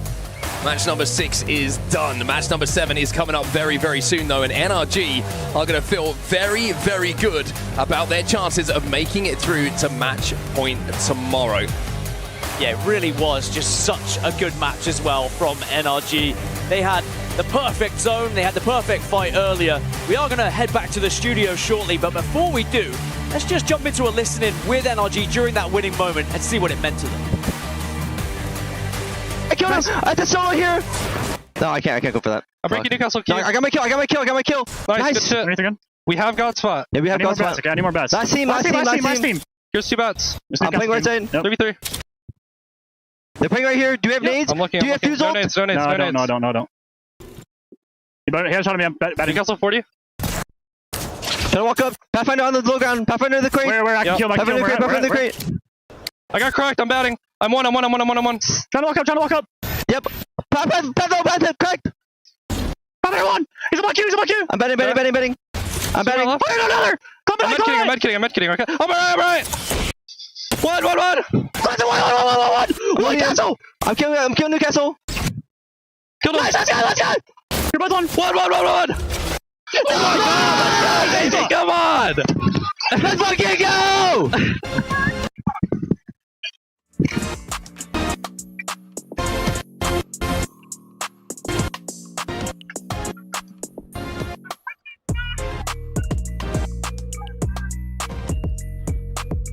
And if I had to put a word into that sequence, it'd be cathartic. NRG with the burst of emotion and finally able to relax a little bit. Now in first place in our last chance. These players, my goodness, have had a lot to go through, but they've bounced back, and it's been a tremendous bounce back from 1 point after a couple of games now to a near 50 and a first place. Incredible stuff. As we welcome you back into the studio, I'm your host, Rain Day, and I'm joined by Jayhawk, Jumba, who's joining us here, and Glitter Explosion. So I'll go back to you, Jumba, to start off. Welcome to the show, man. You've been hanging out in the green room. Finally got a chance to have you on desk. This is great. I say it every time. This is my favorite place to be on this desk with you guys, and I got to be with you this time, Rain. They let me be here with you. That's right. I told them no Jumba on my desk at the Open, and I want to just watch from afar. Listen. Did you tell them no jump on the desk this time? And I forgot to mention it. They actually asked if I wanted a smoking or non-smoking room, and I filled that out instead of the Jumba questionnaire. So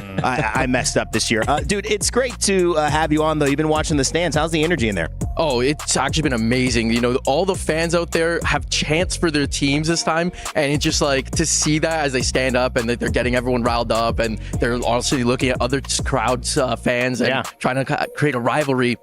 It's really good. I love that. That's what I want from every LAN. I mean, you're a narrative guy. You and Jayhawk as well, sitting next to each other. Look at these. In many events in the past, have had to build narratives for us going into these next days, whether it's a Na'Vi highlight, kind of trying to tell the story coming into it now at the Open. Now we're here. You're not doing that. But if you were going to make a narrative, what is it going to be about going into maybe the last 5 games here that you've picked up on in these first 5?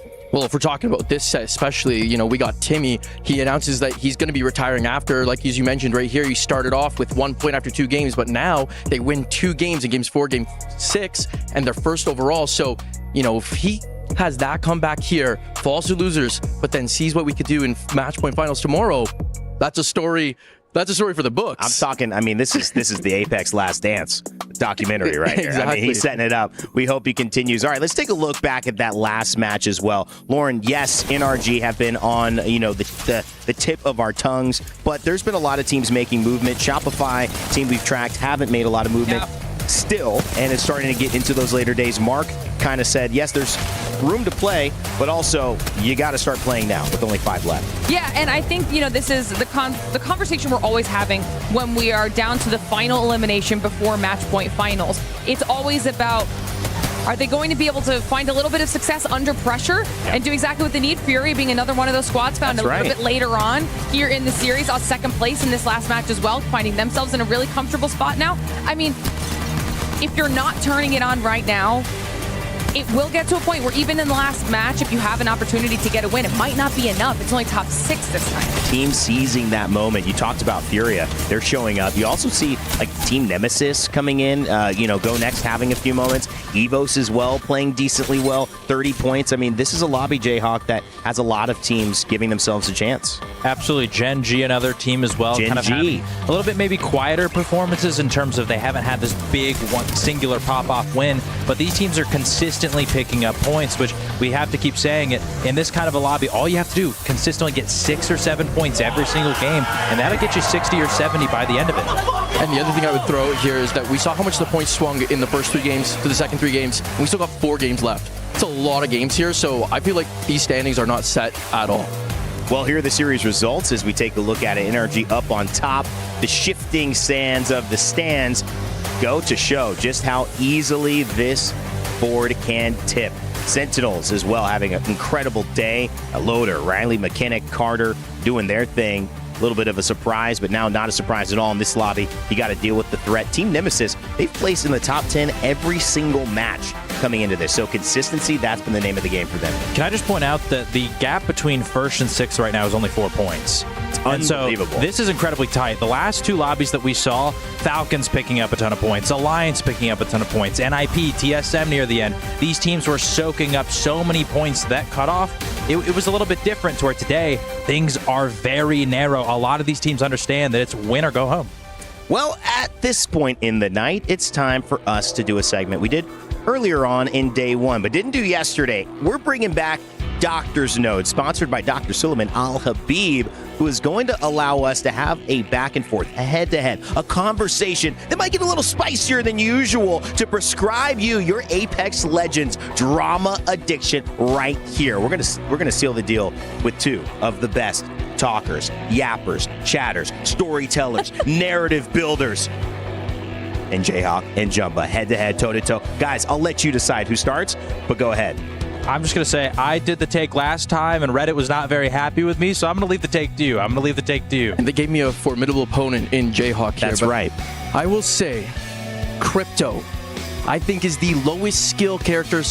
I'd go even so far as saying possibly ruining the game. I think he takes bad IGLs, gives them perfect information, throws them over the top, and tries to lower that ceiling and put them on the level as of some of the best IGLs, and allows those players to not have to use their intuition to try and win the game, because they can just sit there, just fly their little drone around and cast games as, Onset and Gaskin would. Wow. Okay, so here's my counterpoint. The only IGL to have ever won a LAN on Crypto is Phony, and you just said that bad IGLs do better with Crypto. Are you implying that Phony is a bad IGL? Not implying Phony's a bad IGL. I think it does help those good IGLs as well, and Phony, he's one of the best. So no matter what meta it is, I think he's going to go ahead and he's going to take it to its best ability. But you tell me this, an Apex game goes about 20-25 minutes, right? Sure. Oftentimes, we're seeing these Crypto players, and I've timed it myself. I have sit in drone for about 12-13 minutes. Are we saying that is a strong player? Are they just sitting there playing on their iPad all game? Oh, Counterpoint. Playing Candy Crush? If all these opposing teams have a problem with the Crypto drone, how about you just shoot it out of the air? Okay, well, then Crypto can't do anything. If he has no drone, he literally cannot do anything. So when you're sitting inside a building in Skyhook and all these drones are flying around, are you going to be poking out to try and shoot out drones and waste your ammo and these waste players your meds? waste their ammo all the time. I watched Aberlily with one mag dump it into a Newcastle shield. He had 5 bullets left, so he had to dive in there with a scout point blank. They waste ammo. I can't disagree with that. He did shoot that wall for quite a while, which I thought he was going to win it until get that some happened. drones out of there. Get some drones out of there. There's a lot of things I can say about Crypto, like revives. Your team goes down and you just run away and go invisible and fly back to try and revive your team. I think that you should always be putting your all into a fight, not trying to do what you can to just live and be afraid. Wow. Listen, ultimately, all I'm going to say is that everybody says that Crypto's bad for the game. Crypto lowers the skill ceiling. There's a legend ban system now, so pros, if you really feel that way, how about y'all just play it for one game, and then he's gone for the rest of the series? Yeah, gentleman's ban. A lot of people are complaining about Crypto, a lot of pros, and guess what? They don't play him. You're part of the problem. You are part of the problem. Wow. Well, it's a bit of a mix there, guys. You have put us into some heavy drama in the Apex community. I hope to see a thread on that on Reddit. I hope to see a lot of X posts as well. And of course, I hope to see some Instagram and TikTok comments. You know why? Because Apex Legends is now on TikTok and Instagram. So make sure to follow us there at Play Apex Esports on both sites to stay up to date with everything Apex Legends, some cool behind the scenes footage, and also updates with what's going on here at our ALGS Midseason Playoff at EWC 2025. Fellas, great job. That was a lot of fun. Lauren as well. Thanks for being on the desk here. We're going to send it back to the casters because we've got 5 more games to go. Who's going on to match point finals and who's going home? One thing I can guarantee, the moment I get home, jump back into ranked with Jayhawk and Jumba, I am pre-selecting Crypto and watching the world burn. Dan, how do you feel about that one? I mean, there is no world you're playing Crypto. How can you push and be first in if you're playing Crypto? I'm going to redefine what Crypto players do. You need me to play Crypto so I can hit an EMP for you so you have an advantage when you go into the fight. That's what you need. I don't need Cryptos unite! I like going invisible, all right. Okay, that's fair enough. Well, enough of our ranked experience. Let's turn back to some serious and a little bit better quality Apex Legends. Let's focus on what we've got in front of us. We've got 4 more games to go here on our Gideon stage. And I want to talk about this, Dan, because now we're getting to the point where every point matters, and you can see by how tight it is on the leaderboard. We mentioned even if you're down in 20th, even though it's going to take a potential heroic effort from you, there is still a chance with how tight these standings are to qualify whatever position you find yourself in. Well, Team Nemesis currently find themselves in 4th place. They have not finished outside of the top 10 in any game so far today. So they have been very consistent, deserve their position in 4th. However, as you mentioned, it is so tight. All it takes is a couple of good games from the teams that are below them, and Nemesis could drop right out of that top 6 and not be rewarded for all of their consistency. Because it's all well and good finishing, you know, within the top 10 every time, but suddenly if everyone else around you starts winning, top 3ing, you might find yourself dropping out, and it could be a very annoying experience. I would be willing to bet one of the teams right now who are in the top 6 will not be finishing in the top 6. I know it's not that big a deal, but I think it could happen. Well, one thing we should highlight here is the impact that Timmy has had since he jumped onto Sparrow. Statistically, he has been the best player when it comes to total points from a game when he has been on Sparrow.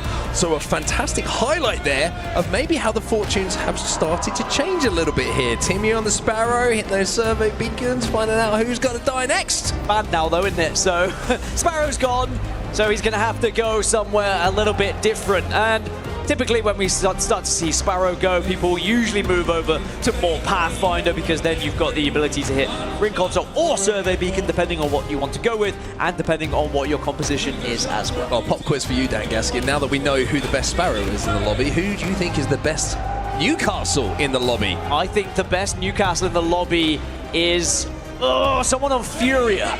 You would be right. It's yes! Keon. It's Keon, and I think their average points per game, if I'm not mistaken, when he is on the Newcastle is 17, which is ridiculous. That is, to be honest, that is extremely high. Extremely high, and you can see one of the games he had earlier, I think he had 7 or 8 kills to his name individually, 11 overall you can see so far in the set.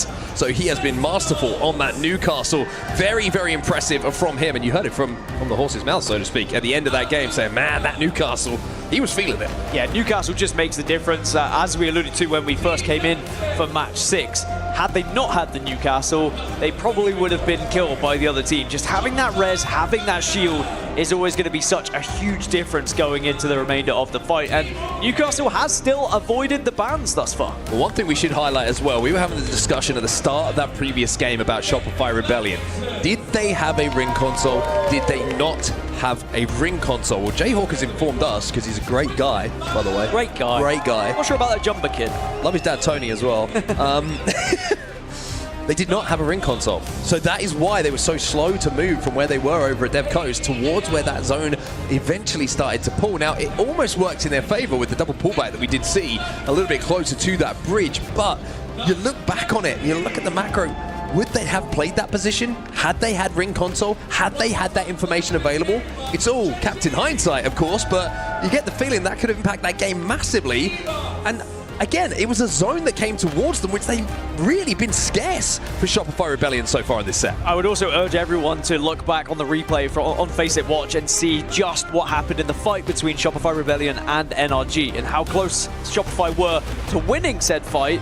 And if so, I mean, they could have been the ones in that winning position. These fine margins, these small differences can be the reason why you only get 3 points or why you end up with 20 plus points, which could have saved Shopify Rebellion in this instance. But Shopify are on 18 points. It is not the end of the world because we haven't seen anyone really take off and take points away. So I do think that there is still a chance for Shopify Rebellion. There is still 3 matches. In theory, if you have 3 good games, you could find your way up there. And the thing is as well, the maps they're very familiar with as well. You got Storm Point. I think now we go straight to World's Edge now. We go to World's Edge now. We got one more Storm Point. We'll confirm that. One more Storm Point before we move over to World's Edge. And those, like I say, Shopify Rebellion know those maps like the back of their hand. So they're going to be in a very good position to potentially pick up some points. They're going to have some better POIs potentially to play from as well. We'll have a little look at that at the moment when we get, of course, over to World's Edge. But I just think if things don't go the way of Shopify Rebellion, they might look back at that last game as the bit of RNG that didn't go their way that really hurt them. Yeah, and I said 3 more matches. Of course, it's 4 more matches. We're going into match 7. So there's even more time. And it means we get 1 more Storm Point before we go over to World's Edge. But this is all of the leaderboards from this event. We have kills first. And you can see Imperial How on 24, but Gent is the one leading it on 25. But then there's a lot of familiar names and faces there on that kills leaderboard. I mean, even Panic popping up, but this is also the carry value. We've seen this before as well. Teams that and players that are considered on a statistic value to have been carrying their team throughout this event. Yeah, best number in the world, 69. Johnny R is going to be at the top of those leaderboards. Asia just behind him. Abralele doing a lot of heavy lifting. And the way that these teams work, sometimes it's around the playing styles of those players. I will say a lot of the support work is done for the likes of Johnny R, Asia, Abralele to shine when it comes to those knocks, those kills, and obviously the legends they're playing as well. Sometimes very difficult if you're on Crypto, for example, to be at the top of those leaderboards. Well, the damage has come mainly out of No Name. 12.7k damage from Wolves Esports. Panic following up, then Zero and Imperial Hell, the usual suspects. Surprise. But plenty of familiar names again here in the top damage leaderboard. Yeah, I like the stats there from Kurev as well. I think he's been very, very impressive on that Ninjas in Pajamas squad that we've seen so far today. And of course, they qualified for Match Point Finals, so you get to see some more Kurev tomorrow. Just keep you all up to date, by the way. We just got a little lobby restart going on, so we're doing our best to get the game back underway. In the meantime, we're just letting you know who's playing well. WildSea's playing pretty well. 37 assists. The EMPs are hitting.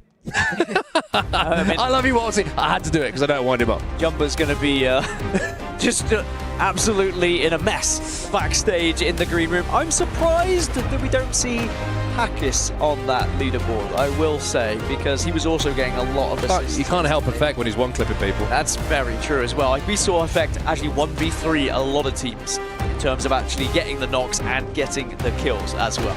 Vayne up there as well. That's interesting, right? You look at 2 Ninjas in Pajamas players in the top 3, all of them in the top 5. That is a ridiculous stat line, actually, when you think about it. How well they are shooting together. A lot of that comes from not just positioning, but communication as well. Yeah, it does show that all 3 of them kind of play together, push together at the same time. And that just means that you can be one of those squads that is not scared to get aggressive when you need to. That's cute. Is that... Oh, actually, I'm not going to say what it is. I don't know if I'm allowed, but... That looked cute, yeah. That's all that. You don't even know what it is. That's cute. You always have to be at that as well. That's terrifying. Wow. I would say that the Nem side-eye, by the way, is something you don't want to look at. If you get like eliminated from the lobby a little bit earlier and you look up, Nem's giving you a side-eye, it's like, whoa, don't want to mess about there. Seem to be a lot of supporting mascots that we're witnessing. And, of course, all of the fans that are in the Gidea Arena That's at cute. the moment. Dropped is cute as well. Vamos, Liquid. Liquid, who are currently in 14th position. Well dry, Team Liquid till I die. And they've got a lot of work to do. It's a weather reference. It was all looking good after match 1 for Team Liquid. However, for the Sentinels fans, they have plenty to scream and shout about in 3rd position at the moment. Now, we did just see Sparrow banned as our 6th ban. And I said we're probably going to see plenty of Pathfinder come into the equation, but you talk about legends that have really made a key difference. Newcastle has been one of them.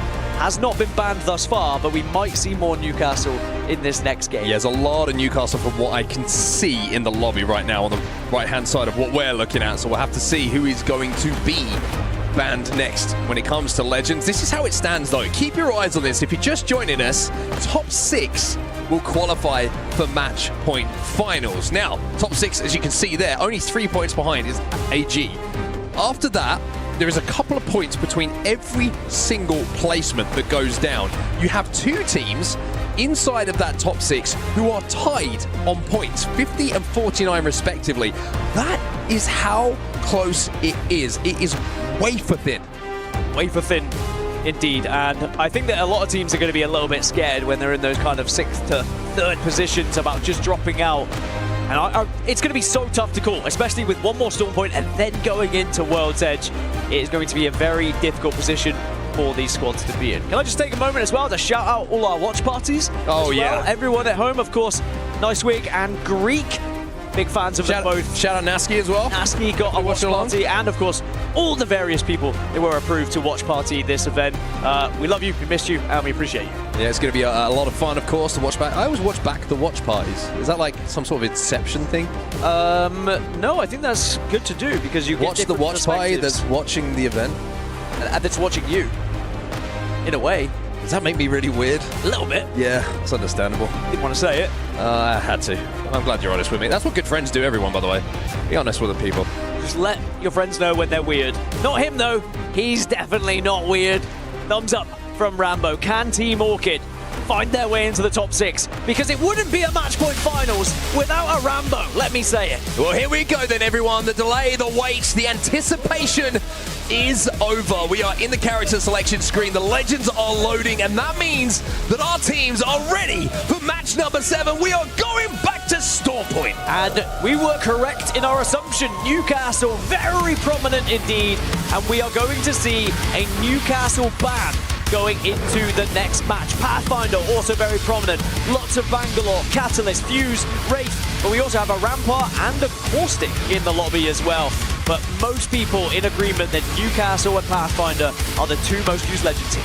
We saw the impact that Pathfinder had for Guild and NRG in that previous endgame fight as well, grappling in to finish off the one-shot and to contribute to that final kill as well. Pathfinder, my boy, my favorite, still having an impact here in the ALGS. I mean, a huge impact, not just for his movement and for the zip lines that he offers as well, but of course cool he is. The ability to hit ring consoles or survey beacons, depending on how your composition is going to line up. And when he is paired alongside a Fuse, like NRG have, he's most likely going to be a survey beacon character, whilst Fuse is going to hit your ring consoles. Well, I would say normally that NRG should feel pretty comfortable. You know, they've won a couple of games, the top of the leaderboards, but knowing how close it is and the fact that we have 2 teams inside the top 6 on 50 points and 49 respectively, and they're on 53. So bad game for NRG. They could be out of the top 6, even though they've won 2. This is how insane this last chance is going to be today. You have to stay locked in. You cannot afford to have a dud game here, because otherwise it just opens that door for all of the other teams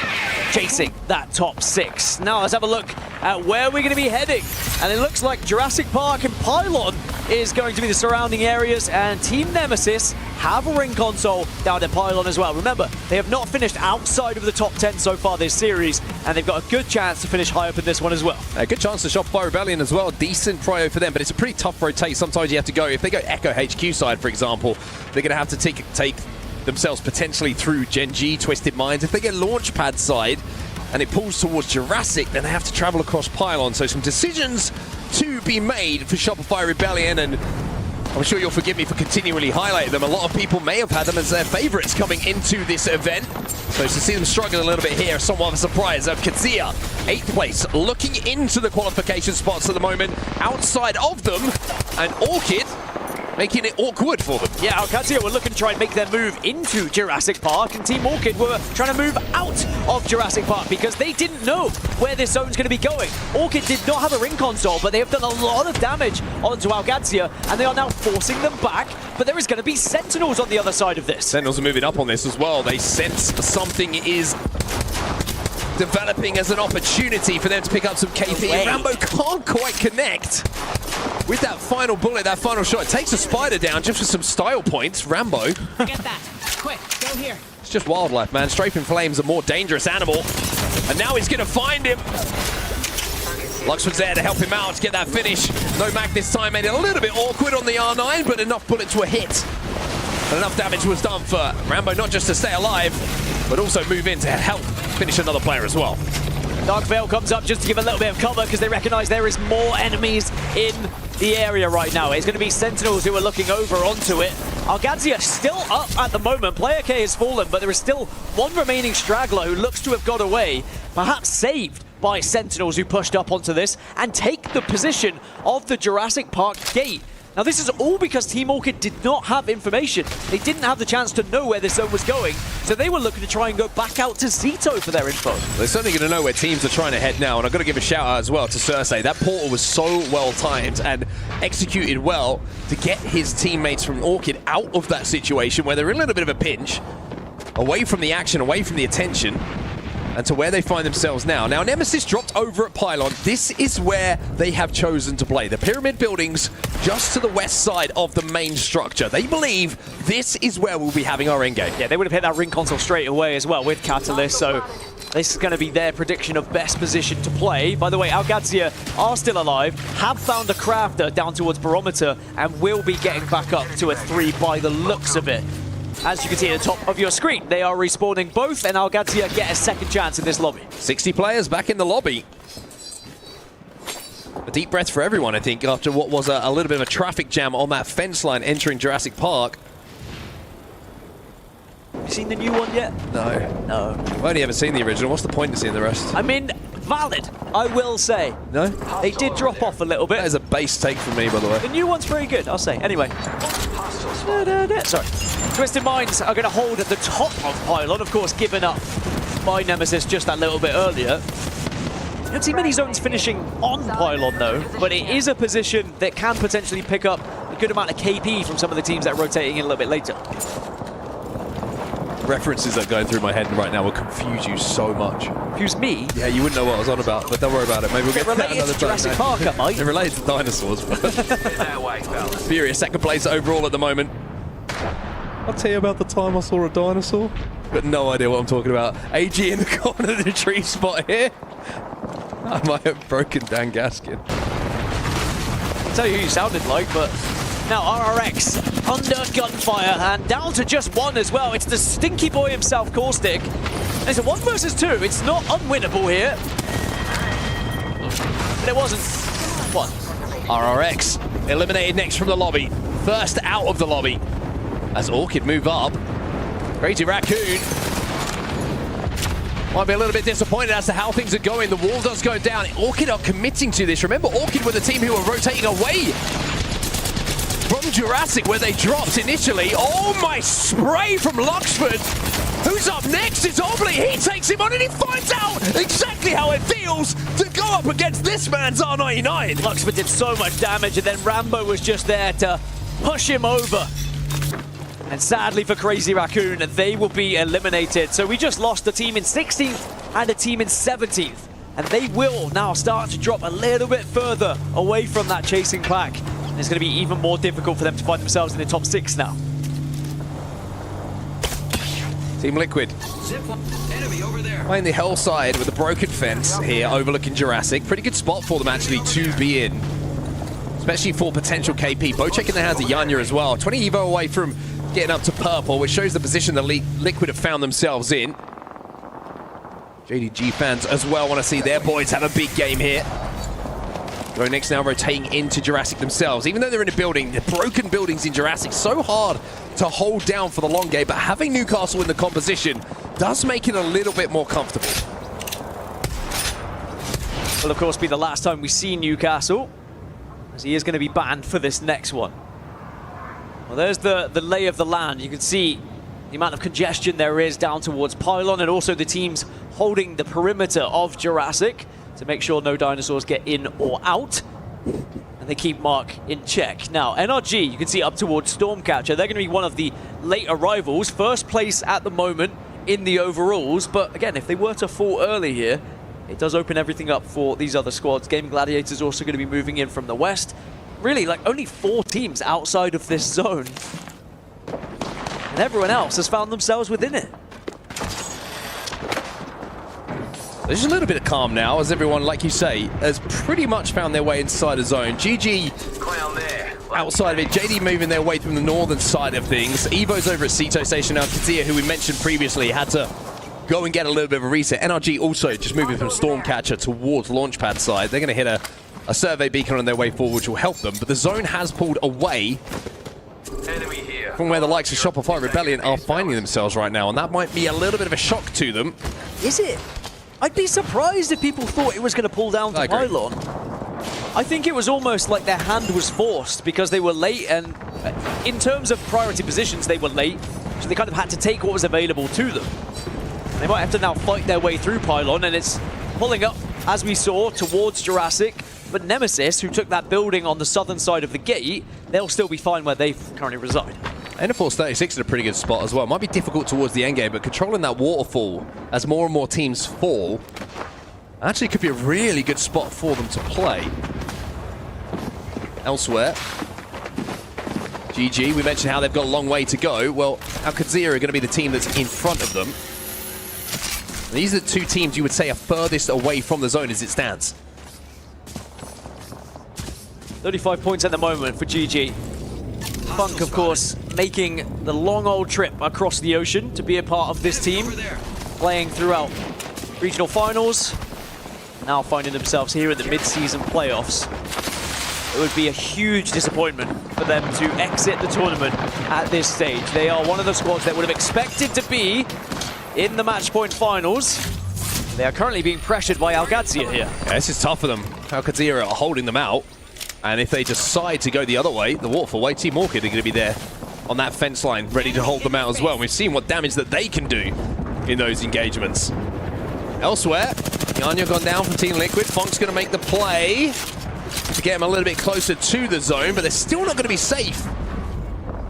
I'm calling that Stonehenge, by the way, officially from now on, that little rock formation. You know, I used to live 15 minutes away from Stonehenge. Dan? Fun fact. Didn't ask. Well, now you know, as does the rest of the world. Now, GG have been able to just get a past ALGS, but they still have to go a little bit further. ALGS have not committed to the fight just yet. They are keeping their distance for now, maybe recognizing they're trying to cross the water, just as FUNK did. Won't be particularly successful right now. Sorry about that. That was uncalled for. It was a little bit mean, but it's okay. That was completely uncalled for. I'll just cry about it later. Yeah, that's fine. FUNK, though, still continuing to be the forefront of this rotation here for GG. Will be safe in the edge of this sausage building, but it's a tough place to play from, especially at the fact that you've got those windows and you've got some fuses in the lobby as well. One of those, of course, is being played here by Blast. It looks like they should be able to continue this rotate forward, but they've got E36 to deal with next. Oh my goodness, that Arc Star could be so good. ALGS, firstly, Pricey just collects some batteries. Still peppering them, but they will make it under the bridge. So you have to say, they've done a pretty good job, actually, GG, to navigate this. Yeah, they have. Just like skirting around the edges, but it's about where they go afterwards, and that doesn't help anything. It has to be a quick res here. 36. In and around the islands, just overextending to see if they can pick off one of these players. One knock and one finish here onto GG would be so big for them. Elsewhere, FURIA, Twisted Minds, MOUZ, Nemesis, all fighting in and around Pylon as they've made their way over towards those pyramid buildings that were being held by Nemesis right at the start of the game. And that zone has shifted away from said pyramid buildings as well, right into Jurassic, the heart of Jurassic. The likes of Team Orchid have now found themselves in that position. Yeah, the irony of that, right? Initially, no ring console. They leave. They realize they have to come back. Now they're in God spot. So Team Orchid, sometimes a little bit of luck shines on you, and they will find themselves now in a fantastic position for this endgame. Another team who does have a good spot, NOEZ FOXX, are kind of holding the choke on the northern side of Jurassic, and they'll be able to hold that building just about where they exit. But we'll see that a little bit later, as currently the pyramid buildings you were speaking of that were housing Nemesis are now going to be fine at the moment, but they will have to move a little bit later. Mobile shield's taking a turn. Contact. Forget that. MOUZ down in 19th at the moment. Might seem like a long way away, and when you look at the overall standings, you might say it is, but when it comes to the point differential, still very doable with a couple of good games. Over to GG. We've been following their rotation and how they're trying to force their way into zone. They will be safe on this rock line. Bang goes down, which is going to just deny them pushing forward anymore. And I think it might have been to push E36 away, excuse me. Enterforce 36. I could kind of combine the short. E-Force. You know what I'm saying, everyone. Enterforce 36. GG have the invitation to the open gate of Jurassic, but Enterforce 36 will be somewhat holding them out. But elsewhere, down in the southeast, you've got the likes of Gen.G, Rebellion, Twisted Minds, NRG, MOUZ, and Nemesis, all in the same area. and all trying to survive, pushing their way in. Sinap's going to get himself a Kraber, and they're in a great spot here at 36, but this is where things are about to get extremely busy. Twisted Minds have just been eliminated as well, and on this broken fence line, JD, EVOS, Team Liquid, GoNext, all of them are trying to progress through the same choke with 1 minute and 19 seconds left. Yeah, so many teams just forced, squished together at this point, and this is where, do you use your ultimates now or later? As Shopify Rebellion win an engagement, NRG are eliminated. They get a little bit of revenge from the previous game. Certainly do, and this is another area of the map that is so busy. This is the pylon side. Nemesis, Gen.G, Shopify, FURIA, all of them within a few feet of each other. Shopify out again as a banger goes in now from Dexter. Yeah, now FURIA look to try and survive. MOUZ get eliminated in the same instance as AG and Nemesis are on top of each other as well. Gen.G are watching over this one.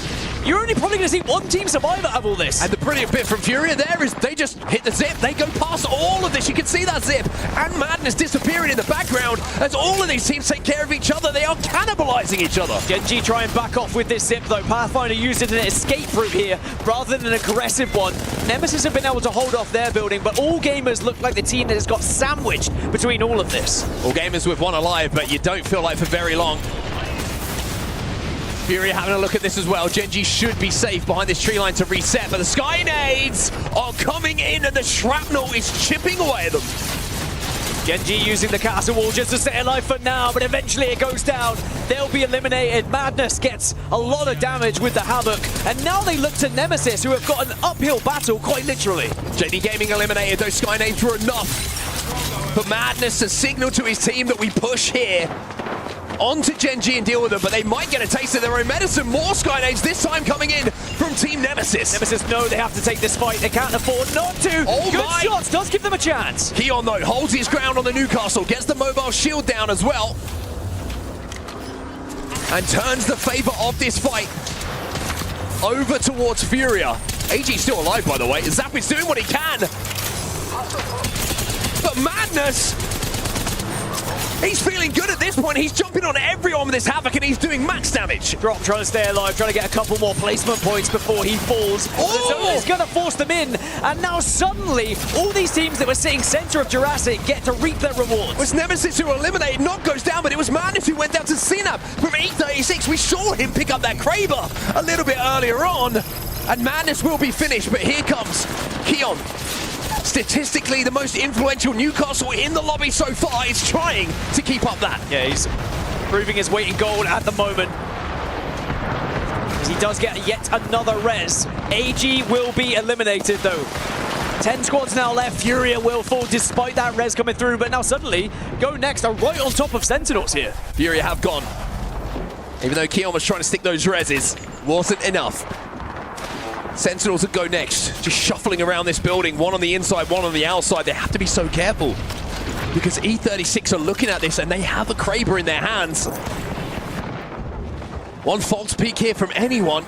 And you get the feeling that Sinap is looking for a shot. You can see him in the background there just jiggling around that rock. This zone is going even more center of Jurassic. Very little cover available, and that's why really no one at the moment is in that next zone. You can see it in the top left-hand side of your screen. I mean, GG have just somewhat moved in, but the likes of Orchid, NOEZ, FOXX, Qadsiah, GoNext, they are all still out of this zone. Another Kraber shot goes down for Sinap. More KP going over to E36, but now they are being pressured. Oh, big shot coming in from Sinap again. The man is going a little bit crazy with the big stick. I mean, these Kraber shots are doing everything for E36 chances, but destroying the hopes of other teams on their way. But they have to be careful. They need to play with whatever is available. As I said, not much cover here in this zone. Like what they're doing, though. They're trying to take the space and push away the team in front of them. Now they've got a wall down. That's going to be inside of the zone, but I don't know if they know. There's two teams still below them. Yes, it does. The no-scope, but not the finish this time. But now all the other teams pushing in as well. Enforce 36 will go down. 8 squads remain. Orchid have just lost one. NOEZ, FOXX are now pushing in. And Orchid, right from the very start, they had Jurassic, but it's just Rambo left. Rambo just playing the edge of this cat wall. If he can survive a little bit longer, he might get some placement points out of this. Gaimin Gladiators have gone down next. As of Qadsiah, who were the first team to have to reset in this game, now are involved in an endgame themselves. Player K, though, he's on his back. Pricey does have red armor to work with as well. Strafing Flames just got a knock onto Leica of NOEZ FOXX. And you can see Orchid, somehow, someway, they're starting to get back up on their feet. They've got all three back up. NOEZ FOXX have been eliminated. And Rambo's survival mission now might turn into, let's try and win this game. Atom last alive here on the Wraith, trying to escape the attention of everyone around him. Player K still down. Pricey still holding the line though with his Havoc. Yeah, you can see Qadsiah trying to push up, take advantage of some of these weak players. Orchid have lost more again, but Rambo's still alive. GoNext eliminated. Pricey feeling like he's going to win this fight on his own at the moment, but maybe overcommitted, maybe a miscommunication as to how many were alive in that building.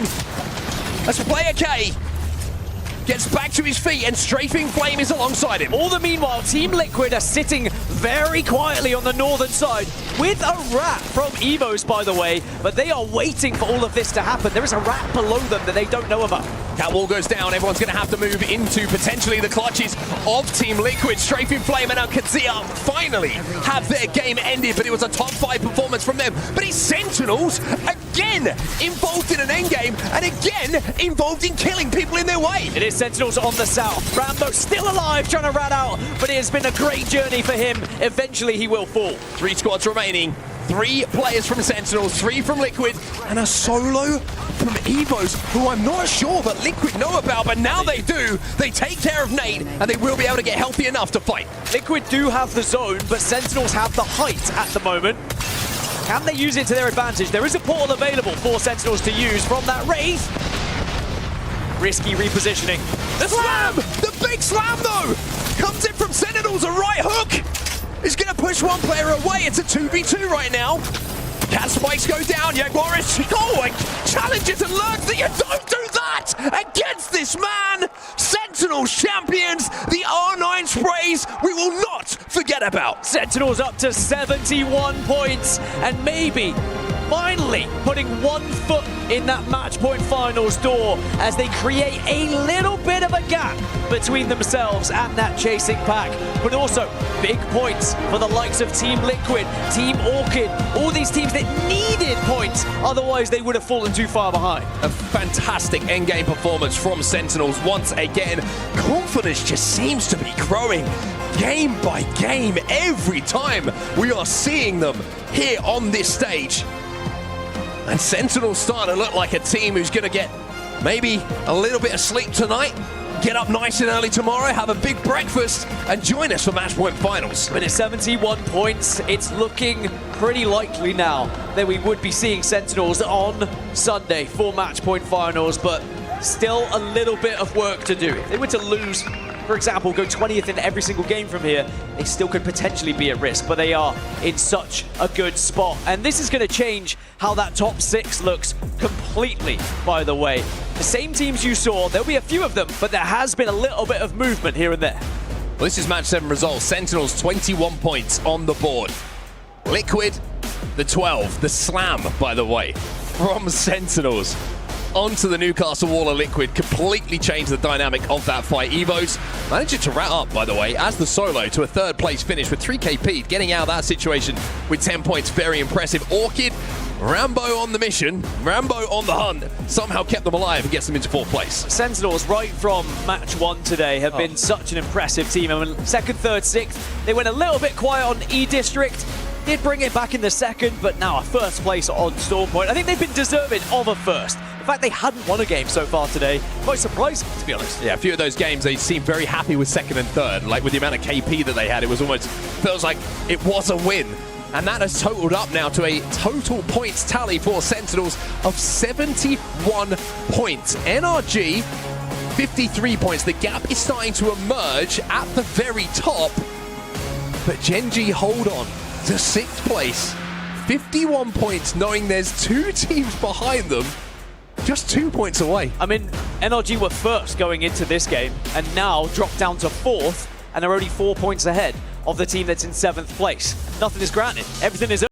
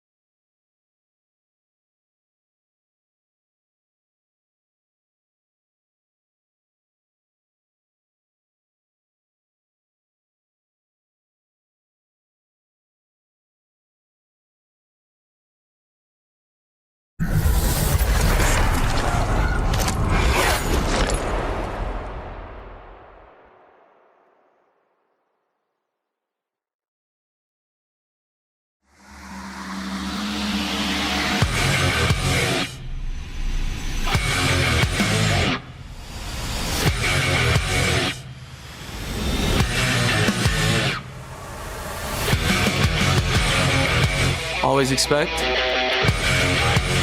the unexpected. I'm doing. We need to play space in front of us. Height's going soon. Height's going soon. They can't play height soon. Wait, me. Wait, one guy's in the khaki right here. Okay, 130 on it.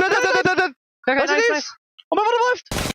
I need light. Wall in 5. Our team left. Where's the team? On the right. We have space. Shoot left. I need ammo. I'm looting ammo. Last team. We need space. Okay. We need right here on the walls. I do. We probably slam play. Yeah, we probably need to slam them. Slam them. Okay. I'm walking up. I'm doing it. Slam them. I knocked them out. Got them. 2v2. 2v2. You can maybe drag. Reverse. Thank you. Sweet. What? Dead. Nice. Fucking Let's go.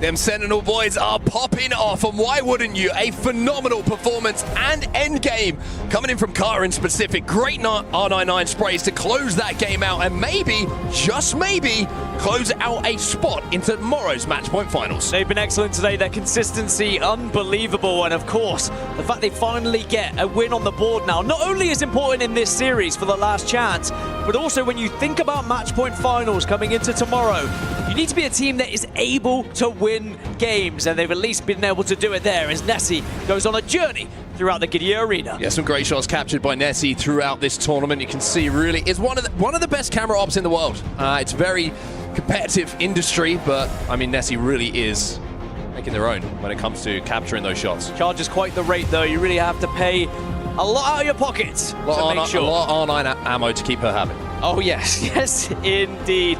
But it has been an excellent last chance day thus far, but there's still 3 more matches and still a lot of points and still a lot of places to be decided here. Maybe, just maybe, Sentinels have a position in the match point finals, but still nothing guaranteed here.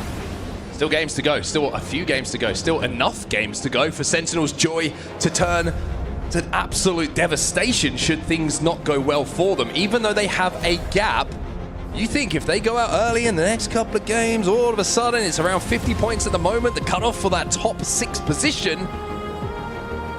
The work is not done for anyone. As it stands, Twisted Minds know that. You can see them, slight concerned look on their face, certainly knowing what is on the line, knowing how the games are starting to slip away as we head towards match number 7. Match number 7, and that means we are also changing maps. And it's going to be match number 8 here as well, rather than 7. Just so you do the maps. That's what I did earlier when I said there was 3 matches remaining. It's because I did the same thing. Yeah. It's confusing when it's a 7, because you think 3 left. What we're trying to say is there's 3 left. There is 3 left, and we will be going to match 8, but it means we are changing maps. We're going to go over to the well-tried and tested World's Edge. Always feels right, like the right place to be for these big moments. No excuses for any teams. It's a map they all know. It's a map that some still love. It's a map that some maybe want to see the back of. But it's a map that always has given us historical moments, and with these games to go, 3 of them, maybe there's a chance for some more history to be written. This is the legend bands at the moment. You can see those on your screen. Sparrow has gone. Newcastle now gone as well. Let's take a look at the POI draft and where our teams are going to be dropping. Now, Skyhook West has statistically been the best POI on World's Edge, averaging around 20 points with a couple of wins as well. And that is where JD Gaming have picked their #1 pick. Can they capitalize on this pick and maybe get points on the board? Overlook has also been a fantastic POI. Climatizer as well. And Shopify Rebellion up in Climatizer. And boy, do they need points. They need points, Stan Gaskian. They certainly do need points indeed. But it would be very Shopify Rebellion-like to out of nowhere here on World's Edge put a couple of bomb games together where all of a sudden we're talking about match point finals and not the disappointment of what went down today. Well, you can see an EWC trophy in the middle of the stage here in the Qadsiah Arena. Every single team will want to put their key in there and call themselves champions of the mid-season playoffs. Those ALGS points will stack up, of course, with Sapporo looming in the distance as well for the ALGS Championship. World's Edge, we know it, we love it. As the last chance continues, it's time to head into match number 8. In terms of legends, we're going to see a Bangalore ban coming through after this match, as the majority of teams have taken her. 13 picks on the Bangalore, 11 Fuse, 10 Wraiths, only 7 Pathfinders now, because losing the Newcastle and also changing maps changes the dynamic completely here. I'm also seeing a Lifeline on my screen, Gibraltar. How about this as a Mirage, composition? Caustic. How about this as a composition? You mentioned Overlook. Well, AG, all gamers, Gibby, Rampart, Valk. What season is it? Speaking of Valkyrie, Sentinels, the winners of our previous game, all smiles, as you can see, and understandably so, will probably feel the most relaxed in the lobby at the moment after that big win. They do have a Valkyrie in their arsenal this time around to use to try and get around the map, and for them, I imagine, it's weird zone, fly zone, hide building.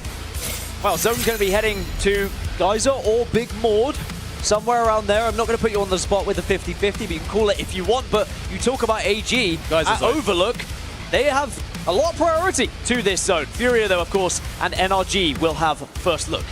Yeah, a couple of teams are in the qualification spots. FURIA, NRG, Gen.G. Ring console as well here for NRG. And a chance for them to go to where is going to be going. They're going very, very quickly. Now, one thing that isn't at Geyser is a ring console, and nothing. FURIA have gone towards the vault. Nothing for FURIA, which means they're moving out a little bit further north. And similarly to what we saw in the previous game with Team Orchid, they might be met by a little bit of aggression from other squads trying to make a rotation through. Actually, I can see on my map, Orchid and AG are both moving down towards that vault area. I mean, this is actually a really good spot for NRG to find, and they're actually, I think, a little bit worried here. Sykes is seeing ghosts. He's got the heebie-jeebies. He's seeing things that don't exist. They're probably second-guessing themselves a little bit here as well, NRG, because they're probably thinking, where's FURIA? Why are they not here? That's where we believe Zone is going. MOUZ! Giving E36 a horrible, horrible surprise. Aku gets the knock. Listen, answers back, though. The Maggie Ball has made this very, very awkward for everyone. Right drill goes out. Billy getting a little bit silly out here, and all of a sudden the fight is turned on its head completely. I mean, everything gets a bit silly when Mirage is involved, but it's working out for Enter Force 36, who are back up to 3 now. And MOUZ are going to have to retreat, and MOUZ, who are down in 19th position, they needed that fight. They needed to win that one, but now 0-0 going to have to retreat and try and get them back up. They got the first knock in that fight. I'm not really sure what went wrong for them. A lot. At the end of things, over to the southern side and launch site, you got Crazy Raccoon and EVOS having a little poke at each other, and Obli is down. Patience now, though. So they're looking to see whether they can maybe get a free kill on some players looking to push forward, but it doesn't look like it's going to happen. Crazy Raccoon are going to just try and get out of there. All the meanwhile, what was happening over towards Geyser, FURIA went through the tunnel, they met All Gamers, and then FURIA went back on themselves, realizing that, well, if All Gamers are going to be pushing from Overlook, that probably gives us an indication of where this zone is going to be heading. Let's go back to our POI. So Crazy Raccoon on a recovery mission. Garompu trying to get Obli back in the game, or certainly find somewhere to get his ban up. St. June has gone elsewhere. Haven't finished off, by the way, Obli. Still, he's back. Falling away somewhere on the Wraith. So E36, after their victorious fight just now, can continue to move down towards Thermal. Long old journey for them, as they're going to have to move all the way east to try and get over towards Geyser. But Twisted Minds are on the horizon here. There is potential for a little 3v3, because both of these teams are looking to try and play for the next ring console, which is in Thermal Station.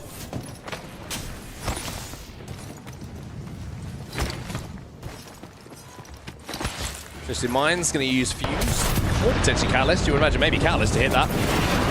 To turn our attentions to Geyser. This is where things are starting to get busy. We called it a Geyser zone. I actually called it a Geyser zone. Looks like it's going to Geyser. Make it up for my terrible call a little bit earlier. And you is we. I will claim your success as well. As well as my failures, of which there are many. This is the composition I want to talk about that actually could work really nicely, just based upon this zone. Gibraltar, the bubble, towards that end game. with a lot of Bangalores in the lobby. Gives them that momentary cover in the open should they need it. We'll say 2 Mad Maggies though. One of them being on Nemesis, and maybe that will be the Nemesis to Gibraltar. The one legend you don't really want to be seeing when you are playing Gibby. Dropped me an absolute chad, by the way, with a Spitfire with barely any attachments on it. No sight. They didn't really get time to do anything, did they? They moved so fast from Overlook straight through the Vault Tunnel. They were held up by FURIA, so they couldn't even loot the Vault Tunnel. And then they went up and over to find themselves now in the place they currently call home. Gen.G just picked up a kill. That could be important because they were the team who were holding on, I think, to one of those qualification spots. Shopify Rebellion. This has got to be a story that we follow now. Crazy. In this game in particular. Climatizer their drop spot. Evo Harvester here. 21 points on the board. By their own standards, not good enough. 2 world champions. 2 world champions, like you say. And an IGL who many people have said is the best IGL to not have a championship to his name. Well, now they're going to be tested, and they are being tested, and they're going to have to show what they're made of. They might have a fight against JD Gaming as well. Shopify Rebellion on their approach. As NOEZ FOXX. Sadly, their bad day just got even worse. Here's the fight I was talking about. Shopify Rebellion versus JDG. Zainu took a lot of damage, but Koiful now trying to take an angle. Yeah, Koiful's trying to take a big angle here. He grapples through. But I don't know if he was a bit over-aggressive in that situation. Trades come in. Players very low. And this should be a pretty comfortable win here for Shopify Rebellion. Last player was down to very, very low health. You can see the way he's trying to escape here. Hits the grapple.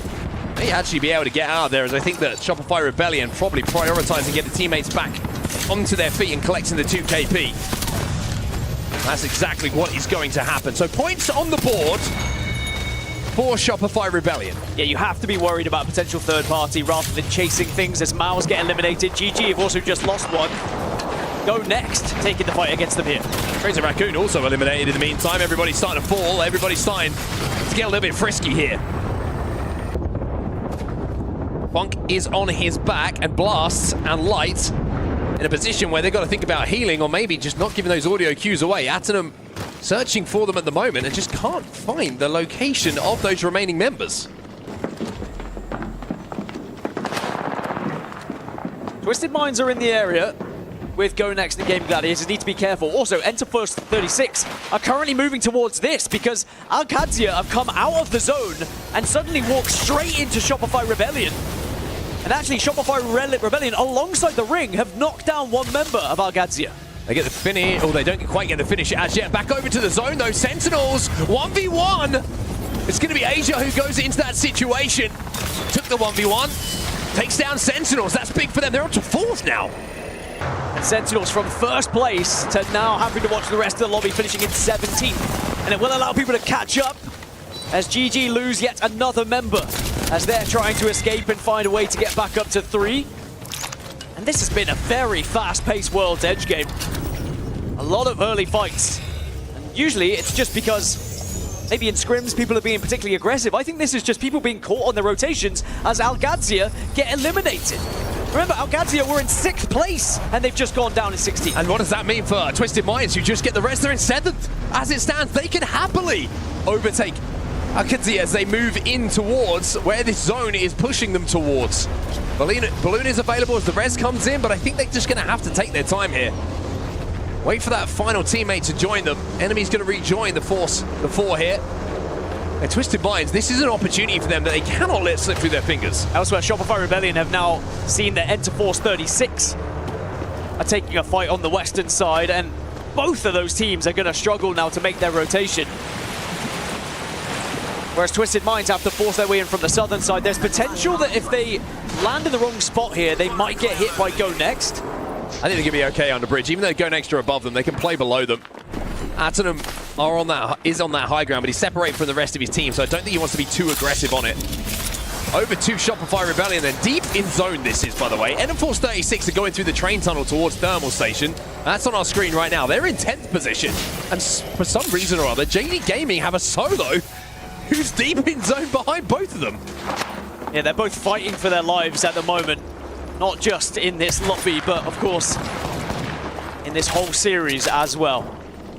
Just in case you were trying to wonder which teams are currently going through to match point finals, you can see in the top ticker, any team highlighted in red are in one of those spots as now Twisted Minds against EVOS as they land. JD Gaming have also got the respawn there as well. GoNext are behind them. This is the team they just ported in front of. It's a really good ball, actually, from Albrelelli. I think he would have loved to get up onto that high ground, but EVOS just made sure they were holding that space and put some pressure on. See, the EVOs are trying to surround them at the moment, trying to get some angles, but GoNext are actually helping Twisted Minds, and Nate now has to escape.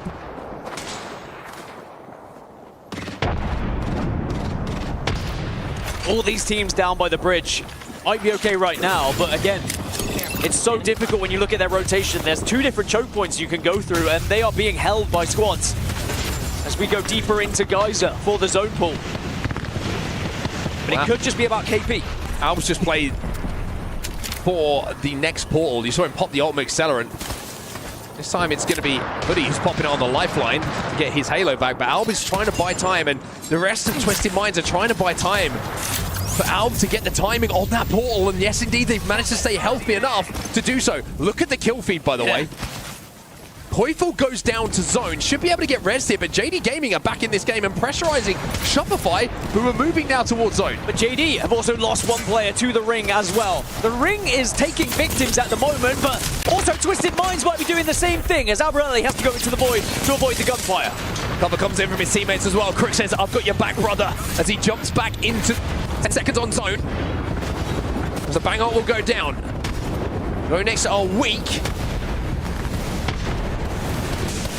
Well, Shopify and JD have this weird fight inside the zone still. Enemy will get 2 though. GoNext might be saying that to each other in just a few moments' time. They will go out the lobby. 14 squads remain. Yeah, now the zone's going to begin to close again. So for the likes of Shopify and JD, who have just only got into the zone, and E36 bleed out. In fact, they can't even make it to the next zone. Now Shopify Rebellion have to fight their way through against the likes of GG. Yeah, GG not letting this happen without taking bodies though. MT flies in, he'll be down as well. Zainu, do you have a cape you could throw on? Because you're gonna have to be Superman here for Shopify Rebellion. He can't get it done. GG hold the choke. Shopify Rebellion now left with so much to do in the final 2 matches here of this series. Are we starting to see the beginning of the end for a team that features 2 LAN champions and one of the best IGLs in the world? It would be a huge shock to see them eliminated.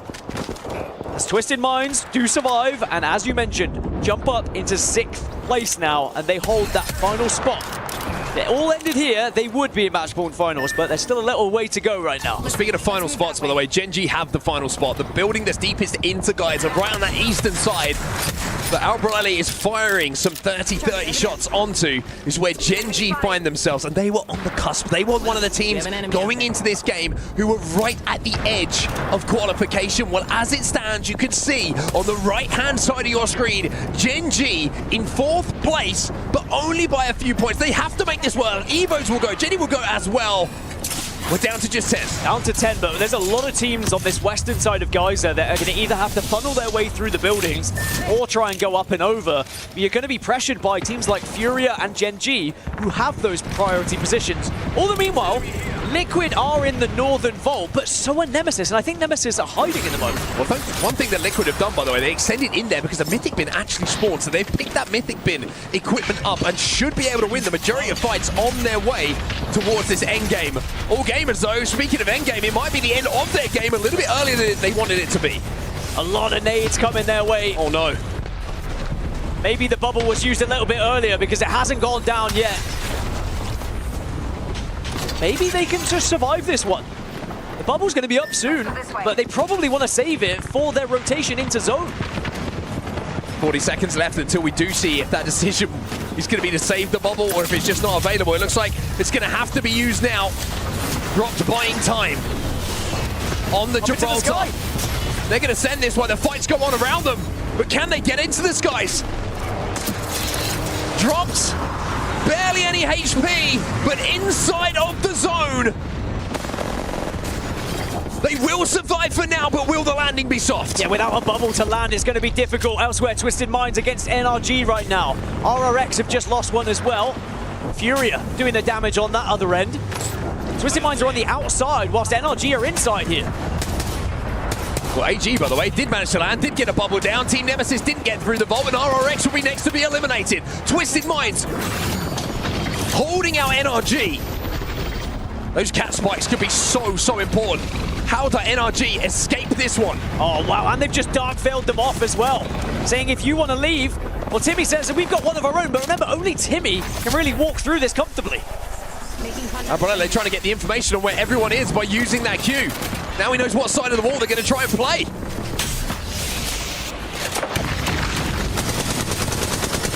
Blind fire here from Timmy.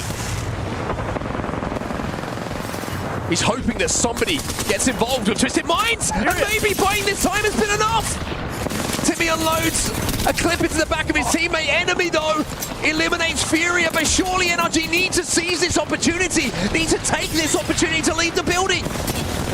Reluctant to push out, and now finally someone else gets involved as Rambo takes a peek, and Twisted Minds are just going to be able to survive for now. NRG will shut down Orchid alongside Team Liquid here, but NRG just holding onto this building, holding onto this position, and Twisted Minds are going to get back up. No, denied again.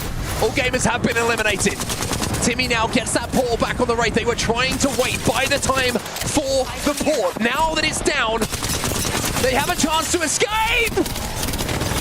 Enemy gets the finish though onto Timmy, and even though he goes down, what a problem Twisted Minds have caused. Oh, and now we're going to see another player go down. This time in the zone claims another victim. Just going to be a solo from NRG then to try and maybe make top 3. GG, Gen.G, and Team Liquid, the other teams that are going to be fighting against each other, and they are all healthy and well.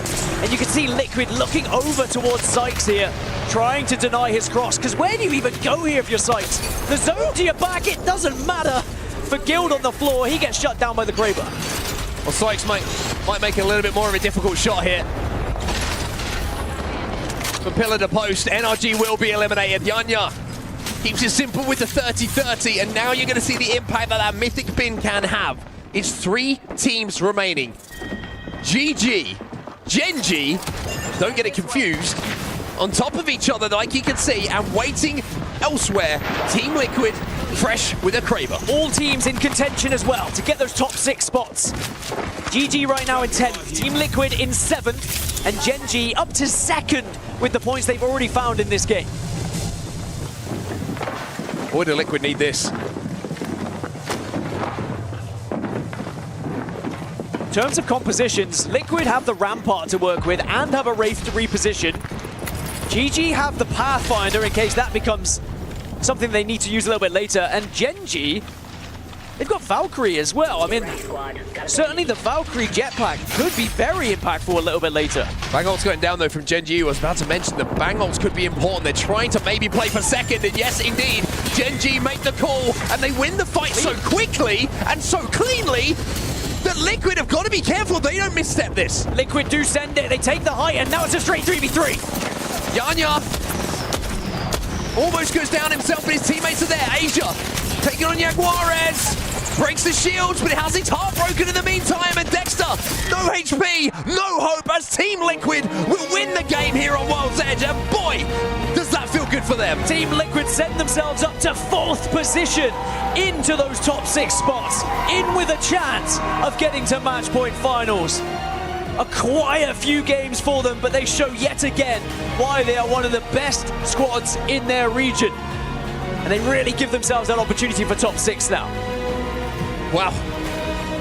What a set of games this has been so far in the last chance day. It has been back and forth, action-packed, elation and heartbreak, and we are still not done. 2 more games remain here for us to decide who is going to be going through to match point finals tomorrow. The top 6, remember, are the teams who go through as we look at the match 8 results. Shopify Rebellion do put 8 points on the board. I mean, it's something. It's a step in the right direction, but have they left it too late? 2 matches, they're going to need maybe 2 wins, or at least a win in a top 3 if they're going to find themselves in the top 6, if I'm honest. A long way to go. Team Liquid, though, with 25, Gen.G 21. I believe that actually puts Gen.G in 1st position, if my math is correct. Gaimin Gladiators with 12, Twisted Minds getting 13, NRG getting another 9 as well. A lot of the teams who were up there in the top 6 putting more points on the board, but it is going to be so tight now from like 5th to 8. Yeah. It's going to be so difficult for these squads to try and navigate. Yeah, this is going down to the last game. Like, it's 100% going down to the last game. It's too thin a margin between these teams in their total points at the moment. I've got to say, I kind of feel for the teams right now because you've got 2 more, and it must have taken so much out of all of the teams so far in these 8 games to get to this point. But now, on top of the pressure of the situation, you start to factor in the exhaustion, the effort that has been put in, and how that makes your decision-making a little bit more foggier. You've got to find a way at this point just to get the points required. It doesn't matter how, if it's KP, if it's placements, you just have to find a way. Well, look at how it looks at the moment. As it stands, Nemesis, Qadsiah, AG, GG would all be eliminated. Shopify Rebellion, eliminated. E36, I mean, we are seeing some huge teams that would have expected to be in these match point finals would be eliminated if it stayed like this, but it won't stay like this. And then you look at those teams as well. Most of them were in the top qualification.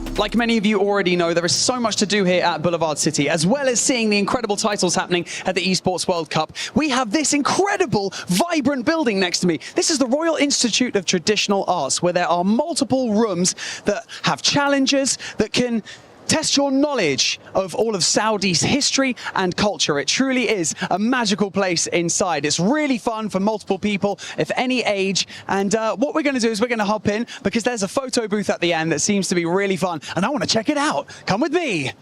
This is such a cool place. As you can see, everything's lit up in neon lights. It's so much fun and vibrant. And if we come in here, follow me. At the very end, after you've challenged yourself with all these rooms, it's like a museum of games. You get to this booth. You hop on top, you check your background, and you decide on which one you want to do. I'm going to choose Riyadh, because that's where we are at right now. And I'm going to hit capture. We have a countdown, and all you got to do is a little pose. And once you've hit your pose, you go and collect your amazing picture that you've got. Where is it? I think it's over here, isn't it? Is it over here? Where's my amazing picture? Do you have my picture? You've already got it! It's been printed. And this is what comes out at the very end. I'm not sure I'm in love with it, if I'm being honest. See you soon.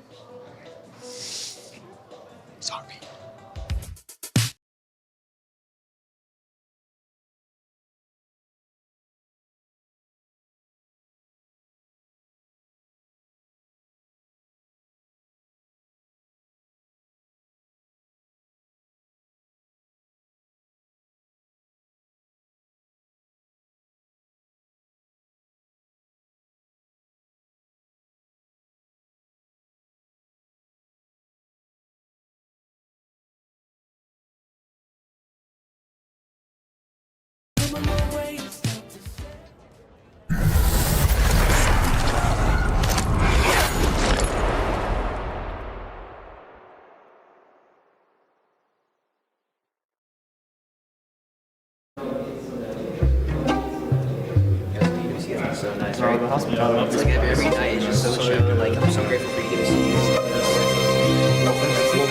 Oh my God! Ya tengo portal. Aquí lo puedes hacer. Mira, no lo hagas todavía, no lo hagas todavía. Ok, pero mira, después, nosotros lo que tenemos que hacer es cuidar esta posición y cuando te diga vas a hacer un portal a esa posición de aquí, Nisol, ¿ok? Está bien, no importa, no importa. Hay que baitear la ulti de Fuse y después nos movemos con portal. Sí. Pues tú puedes ir jugando acá arriba, Nisol. Tú puedes ir jugando ahí arriba. Dale, pues. No, su ulti banca, su ulti banca. Hay que tanquearla. Van a pelear. Va a avanzar. Ya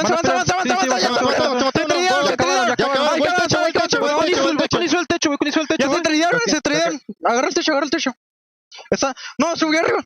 La mata. Me echo, la vaquilla. Me echo, cabrón, si puedes aguantar. Uno, sí. Fío roto.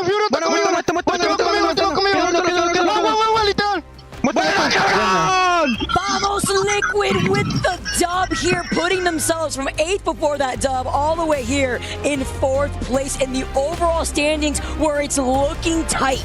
Only 6 teams could make it into finals tomorrow in this entire lobby, and I cannot believe the single point digits that separates a lot of these teams. Vicky, you have to remember, just before that, they take a 2nd place finish on our last game of Storm Point. So they propel themselves, rocket themselves, really more than anything else, to the top of the leaderboard in the top 4. 64 points, though, is not safe for them quite yet. They cannot let go of the trigger whatsoever. But with their pick here on World's Edge, going for that landslide. So they're prioritizing the rotations more than anything else. That allowed them to get that position there for Geyser and capitalize off of it. That's the same thing they're going to go for in the next 2 games.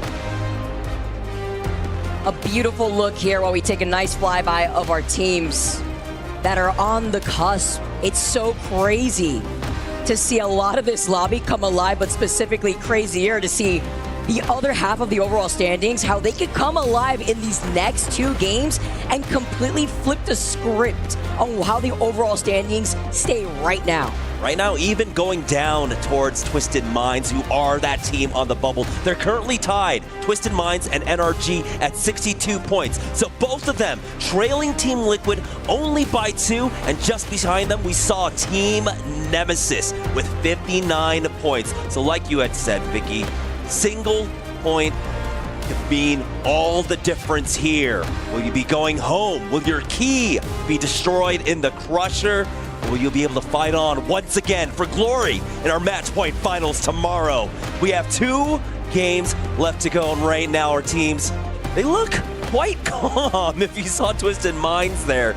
All things considered, especially with their position there on the bubble. Smell that? That's that $2 million prize pool that is dangling in front of a lot of these teams right here if they want the chance to claim that prize, to be your winners here at our mid-season playoffs at EWC. Sorry, I thought you were making a reference to possibly possibly Caustic coming out here. We did have a few Caustics in the lobby. We saw a lot more towards the end of the series yesterday. But for right now, as it stands, you can see right there, Twisted Minds, NRG, both tied for 5th place. Nemesis currently in 7th with 59, but not too far behind, even all the way down to 10th. Gaimin Gladiators had that same opportunity that Team Liquid did to try and take that win. They were in very similar positions throughout all of that, but they can even catch up. 2 decent games in a row for them. They don't even need the wins. It could be a 3rd place finish with a decent amount of kill points, could do it. But for some of our squads, especially on the bottom end of the leaderboard, it's going to take generational runs. It's going to take miracle 20-bomb wins back to back just to have a hope. With these points not getting completely sponged up, right? We had 3 teams on match day number 1, TSM and Falcons. And then, of course, Alliance in day number 2, 130 some odd points for them. They brought that cutoff extremely low in terms of point position number 6. As we take a look at NRG, I mean, it's crazy to see how often a lot of these players have been getting knocked by the ring. I think it was like 8 players alone in that last game had gotten knocked by the ring. NRG understanding what they have to do differently here too. It's tough out here. I mean, when you take a look at the overall standings, aside from the teams that have been at least able to get their points off of KP, Alonia, talked about Team Nemesis, Qadsiah, Zuni, tied with 14 KP, but who leads the pack from Gen.G is Asia, who has been up there for a while, tied originally with Alberlele, who's in second place with 15 KP over the course of these last 8 games. And it's just crazy to see how some of these teams, aside from placement, have been able to stay consistent thanks to that KP. Yeah, we know that a lot of teams do try to prioritize that center zone style, and we did have a lot of rings where you could pick up kills there. Particularly, we saw there in Geyser, even a lot of the teams that got in early on just because of the sheer amount of teams in there, and with the prevalence of guns like the 30-30, they're able to find mid-game kills. Now, we'll see if we're gifted with another zone like Geyser, or if we maybe pull over to some old favorites like Skyhook and, Skyhook along with Lava Siphon.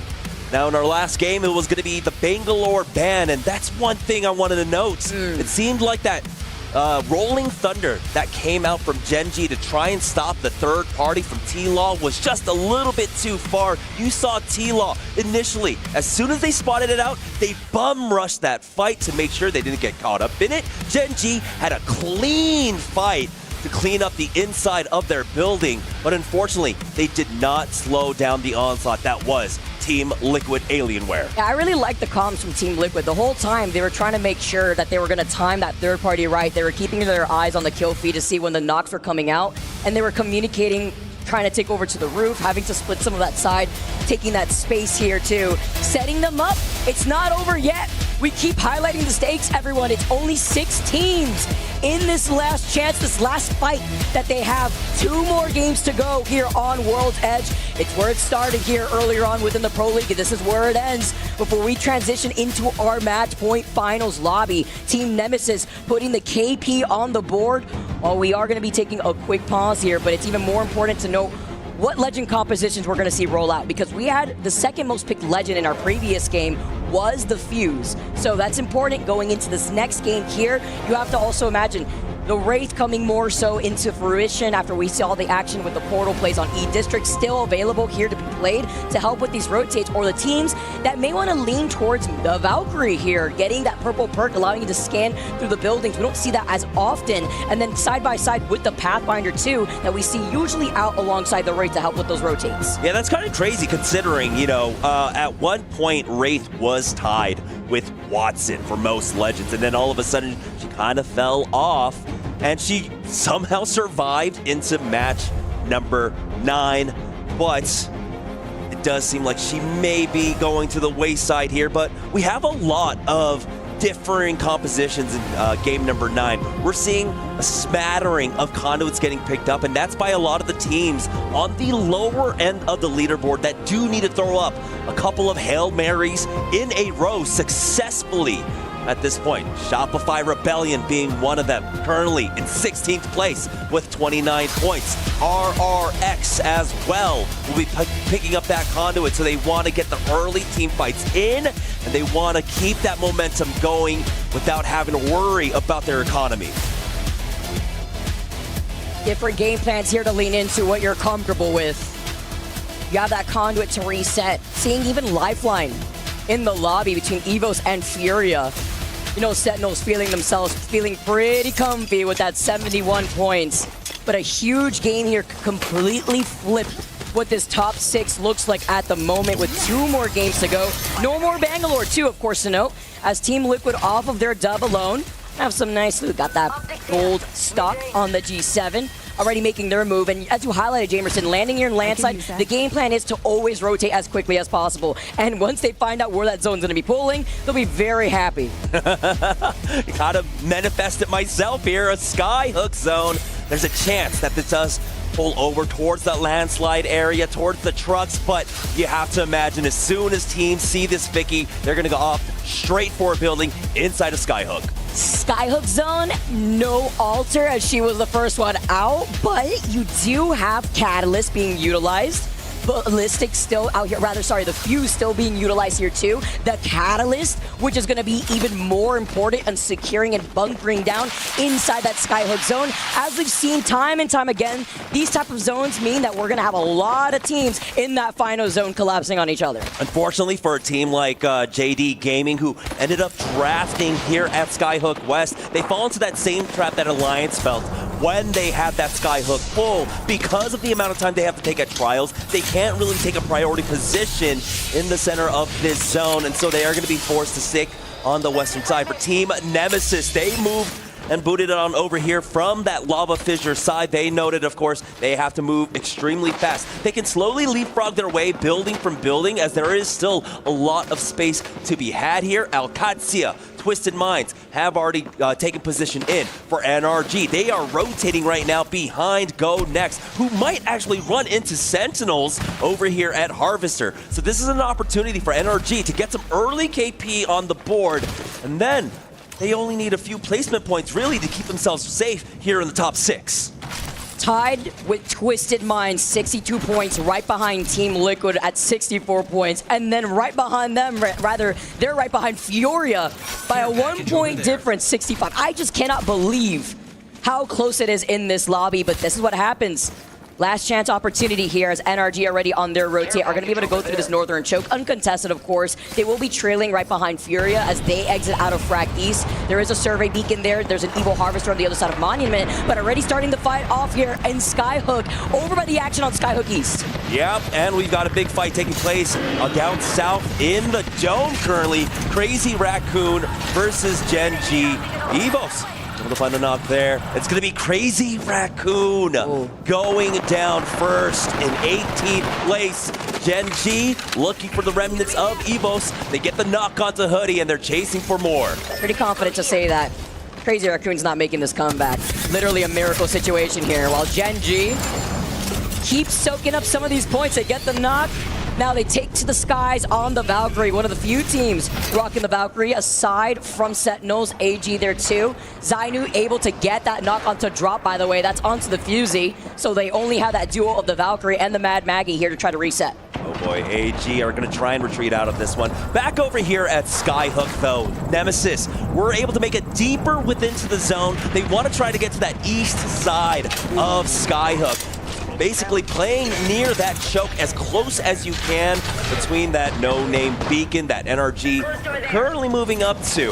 But for Team Liquid are winners of the last game, bringing in that Rampart once again. We'll be able to set up safely. Again, we don't have the Newcastle, we don't have the Watson, but we do have the walls of Rampart available. Also have the Sheila there once it's coming out to play.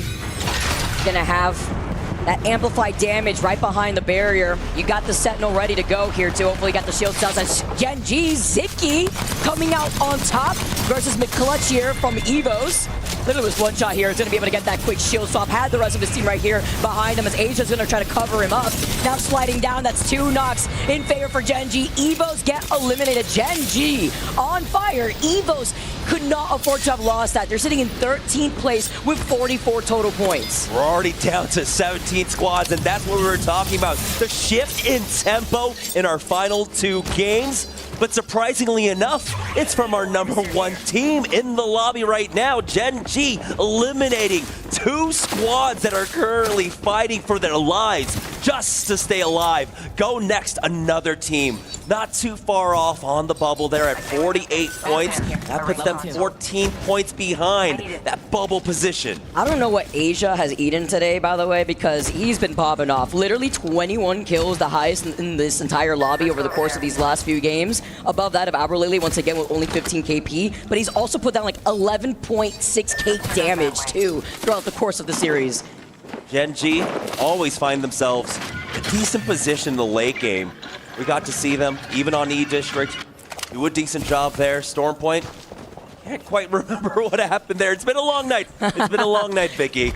But Going to come to an end soon. 2 more games left. Sentinels, our second place squad, 71 points.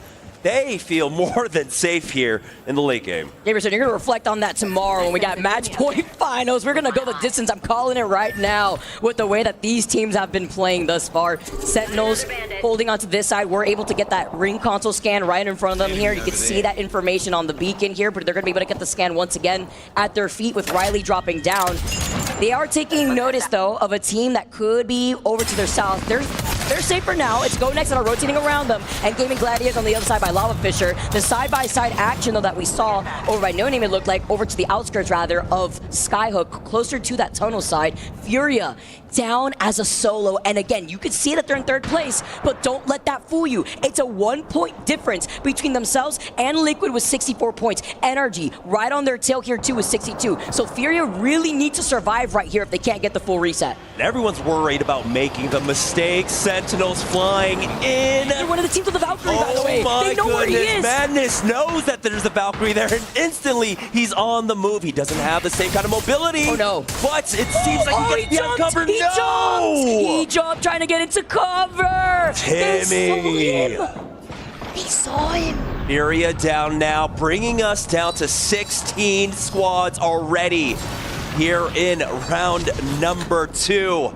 NRG still holding position. They will go with that raid portal to pick up some additional loot. That's going to be nice for him. A backpack upgrade and all the meds they need for the late game. This is huge here, too, for Timmy. Not only was he aware of the team that landed right next to him, heard the shots, stole that KP away from Sentinels. Not like they need it, right? But even better for NRG, who needed it more. Sentinels neighboring that of NRG inside that 2nd floor. While the action here up on the train track, it's Shopify Rebellion, who are able to finish off 0-0. Yeah, they need to take their destiny into their own hands. They know it.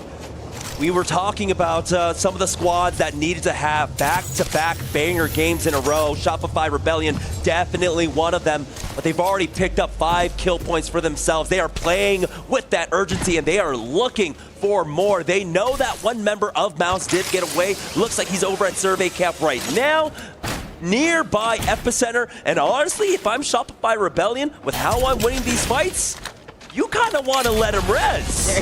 Yeah, for real, like farm that if anything, right? Yeah. It ain't like it's ranked, you know, once you get the res after you get the KP and they come right back in, it doesn't really count here. In this case, though, for Shopify Rebellion, everything matters for them. Chasing down the solo that is MOUZ, looking like Tom here from Tom and Jerry. The Exterminators are in the house. They need as many points as they can. With 5 KP alone here this game, they want to ride that momentum, try to chase down that MOUZ, but is it worth it? With the zone closing in here, it is round 2, but they don't want to give up their backs to a team that could rotate, a team that's late rotating, specifically Gen.G from Monument. Yeah. Zainu and MT call Koifel back. They say, you know what? Eventually, they'll come back in from the zone. That'll be easy kills. They don't have to risk this one whatsoever. They'll have control over the train tracks as well. And so that'll give them some nice flexibility in where they want to rotate to. They do have access to that ring, excuse me, to the survey beacon as well over at No Name, just off to their south. So this will be a nice little way for them to get in for the next zone. 13 teams already in that next zone here. MOUZ, by the way, have been able to get to that replicator closer to Epi, and they were able to get the res. We know that Shopify are going to be waiting for them once they hear that. Gaimin Gladiators patiently waiting inside these buildings with the other teams that went for a quick rotate, though. That means that they're denying themselves the opportunity to boost up those Evo shields. It's just a poke pressure fight here for everybody in Skyhook. Yeah, light spots that one member from Shopify Rebellion that was playing on top of that drill tower. Shopify Rebellion actually have a shot to win this. There's a huge chance that this ring continues to pull towards that eastern side, and as I say that, the ring reveals itself, and no, it's going to be going smack dab on top of all of the buildings over inside of Skyhook. So Shopify Rebellion will go ahead and make their move on over towards this survey beacon, but they're met by Gen.G. This is the #1 team in the lobby right now, and it's Shopify Rebellion forced off of this, even though they need to make this rotate in. Look at this side by side right here. We see our top 5 squads right now with NRG taking that 5th place spot right behind Team Liquid at 63 points. But it's Shopify, like you said, uncontested over to that eastern side. They're waiting for the rotate from MOUZ. And Shopify aren't the only ones that are hungry right here. Gen.G want to keep soaking up these points. One of the teams with the Valkyries, they have rotated over to Grandma's house, and they have a survey beacon, so they know exactly who's coming outside by that zone. Importantly, by the way, Vicky, missing from that top 5, well, it was going to be Twisted Minds because they went down 6th place.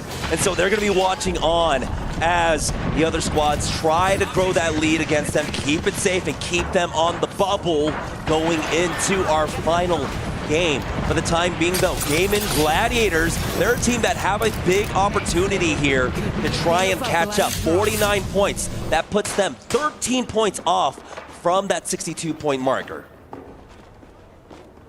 As long as they could settle down here, stay inside these buildings, make sure a team does not rotate from right behind them. I'm also concerned about the team that could come in from the high ground if Shopify want to take a roundabout rotate, but I'm expecting them to try to take these fights to get even more KP.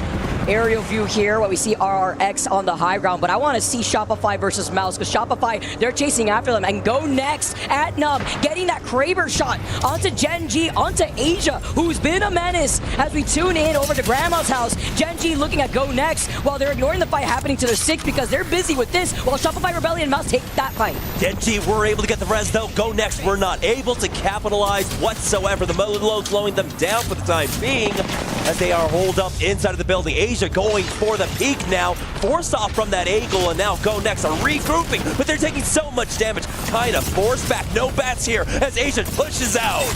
MOUZ still popping up here in the feed onto Shopify. GoNext here, finding that knock onto Dexter. Asia slides in, he pops up, they eliminate. GoNext taking even more points here. Gets a quick shield swap as well. On top of it all, have that gold helmet before moving up. It's MOUZ and Shopify that are still going on, where both of these teams have had trades, both of them have backed away. They do not like the pace of that fight, and they know that Gen.G have already finished their fight, so they don't want to get thirded.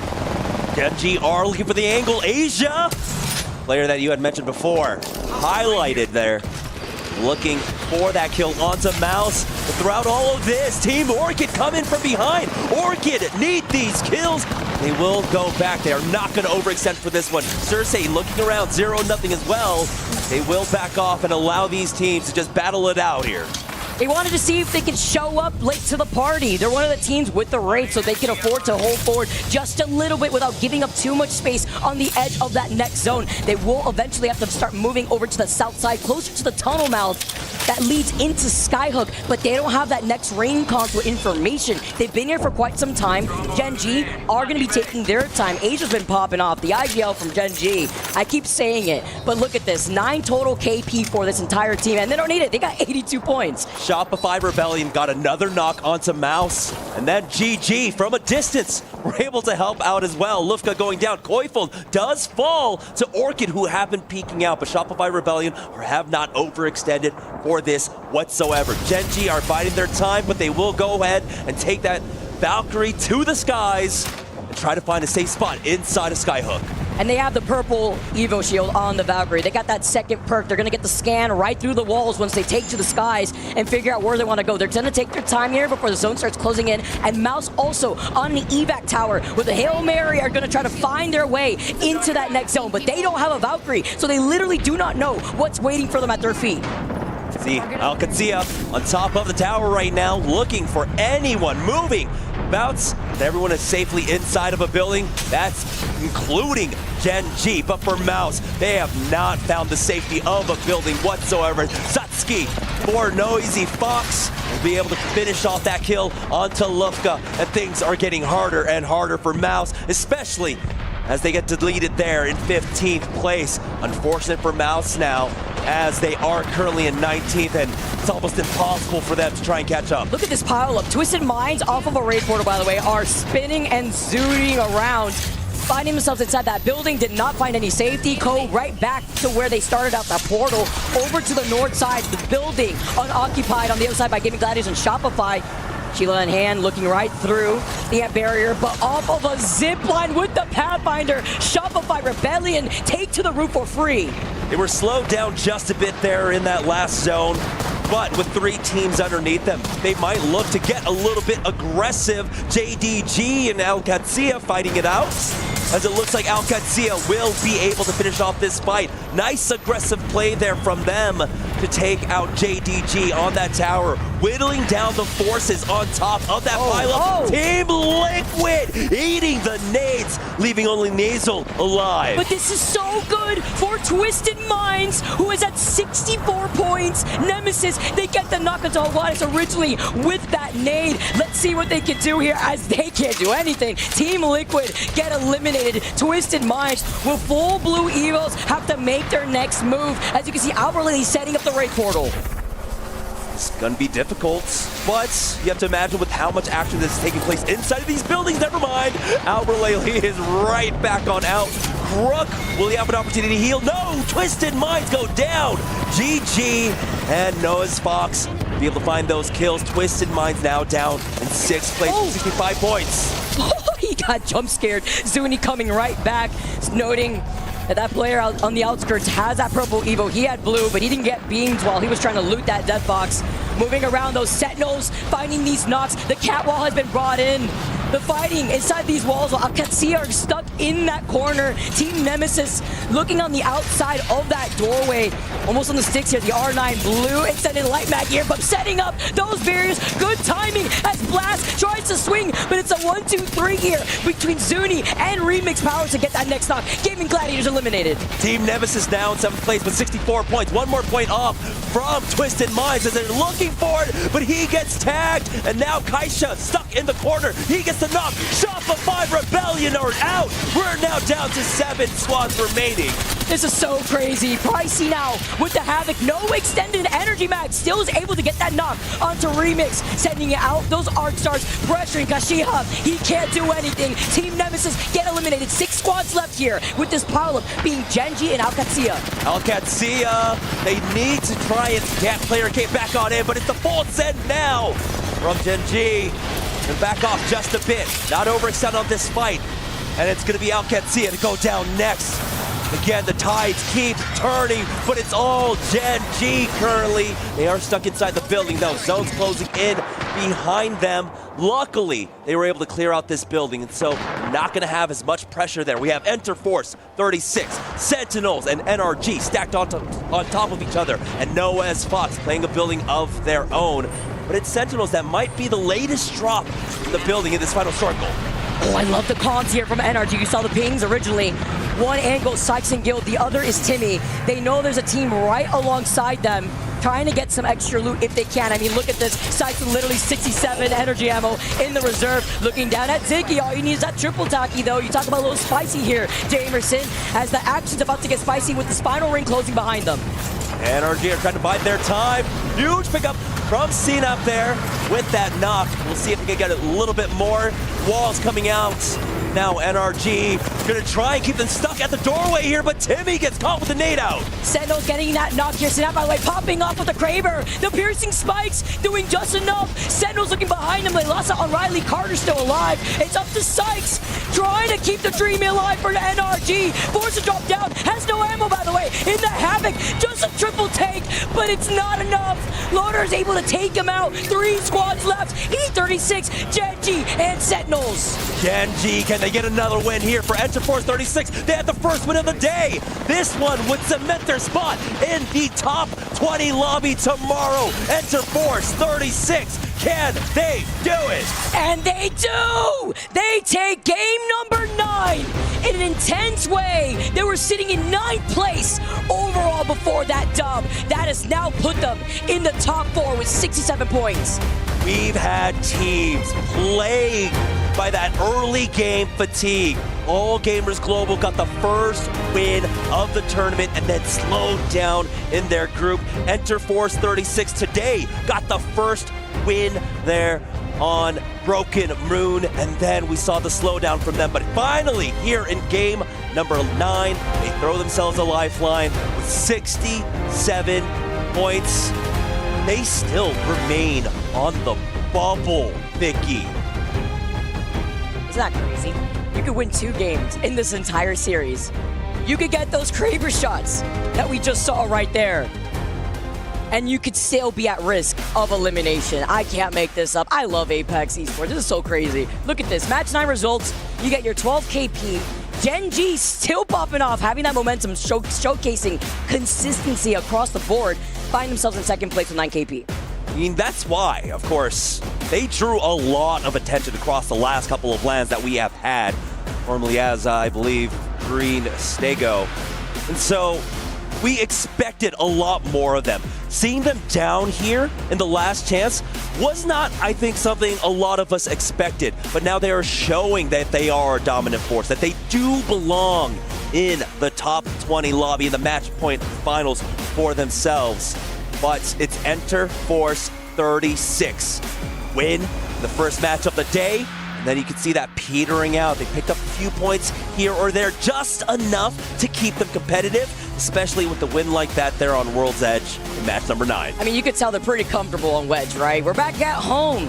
E36 finding that KP when they were a little quiet after taking the dub in game number 1. The series results with only 6 teams moving forward into our match point finals tomorrow. Look at this cutoff right now. FURIA with 60. It's a 3-way tie between FURIA, Team Liquid, and Twisted Minds. And then just a few digits away is Qadsiah with 62 points. There's that gap finally between Qadsiah and Gaimin Gladiators with 53 points. So realistically, even down to 13th place, EVOS, they have an opportunity to stay alive in this tournament. 27-point game, though, something that's going to be difficult to try and secure for yourself. A 15 kill point win. We'll see if the teams have it in them, but this is a tall task. A few of the teams are basically mathematically out, but with how much our teams have done here, I feel like a lot of those top 13 teams have the opportunity. We have one last game left to go to cement our top 20. We're going to conclude our last game right after this.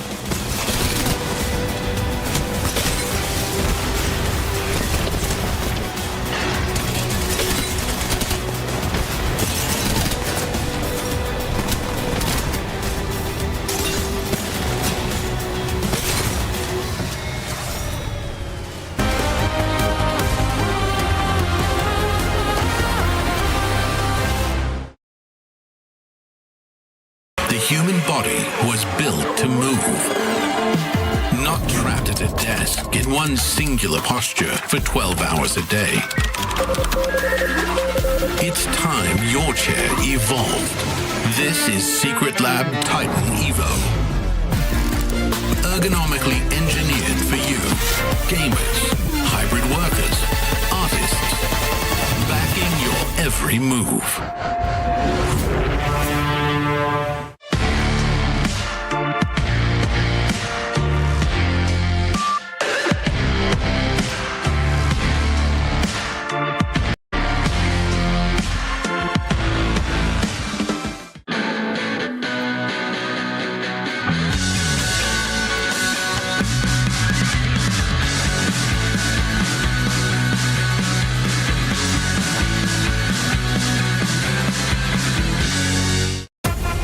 Dear Papa, my studies have been very rewarding. They have introduced a new game to practice our skills. No abilities, no healing, just you against another. Electric.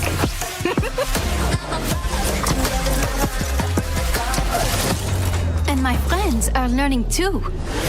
Yeah, I'm heartbreaker.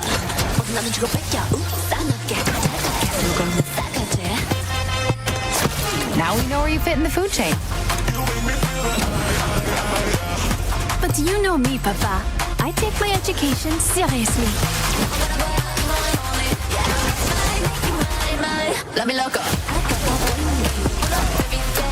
Even the extracurriculars. Miss you loads. Je t'embrasse.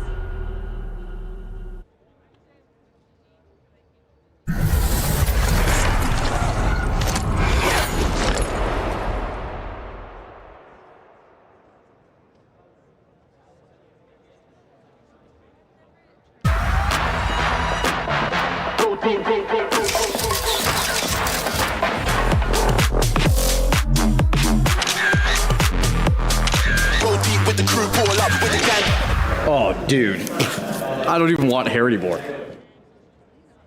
Welcome back to the main stage where things are starting to heat up and the energy in the room is palpable. I've got Qadsiah here with me, the coach from Twisted Minds, for a very quick chat ahead of map number 10 today. Qadsiah, yesterday was a little bit touch and go for Twisted Minds, wasn't it? After map number 9, you guys were tied at 8 for 18th place. Your key was almost claimed, but today, a totally different story. You guys have reset. It looks like a different team. What happened overnight?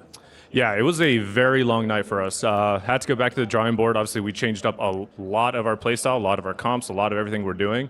And I think the biggest change was we had to have some very uncomfortable conversations. It was not an angry person, but it was one of the angriest I've ever been. And it was the angriest conversation I think I've ever had in my coaching career. But certain things needed to be said and addressed. Otherwise, I don't think we would have had this flip in gameplay and mentality.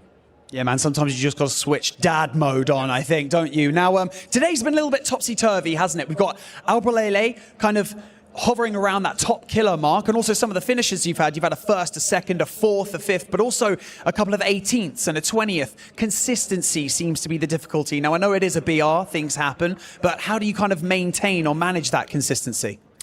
Just got to remind them what we're good at doing. A lot of those games today that we've kind of fumbled were unironically zones that were too close to us. That was hard for us to play because we fell back into the same habits we had yesterday, where we're just jamming into spots that our comp can't hold, it can't play, and it ends up biting us in the butt. So just got to keep reminding them every comp that we go to, every new game that we go to, what kind of spots we can play and what kind of gameplay we're looking for. Well, as it stands right now, Twisted Minds is in a 3-way tie at 6th position, so it really is going to come down to map number 10. I've also got to give a huge shout out to Hugo from ALS for supplying us with all these amazing stats throughout the broadcast. Back to you guys at the studio. Thank you, Barney. Appreciate it. A little bit of Twisted Minds. Nice mascot there on the desk and in the crowd. You got to love it. 100 Thieves, Twisted Minds, 2 orgs, 1 person. I love the spread of love there as we welcome you back into the studio. Oh boy, man, this midseason playoffs has offered everything. The highs, the lows, and now the ties. 3-way tie with Twisted Minds as well. And the teams right below them, Qadsiah. You got all gamers. You've got gaming, gladiators. This is a stacked lobby, and even way down below that, still Shopify Rebellion. Somebody's going home. Most of them are going home, but we'll have to see who turns it up in Game 10. One more game to play, guys, as we talk about this. Jayhawk, Snipe Down, Glitter Explosion. This is the most intense opportunity to show up, and this is in many ways where champions and stars are born in leagues. Moments like this where you go big or you truly do go home. Absolutely. And a lot of pros, they like to complain about scrim quality. I just want to prepare everybody for the game that we're about to witness. Because if you watched last year, the final game of The Last Chance was incredibly chaotic. The teams like Shopify, like you mentioned, they have to drop a 20-plus kill win in order for them to have even shot. And that doesn't actually guarantee them anything still. And so this lobby is going to be crazy because certain teams are just going to be running it down because they are forced to. Well, if you do the math on that, it is about 26 points that they would need, but then of course they have to means FURIA, it means Team Nemesis, it means Twisted Minds, Qadsiah can't score any points. Which they're going to. Someone's going to. Yeah, so the issue is obviously Shopify Rebellion put themselves in a place that it looks pretty impossible. But on the flip side, Snipe, you have teams that literally are from all the way down to 7th to, I would say, 12th. Maybe let's go 11, because even those 4 points make a difference from GoNext to where it's almost anybody having a good game here can take that 6th spot and qualify to finals tomorrow. Yeah, I mean, 69 for 3rd place, and then going down to, like you said, the GoNext and the EVOS. We watched the AGAL already have an 18-point win, and they're not safe at all either. So we talked about this. That's another team that, they had that same issue before. So a team can drop a 25 kill win. Shopify is one of those teams that could do it. It'd be miraculous, but they have the firepower. Any of these teams can pull that off, and I think we're in for some fireworks in the final. I think this is an interesting one, Lauren, but there's been so many things that you could pick up on from, all gamers having a star-studded start yesterday and now kind of falling by the wayside. If they do that again, it's going to hurt them. They're not going in. What's been your takeaway here after 9? Because we've got one more game to go, and we're looking at a 10th game that determines basically how this tournament is going to play out tomorrow.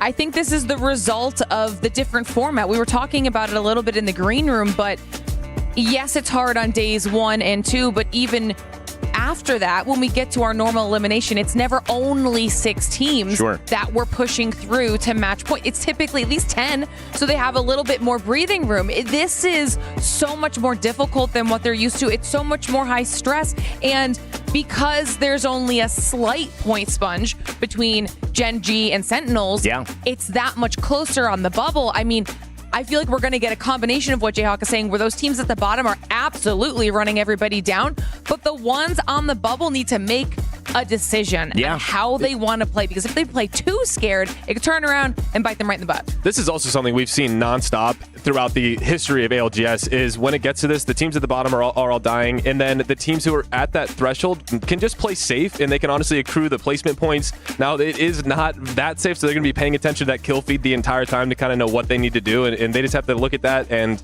overall, I mean, I think that we're going to see a lot of passiveness out of the teams at the top of the leaderboard and a lot of aggressiveness out of the teams at the bottom. It's scary. This is when you see Gaimin, Gladiators, you see Qadsiah, you see EVOS, GoNext, they're done. If they lose, if they go out, it is over. Tournament over. You're going back. No more chances at our midseason playoffs. But I have to also flip the script and say Gen.G have been phenomenal. Asia's performance, clearly the most impactful, dominant performer here in our last chance. Jayhawk, talk a little bit about them and what we've seen from a team we haven't had on the tip of our tongues lately, but now we certainly will going into finals. I felt like on the first day for Gen.G, they weren't playing their style of Apex, which is very aggressive. They're one of those Apex South teams that historically have always been aggressive. The first ever time that they came onto the scene was Year 3 champs, where they landed at Dome and were taking the fight to this Team Liquid roster, who we know are one of the best fighting teams in the world. And so today, they're doing their style of Apex. They're back to it. They're getting a lot of kills. Like you said, Asia, I think, is our kill leader with 25 kills today. So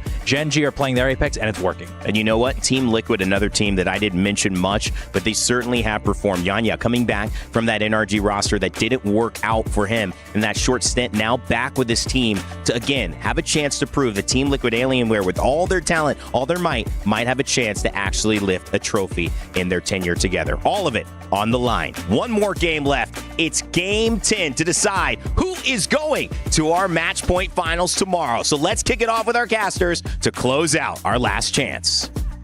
As we hover over the Crusher here, fate of these teams, that is what they're looking at. That's where they'll be going if they don't make the top 6 cut right here for our final game on World's Edge. This 10-match series has been crazy, and the competition even crazier.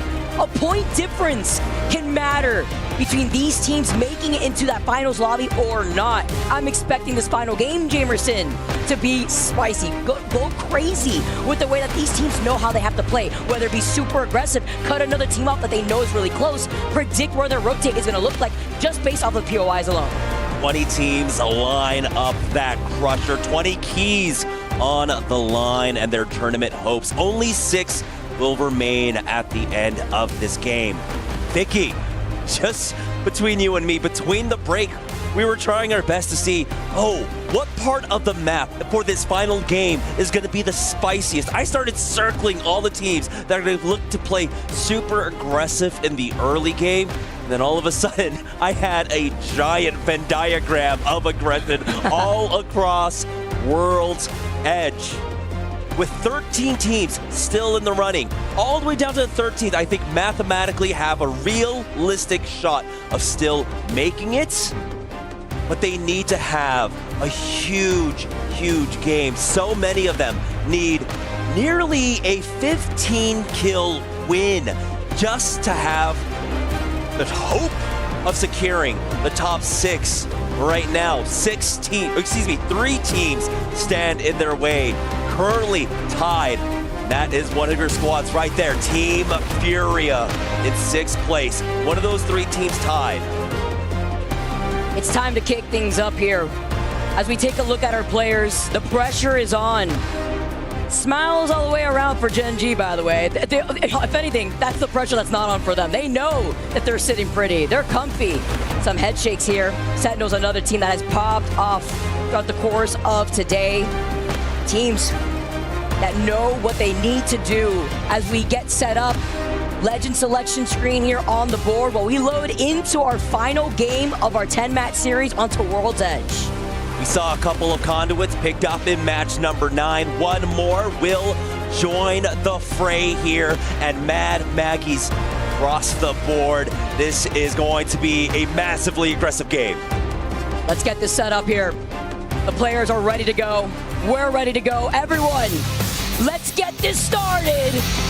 I love Apex. I love the hype behind these lands. Our final game on World's Edge. What separates greatness for the top 6 teams who will be making it into our match point finals. Let's get this started. Get the party started here in Mirage Etoile by E36, as they're going to be able to get this split loot on the outskirts of Mirage Etoile. Enter Force 36 with the win in match number 1, and then of course just there in match number 9. But that just keeps them alive. Vicky currently in 4th place with 67 points. And remember, that 3-way tie just behind them in 6th is only separated by 2 points. So even Enter Force 36 with 2 wins on the day are not safe. Isn't that crazy? Again, I just can't believe it. Like, that really shows you the amount of KP teams have been able to sponge up just to build up that gap, to keep them safe across the rest of this lobby. We've talked about Sentinels, we've talked about Gen.G here, but now the competition's looking pretty tight. E36 are going to be able to loot around here by Mirage Etoile, but cinema, by the way, because wait until you guys see where the zone is pulling. Team Orchid over by their POI of Monument. They have a ring console there. They have a survey beacon. They'll boost up into those Evo shields. Would love to see the side-by-side of the map to highlight for you guys here, as Team Nemesis already make their rotate out of Lava Fisher. They had already gotten that ring console, and here we go. It's moving over to the north side by Monument between Fragment and AG, by the way. I'm wondering if they got that ring console over in the outskirts of Overlook. It looks like they did here. The survey beacon too, and they split loot here. FURIA already making their rotate. This could be a trap, though. This is one of those rings where it's a 33, 33, 33 split amongst 3 highly contested zones. Monument, Fragment, but also those blue bins and the fence line by the chokes over at Lava Siphon. So teams have to be on top of their zone reading here. And honestly, is there such a thing as a D3, a 3-sided dice? I don't know. I have no clue. But we're going to need one of those, because that's what the ring's going to give us in zone number 3. Team Liquid look like they are ready. Moving out from Landslide, one of those 3 teams currently tied in 6th place with 65 points. They cannot make a mistake here. They can take early zone. Twisted Mind are here as well. Also tied in 6th place with 65 points. Looking to get deeper, and they're looking to get over towards the Fragment side. FURIA might meet them on the way over. Albralele takes a lot of damage. Oh, where do you go? There's 2 teams literally looking at you. You don't have any safety from these buildings. At least you had that catwall put up to provide that extra cover. You saw that zipline that was put up originally there too. Hopefully the rest of Twisted Minds can meet up together. Albralele's one! He gets taken out. It's the burn from Sasuke. As now, Twisted Minds are forced to play that out as a duel unless they can get the res. NOEZ FOXX team currently in 19th place. Their tournament chance is almost all but gone. They'd need a miraculous game here. A 35-point win might put them near there. No, a 35-point win would only put them at 67, which is, well, where our 4th place team currently is. So they need to destroy 2/3 of the lobby to just stand a chance. Maybe even tie. Team Nemesis also has 67 points at 5th place right now. One of the teams rocking the Rampart, Mad Maggie, and the Pathy. Looking ahead, FURIA are not going to be moving from here. MOUZ already in trouble. Synap is going to be able to pick that up for E36. We know how important it is for E36 to get as much KP as they can right now, but they're suffering on the other side. It's Gen.G who also were able to get that knock. We're not going to be seeing FURIA move away from this. Even if they get a knock, they're not going to give up this building. So while we take a look at FURIA, it's the action happening elsewhere on the north side of the map. Yeah, right now it's RRX, Shopify Rebellion, Qadsiah at that Skyhook train tunnel, currently fighting right now. Shopify Rebellion seem to have been able to restabilize themselves. RRX, the first team eliminated. they will be going home. No shot, no chances for them in the match point finals. For Enter Force 36, though, they stay alive for now as ILY will be able to escape on this Pathfinder. Now he needs to get his two teammates back into the game. Keeping the dream alive, at the very least, with 68 points. This is the fight that we saw going down here over to the north side. Shopify versus Qadsiah. Qadsiah pretty healthy here, but it's not the only fight going on here too. There's also another fight happening on the outskirts of Lava Fisher, south of Countdown. It was E36 still surviving as that solo. Qadsiah, though, they have a nice exit here. With that balloon, they'll be able to slide past Shopify Rebellion. Shopify Rebellion do not want them to get away, though. They need every single kill that they can find. MOUZ Esports are able to get Lufka and Aku back on in. We're now down to 54 players here in the lobby. Enter Force 36. ILY drops down into the lava. Still alive for now. Gaimin Gladiators in 10th place with 53 points. Chasing down every last morsel of points left on the field. Smell that? It's blood in the water this time around. NRG, they lose out on Guild. That's AG in the distance. Here, as AG were holding the choke by Geyser, and Sentinels is about to wrap up behind NRG. I want to see that fight over to the north side of Geyser. That's actually crazy, as NRG also at risk with top 3. They're not safe. Tied right now with Enter Force 36 with 69 points. Again, that split on the bubble is insane. But Gaimin Gladiators are looking to try and secure this final kill. MOUZ were able to get the res over at Thermal and make that exit because of the distraction coming out from Enter Force 36. For Sentinels, though, they are playing that choke over by that lava siphon side again. I say there is an opportunity for the ring to pull down basically to where Sentinels are at right now. And the ring has decided for us. We are going over towards Fragment. And while the collapse was happening over by this choke, it was Gen.G that had wrapped up behind NRG. We did see a knock originally as Sentinels tried to fight NRG, but they were able to get the res. Sentinels backing away, still holding that choke, looking at them down, but nobody could commit in that side of that fight. Because AG had made an appearance before, they're hugging the survey beacon over by No Name, and they're denying that information from other teams. If Sentinels or NRG try to take that fight with one another, the 3P is inevitable with Gen.G being right around the corner and AG looking for that opportunity. Well, Qadsiah, player K over by the high ground, a knock right in front of him as Team Liquid have been able to find that safety right underneath the houses over to that low ground. They have lost out on one, though. That's going to be their Valkyrie. Yanya Nasal, though, gets picked up inside of the building. Jaguares has the safety of that barrier to keep them alive for the time being, but will they have an opportunity to get Yanya back into this? Team Liquid right now in 6th place with 66 points, and that's Team Orchid, the next team to be eliminated. Their dreams will be crushed. Fact that we saw that player go down up on the cliffside. Team Liquid, they need to figure things out here. Play this now out as a duo. It's going to be so difficult losing out on that Valkyrie. They have that Mad Maggie. They have the Rampart at least to settle down. As we take a look at Gaimin Gladiators, the calm before the storm here. They're looking at MOUZ. They're looking at EVOS that have that uphill positioning. And E36 still alive, trying to keep the dream alive as they're trying to get the res over on the north side of Thermal. Right now, we only have 10 teams inside the zone. The rest of the lobby are fighting it out. Nice nades just to slow down MOUZ. Mad Maggie Ball does come out. FOXX finds a nice angle up top to try and burst him down. 0-0 extremely low as Light tries to find an angle, but now it's MOUZ starting to turn tables. It can turn things around with the conduit, giving them that shield here too. Being able to grapple in, get that knock onto FOXX. Gaimin Gladiators in trouble. Blast gets taken out. And now as Light is the only one left alive, he's trying to survive. He has to.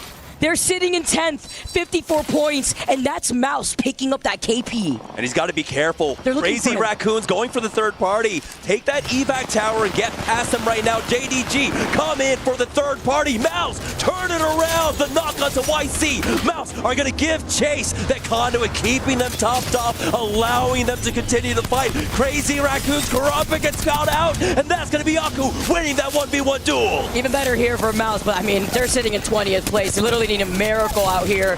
Sure, you could get this KP, but then it's inevitable. It's only up to Lepka. to stay alive here, feeling that pressure on the other side. This collapse here, Crazy Raccoon are looking. Gen.G over on the other side of Sangjun being the only one alive here, sitting in 18th place. It's all the lower end teams on this side of the map. MOUZ, the next team to be eliminated there, down in 20th position. Already 3 more keys have been claimed by the Crusher. Crazy Raccoons try to reestablish themselves as Qadsiah try their best to stay alive. Strafing Flame goes down, and that's Qadsiah knocked out 9th place with 64 points. Hold up, hold up.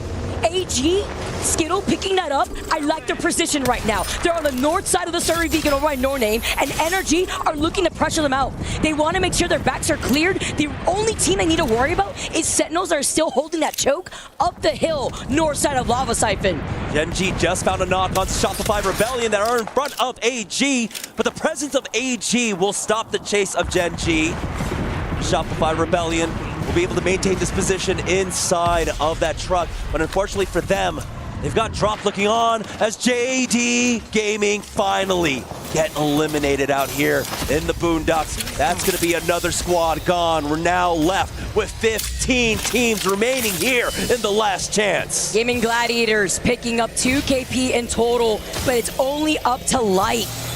After you get through this choke, though, good luck, because Crazy Raccoon are still alive, and they have just taken an evac tower over Light's head, and look who's waiting for them on the choke. It's EVOS. You have to be forced to use a Wrecking Ball. You have to close in that distance. Shopify Rebellion get eliminated. No chance for Shopify, as Enter Force 36 was 70 points. They know what's at stake here. Looking like lacking on health, too. You only have a Phoenix kit. It looks like Snap only has that syringe. Luckily, he's going to be able to at least get a little bit of help over time with the Mirage. 7 keys have already been claimed. 7 more to go. We're almost at the halfway mark, Vicky, and it has been pure aggression all across the map right now. The next look at the ring puts FURIA and GoNext dead center of the zone. For Enter Force 36, they were able to recover at least 1. EVOS finds Sangjun. They are trailing right behind them. Enter Force 36 now walking right behind them. Next also are able to get that knock here too, with Sangjun going down. It's only up to Karampu, and he got stuck by the Knuckle Cluster. Adios, it looks like EVOS wrapping to the left here. They're trying to run away from the Crusher themselves as they stare down at Sentinels. They're getting pinged by Twisted Minds, who were able to get that res earlier on. It's Alberley after the action that we saw early game against them and FURIA. But EVOS taking too much damage. It's a pressure from right behind them as E36 move in. Enter Force 36 keeping themselves alive, trying to grow that gap between them and the rest of the pack as they slide on in. EVOS, MG Clutch stays alive, but not for long.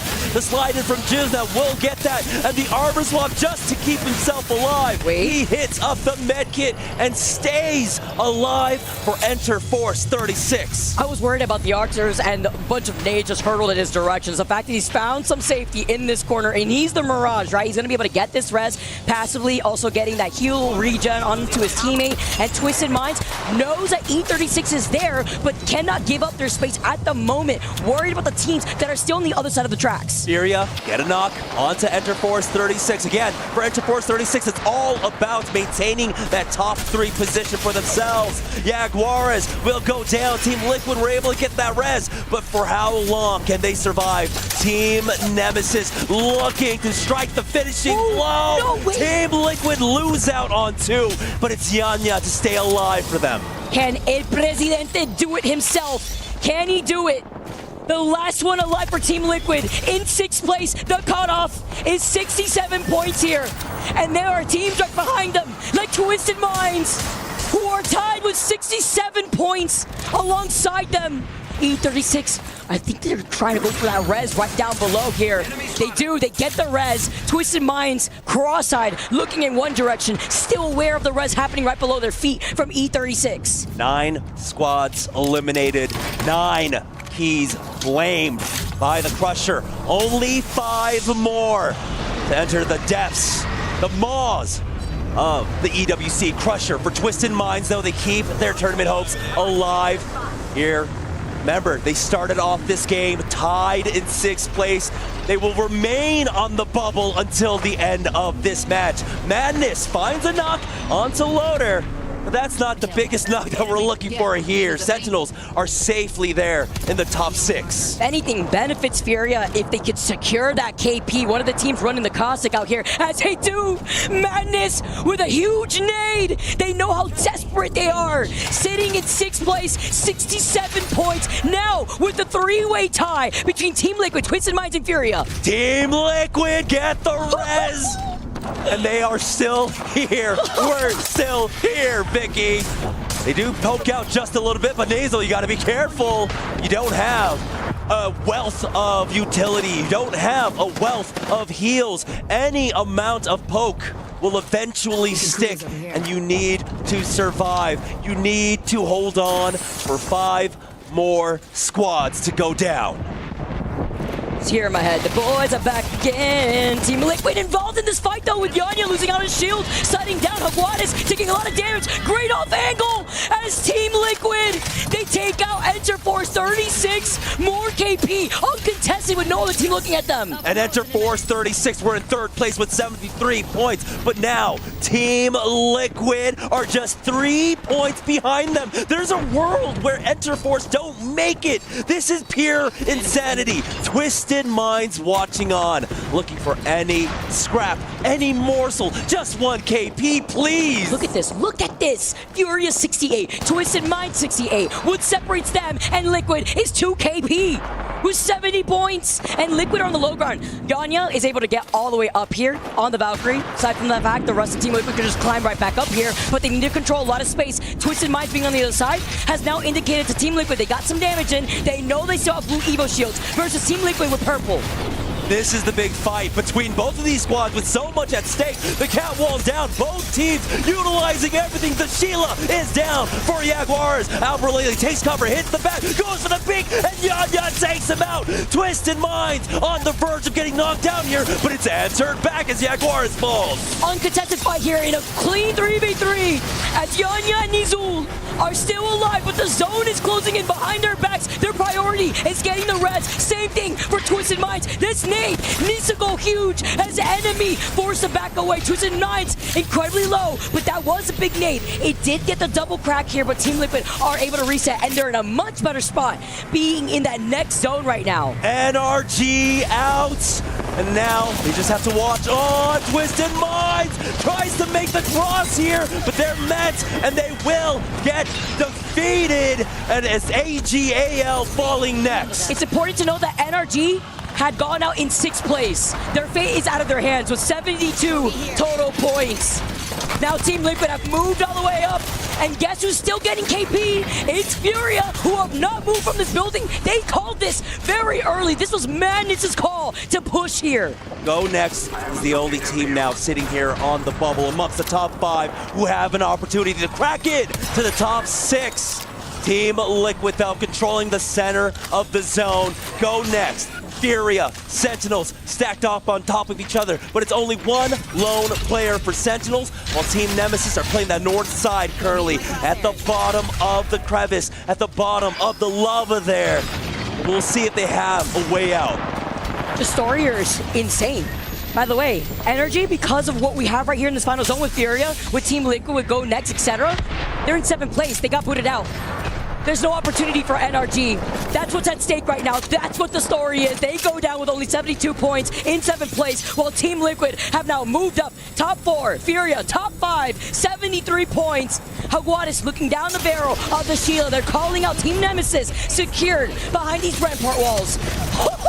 Oh Say my goodness! friend. Power is the first to fall. Qadsiah next to go, and now Zoni gets hunted down by FURIA, and it will be Madness to pick up that kill. Team Liquid now here in 3rd place with 79. Hasta la vista, Team Nemesis.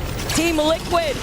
From the other side of that catwall that you saw earlier on, FURIA have now rotated outside that building, rotated outside the truck. They're looking to take the dub right now. Our last 3 squads, FURIA, GoNext, who still have an opportunity, and Team Liquid. GoNext need every last kill point just to have a shot to secure this, but Team Liquid are going to be able to slow them down with this wall. You can see the peek out as GoNext are looking to get aggressive, but they can't find a single angle. FURIA are getting aggressive onto it for the time being. They are forced to slow down. down, heal up. Nox gas grenade, not quite there for them. GoNext need every last kill. Go get overzealous though, as GoNext have to look in two different directions because they're going to get wrapped up around by FURIA. They're going to get pinched here if they're not careful, as Team Liquid are not involved in this fight. This means everything kind of knows, but he has to get outside of zone. He can't do it. Top two teams, vamos! Team Liquid! Team Liquid are able to survive. They breathe a huge sigh of relief, and unfortunately for GoNext, who needed that huge Hail Mary, who needed every last kill point to move on, well, they'll be the final key claimed here in our last chance. Los tres amigos! Vamos, Mexico! Team Liquid! They do it time and time again! They look so calm and collected. Meanwhile, I'm here looking like a crazy person. Team Liquid Alienware, absolute crazy performance. Not only do they survive the last chance, they do it in the second seed. It might seem like small wins at the end there for them, but they will have at least a better draft position for themselves moving on to our match point finals tomorrow. Even if it is going to be in that, 15th place spot, it's still ahead of 4 other squads. As we take a look at the series results, off that dub alone, Team Liquid went from 8th place overall to finding themselves in the safe zone in that 2nd place. E36, look at that cutoff. Look at this cutoff. It's a 1-point difference. They boot NRG. Timmy's last chance. Oh. That's crushing. That's crushing for any fan of Apex Legends.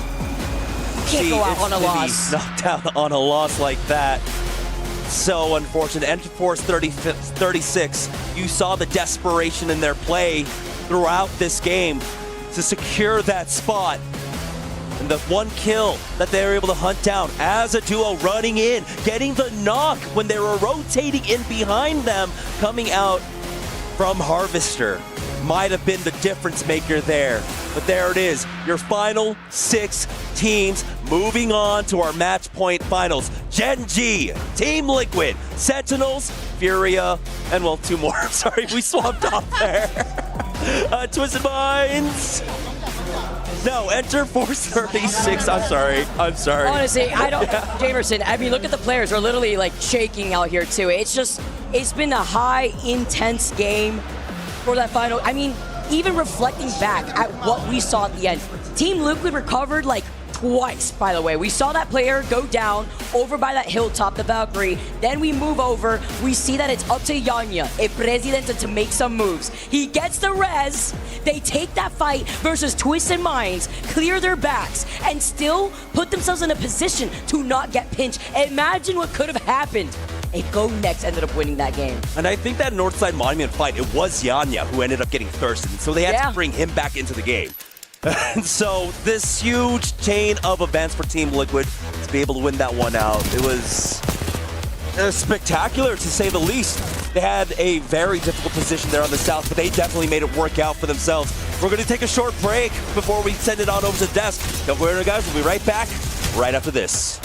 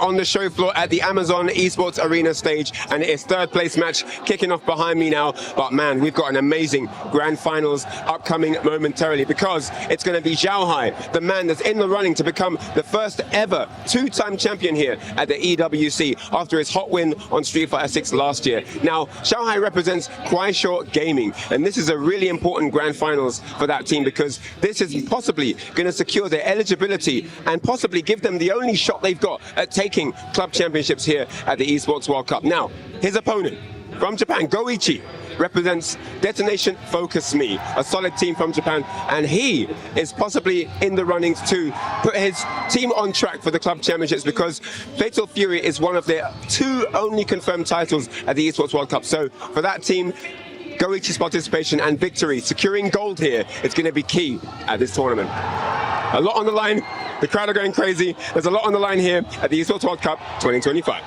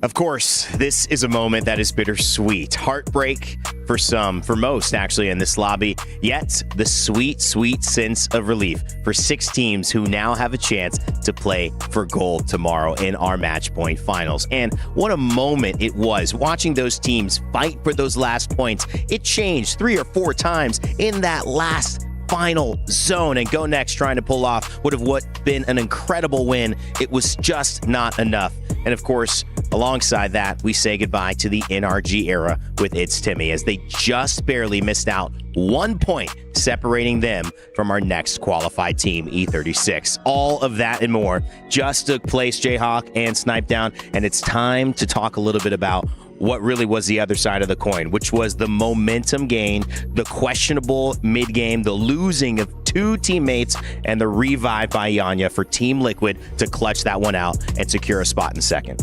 Can we just talk about how many times Liquid has done this before? I feel like they're the king of unbelievable. The getting to the grand finals on some miraculous hero fashion of many kills, many resets, and then just turning up and making their way into the grand finals. And before this series started, Snipedown was going over the maps, and he actually pointed out to me in the green room, like, oh, Liquid got landslide. This is kind of a different POI for the certain style of play that they typically do, playing edge and being very aggressive. And I was bringing my mind all the way back to 2 years ago in Split 2 Pro League. If anyone remembers, when Liquid was contesting Optic at Stacks and Big Mod, they were going toe-to-toe. Eventually, they lose the contest. They leave it in the regional finals. They have to have a major clutch-up moment. And where did they go? They went landslide, and they played zone. All of a sudden here, 2 years later from that moment, they're going landslide again. I don't think I've ever seen them play landslide since then. Man. And they clutch up again. And I got to say, I'm actually shocked they got landslide at 71st overall in the POI draft. That's a POI that we saw SSG win, land from back in Mannheim. And so Liquid, first off, with a great draft. And sure, they had to change up their play style, but when their backs against the wall, like Snipe said, this team knows how to clutch it up. Yeah, we did also talk about how that last game was going to be one of those styles where a lot of teams were killing each other's all over the edge. That's true, and yeah. Them getting a POI right next to where the zone was, they were able to implant themselves early on, and then they were able to just get the KP, get the reset that they got there just what it took for Yanni to get up there, fly back up, grab the banners, go for the reset, everything. It was just, I could watch that game back multiple times. The confidence, the wherewithal, and the fact that it turned out all right for Team Liquid, of course, to the chagrin of many others who will not be joining in the finals tomorrow. Qadsiah going out, one of our favorites. All Gamers going out as well. Gaimin Gladiators no longer there. And, of course, NRG, which means that these teams, yes, their dreams have been crushed. And speaking of the crusher, we've got Barney standing by on stage. The lobby for the match point finals is now set. 6 teams from today are going to be going into tomorrow and battling for $2 million. And of course, the amazing Esports World Cup trophy and the glory. But right now, this is the time for the fun part, because I've got the first place finishers from today. It's, of course, Gen.G. I've got Dexter, I've got Ziki, and I've got Asia here with me. Gentlemen, coming into today, putting on a performance like that after, let's face it, a disappointing day yesterday, how does that feel? And do you feel like you have some momentum now going into tomorrow? รู้สึกยังไงสำหรับเล่นพรุ่งนี้มีความมั่นใจเต็มร้อยครับแล้วก็พร้อมที่จะเป็นแชมป์ในรายการนี้ครับ He got a lot of confidence going into tomorrow and he definitely going to claim champion tomorrow. I like that. I like the confidence. You should feel confident after a performance like that. Asia, you in particular were flying. It was amazing. Now, this is the fun part, of course, because this is actually the most amount of keys crushed at any one time at the Esports World Cup. So, gentlemen, if you would help me out, Dexter, I'm going to get you to turn the key. Ooh. Okay, the engines are going to start. We're going to feel them under your feet. There we go. The engines have started. Okay. Ziki, here we go. Flick that switch. Okay, and Asia, one of the most dominant players today after the Iris is open. We're going to press that key. Here we go. In they go. Oh, 14 keys all in. And Rush, the boys are waving. The smoke, the flames are popping. Dexter, how did that make you feel? รู้สึกยังไง Cool. Cool. Just cool. That felt really cool. I can't imagine it did. Now just 20 teams remain in the fight. And as you all know, tomorrow we embark on that ruthless journey that is match point finals. Who can hold their nerve under the lights? Only time will tell. We'll see you shortly after this. Thank you, Barney. And yeah, cool is a good way to describe it, especially in the studio at night. On the boulevard, it's still 90 degrees, by the way, at about, 12 a.m. But it is cool in here. And you got to love Gen.G getting their due, because they played so well. It is a team that, yes, while Liquid had the heroics at the end of the day, Gen.G were certainly the leaders out in front, almost beat with 3 games left to go, Jay. They were phenomenal across the board, but I kind of want to shift gears to kind of the surprises here. I know a lot of people are looking at this saying, that's more keys than usual. I mean, the usual 3, that's 14 teams that went home today. What's your takeaway on the teams who didn't make it and won't be playing tomorrow? I mean, we have to talk about Shopify Rebellion. Yeah, listen, I had my hot take that Zainu's the best player in the world, and quite frankly, is that cool now? They did not show up. They did not show up. And listen, if you're going to be the best, you have to show up. Yeah, it's true. And this team, in terms of the talent they have, 2 LAN champions in Koifel and Zainu, and then you have MT, the most accomplished IGL to have never won. Yeah. I mean, these guys are no stranger to match point finals, top 5 placements over and over and over again, and yet you don't even make it. And it wasn't even, they're in 14th. It wasn't even close. That's a disappointing finish overall, and they're going to have to go back to the drawing board after this LAN. To me, the question does lean on to like that stupefy that we said. You know, it's like the wand stunning you. Like, I felt like they were stunned. I felt like they couldn't get out of whatever it was. We didn't have enough conversation with them. We didn't see the mental inside of it, but something wasn't working, and obviously that impacted their performance today. Snipe, I'll ask the same question to you. Of the teams not making it, who caught your eye?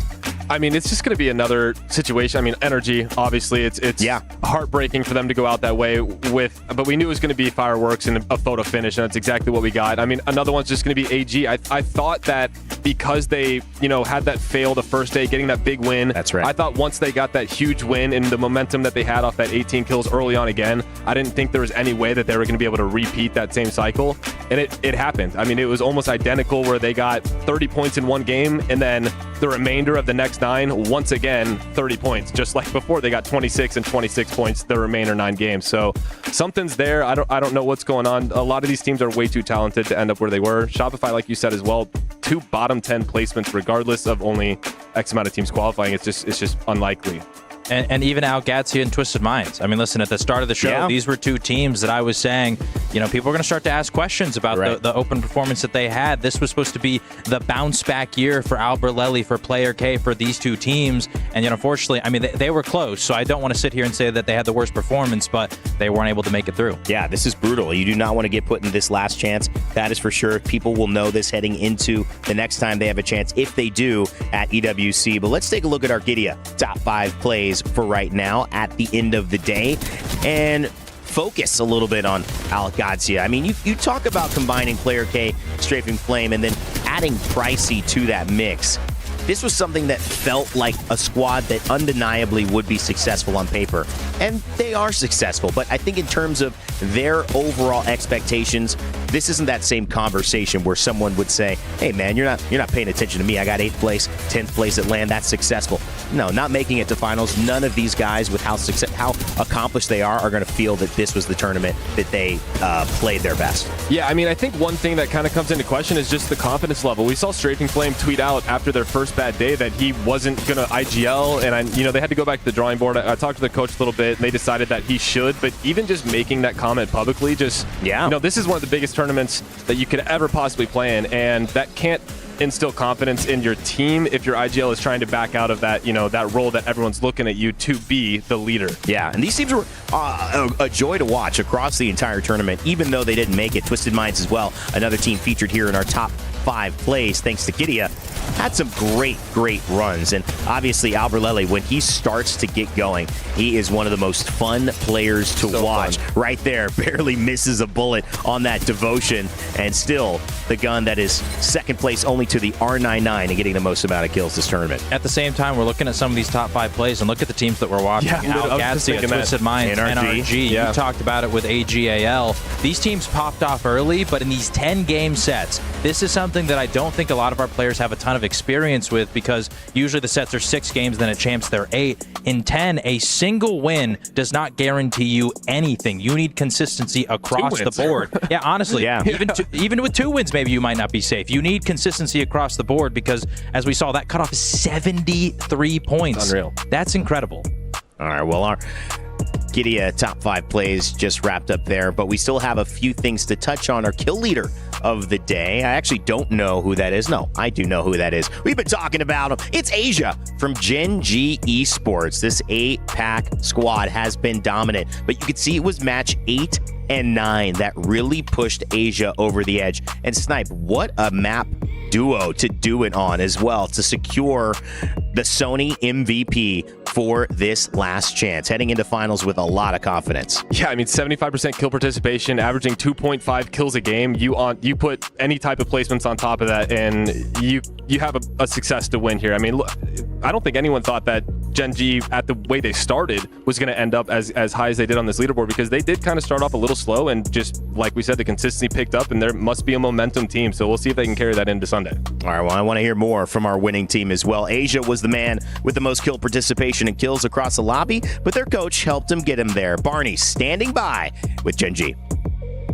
That is right, indeed. Their coach did help them get there. I've got the coach from Gen.G here. Templex, an incredible day today. We talk a lot to coaches about, about adaptation throughout the tournament and, day by day analyzing and basically helping improve, right? That's basically your job. But how vastly different was your first day to now? You ended in 15th place, and now today you just dominated. What was changed overnight? What did you guys work on yesterday? We made a couple adjustments, especially we capitalized on playing more zone rather than just playing for team fight, playing way too aggressive and get punished. So we made that change, and it worked out really well for us. I mean, I do also have to say, in terms of not playing aggressive, Asia, I mean, he was just kind of let loose on everyone. What's the system behind that? Is it that when he starts getting on a roll, he kind of gets let to kind of go and do his thing a little bit more and then come back? Because you say about how you played a bit more restrictive, but he was just on fire. We had two players, Ziggy and Dexter, playing like major role supporting him to be able to let Asia just let him frag out the whole game. So yeah. It was amazing to watch. And, you know, a lot of people, we don't really give coaches their flowers enough, I think, because you guys have an incredible amount of impact on what goes on in-game as well. How would you describe your coach style, and what's your approach to your three players specifically? I tend to fix a lot of macro, which like this team been struggling since I came to join the team. So yeah, I help players do a lot of analysis and change a lot of macros with the team. Well, you've done a great job so far, Templex, and we can't wait to see what you guys bring tomorrow, because it's match point finals day. It's when it really, really matters. And if you guys do anything like we saw you do today, I'm sure you're going to do absolutely fantastic. Thank you so much for joining me in this interview, and I'm going to send you guys back to the studio. I feel like we're playing catch here, Barney. Thank you yet again for a great interview with Templex, talking a little bit about their aggression and turning it up a notch heading into now finals and, of course, this last chance. We do have to shift gears as well yet again, because the storylines are plenty on both sides of the spectrum. And for me, it is now the letting go, the saying goodbye of one of our superstars in this league. It's Timmy, who has been not only a feature on NRG, a feature on 100 Thieves, a feature on his own journey as a pro, representing more than just the traditional pro journey to become a part of this ALGS. He was a content creator. He's been somebody who's done both at the same time, paved his own path. Jay, he's been one of probably the staple 3 or 4 guys that you've looked at that's brought their own fan base into this game and really been, a star for us. And so saying goodbye, it's going to be a lot for people to take a look at the future without him. Absolutely. Usually in esports, it's a little difficult for you to see a specific athlete go past sort of that game and break into the mainstream. And Timmy has absolutely done that. He's easily one of the people that's on the Mount Rushmores of Apex Legends over the entire history of the game. And it's absolutely going to be a shame, because he's been one of the most exciting players to watch with his play style, with his aggressiveness, and with his amazing comebacks. You know, I didn't know jumping out of a plane with Timmy just a few months ago, that'd be my last opportunity to do so. I thought the Red Bull, we were going to be going all over the place, shark diving. I thought it would happen, but, Snipe, as a pro and a fellow pro, obviously, Timmy's brought a lot to this game. Yeah, I mean, he's had one of the most enjoyable journeys to watch as a player. He's one of the most exciting players. I kind of put him in the same tier of excitement as like Alberlelli, like we were talking about. His mechanical skill across not just Apex, but any game he touches is incredible to watch. And we're talking, he might not be in comp anymore, but we know for a fact he's still going to be involved with the Apex space. And I think that's a pleasure just to have him in this as long as we have had and as long as we will continue to have.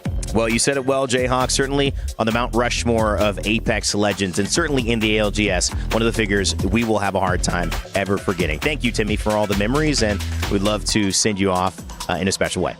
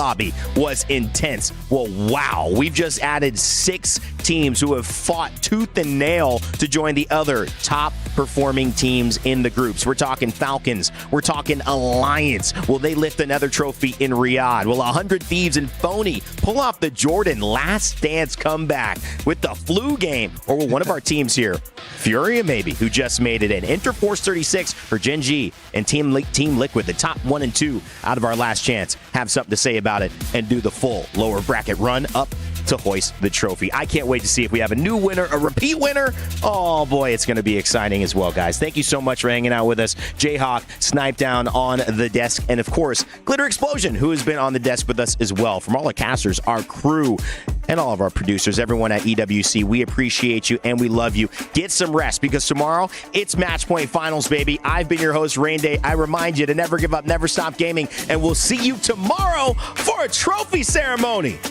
Oh, yeah.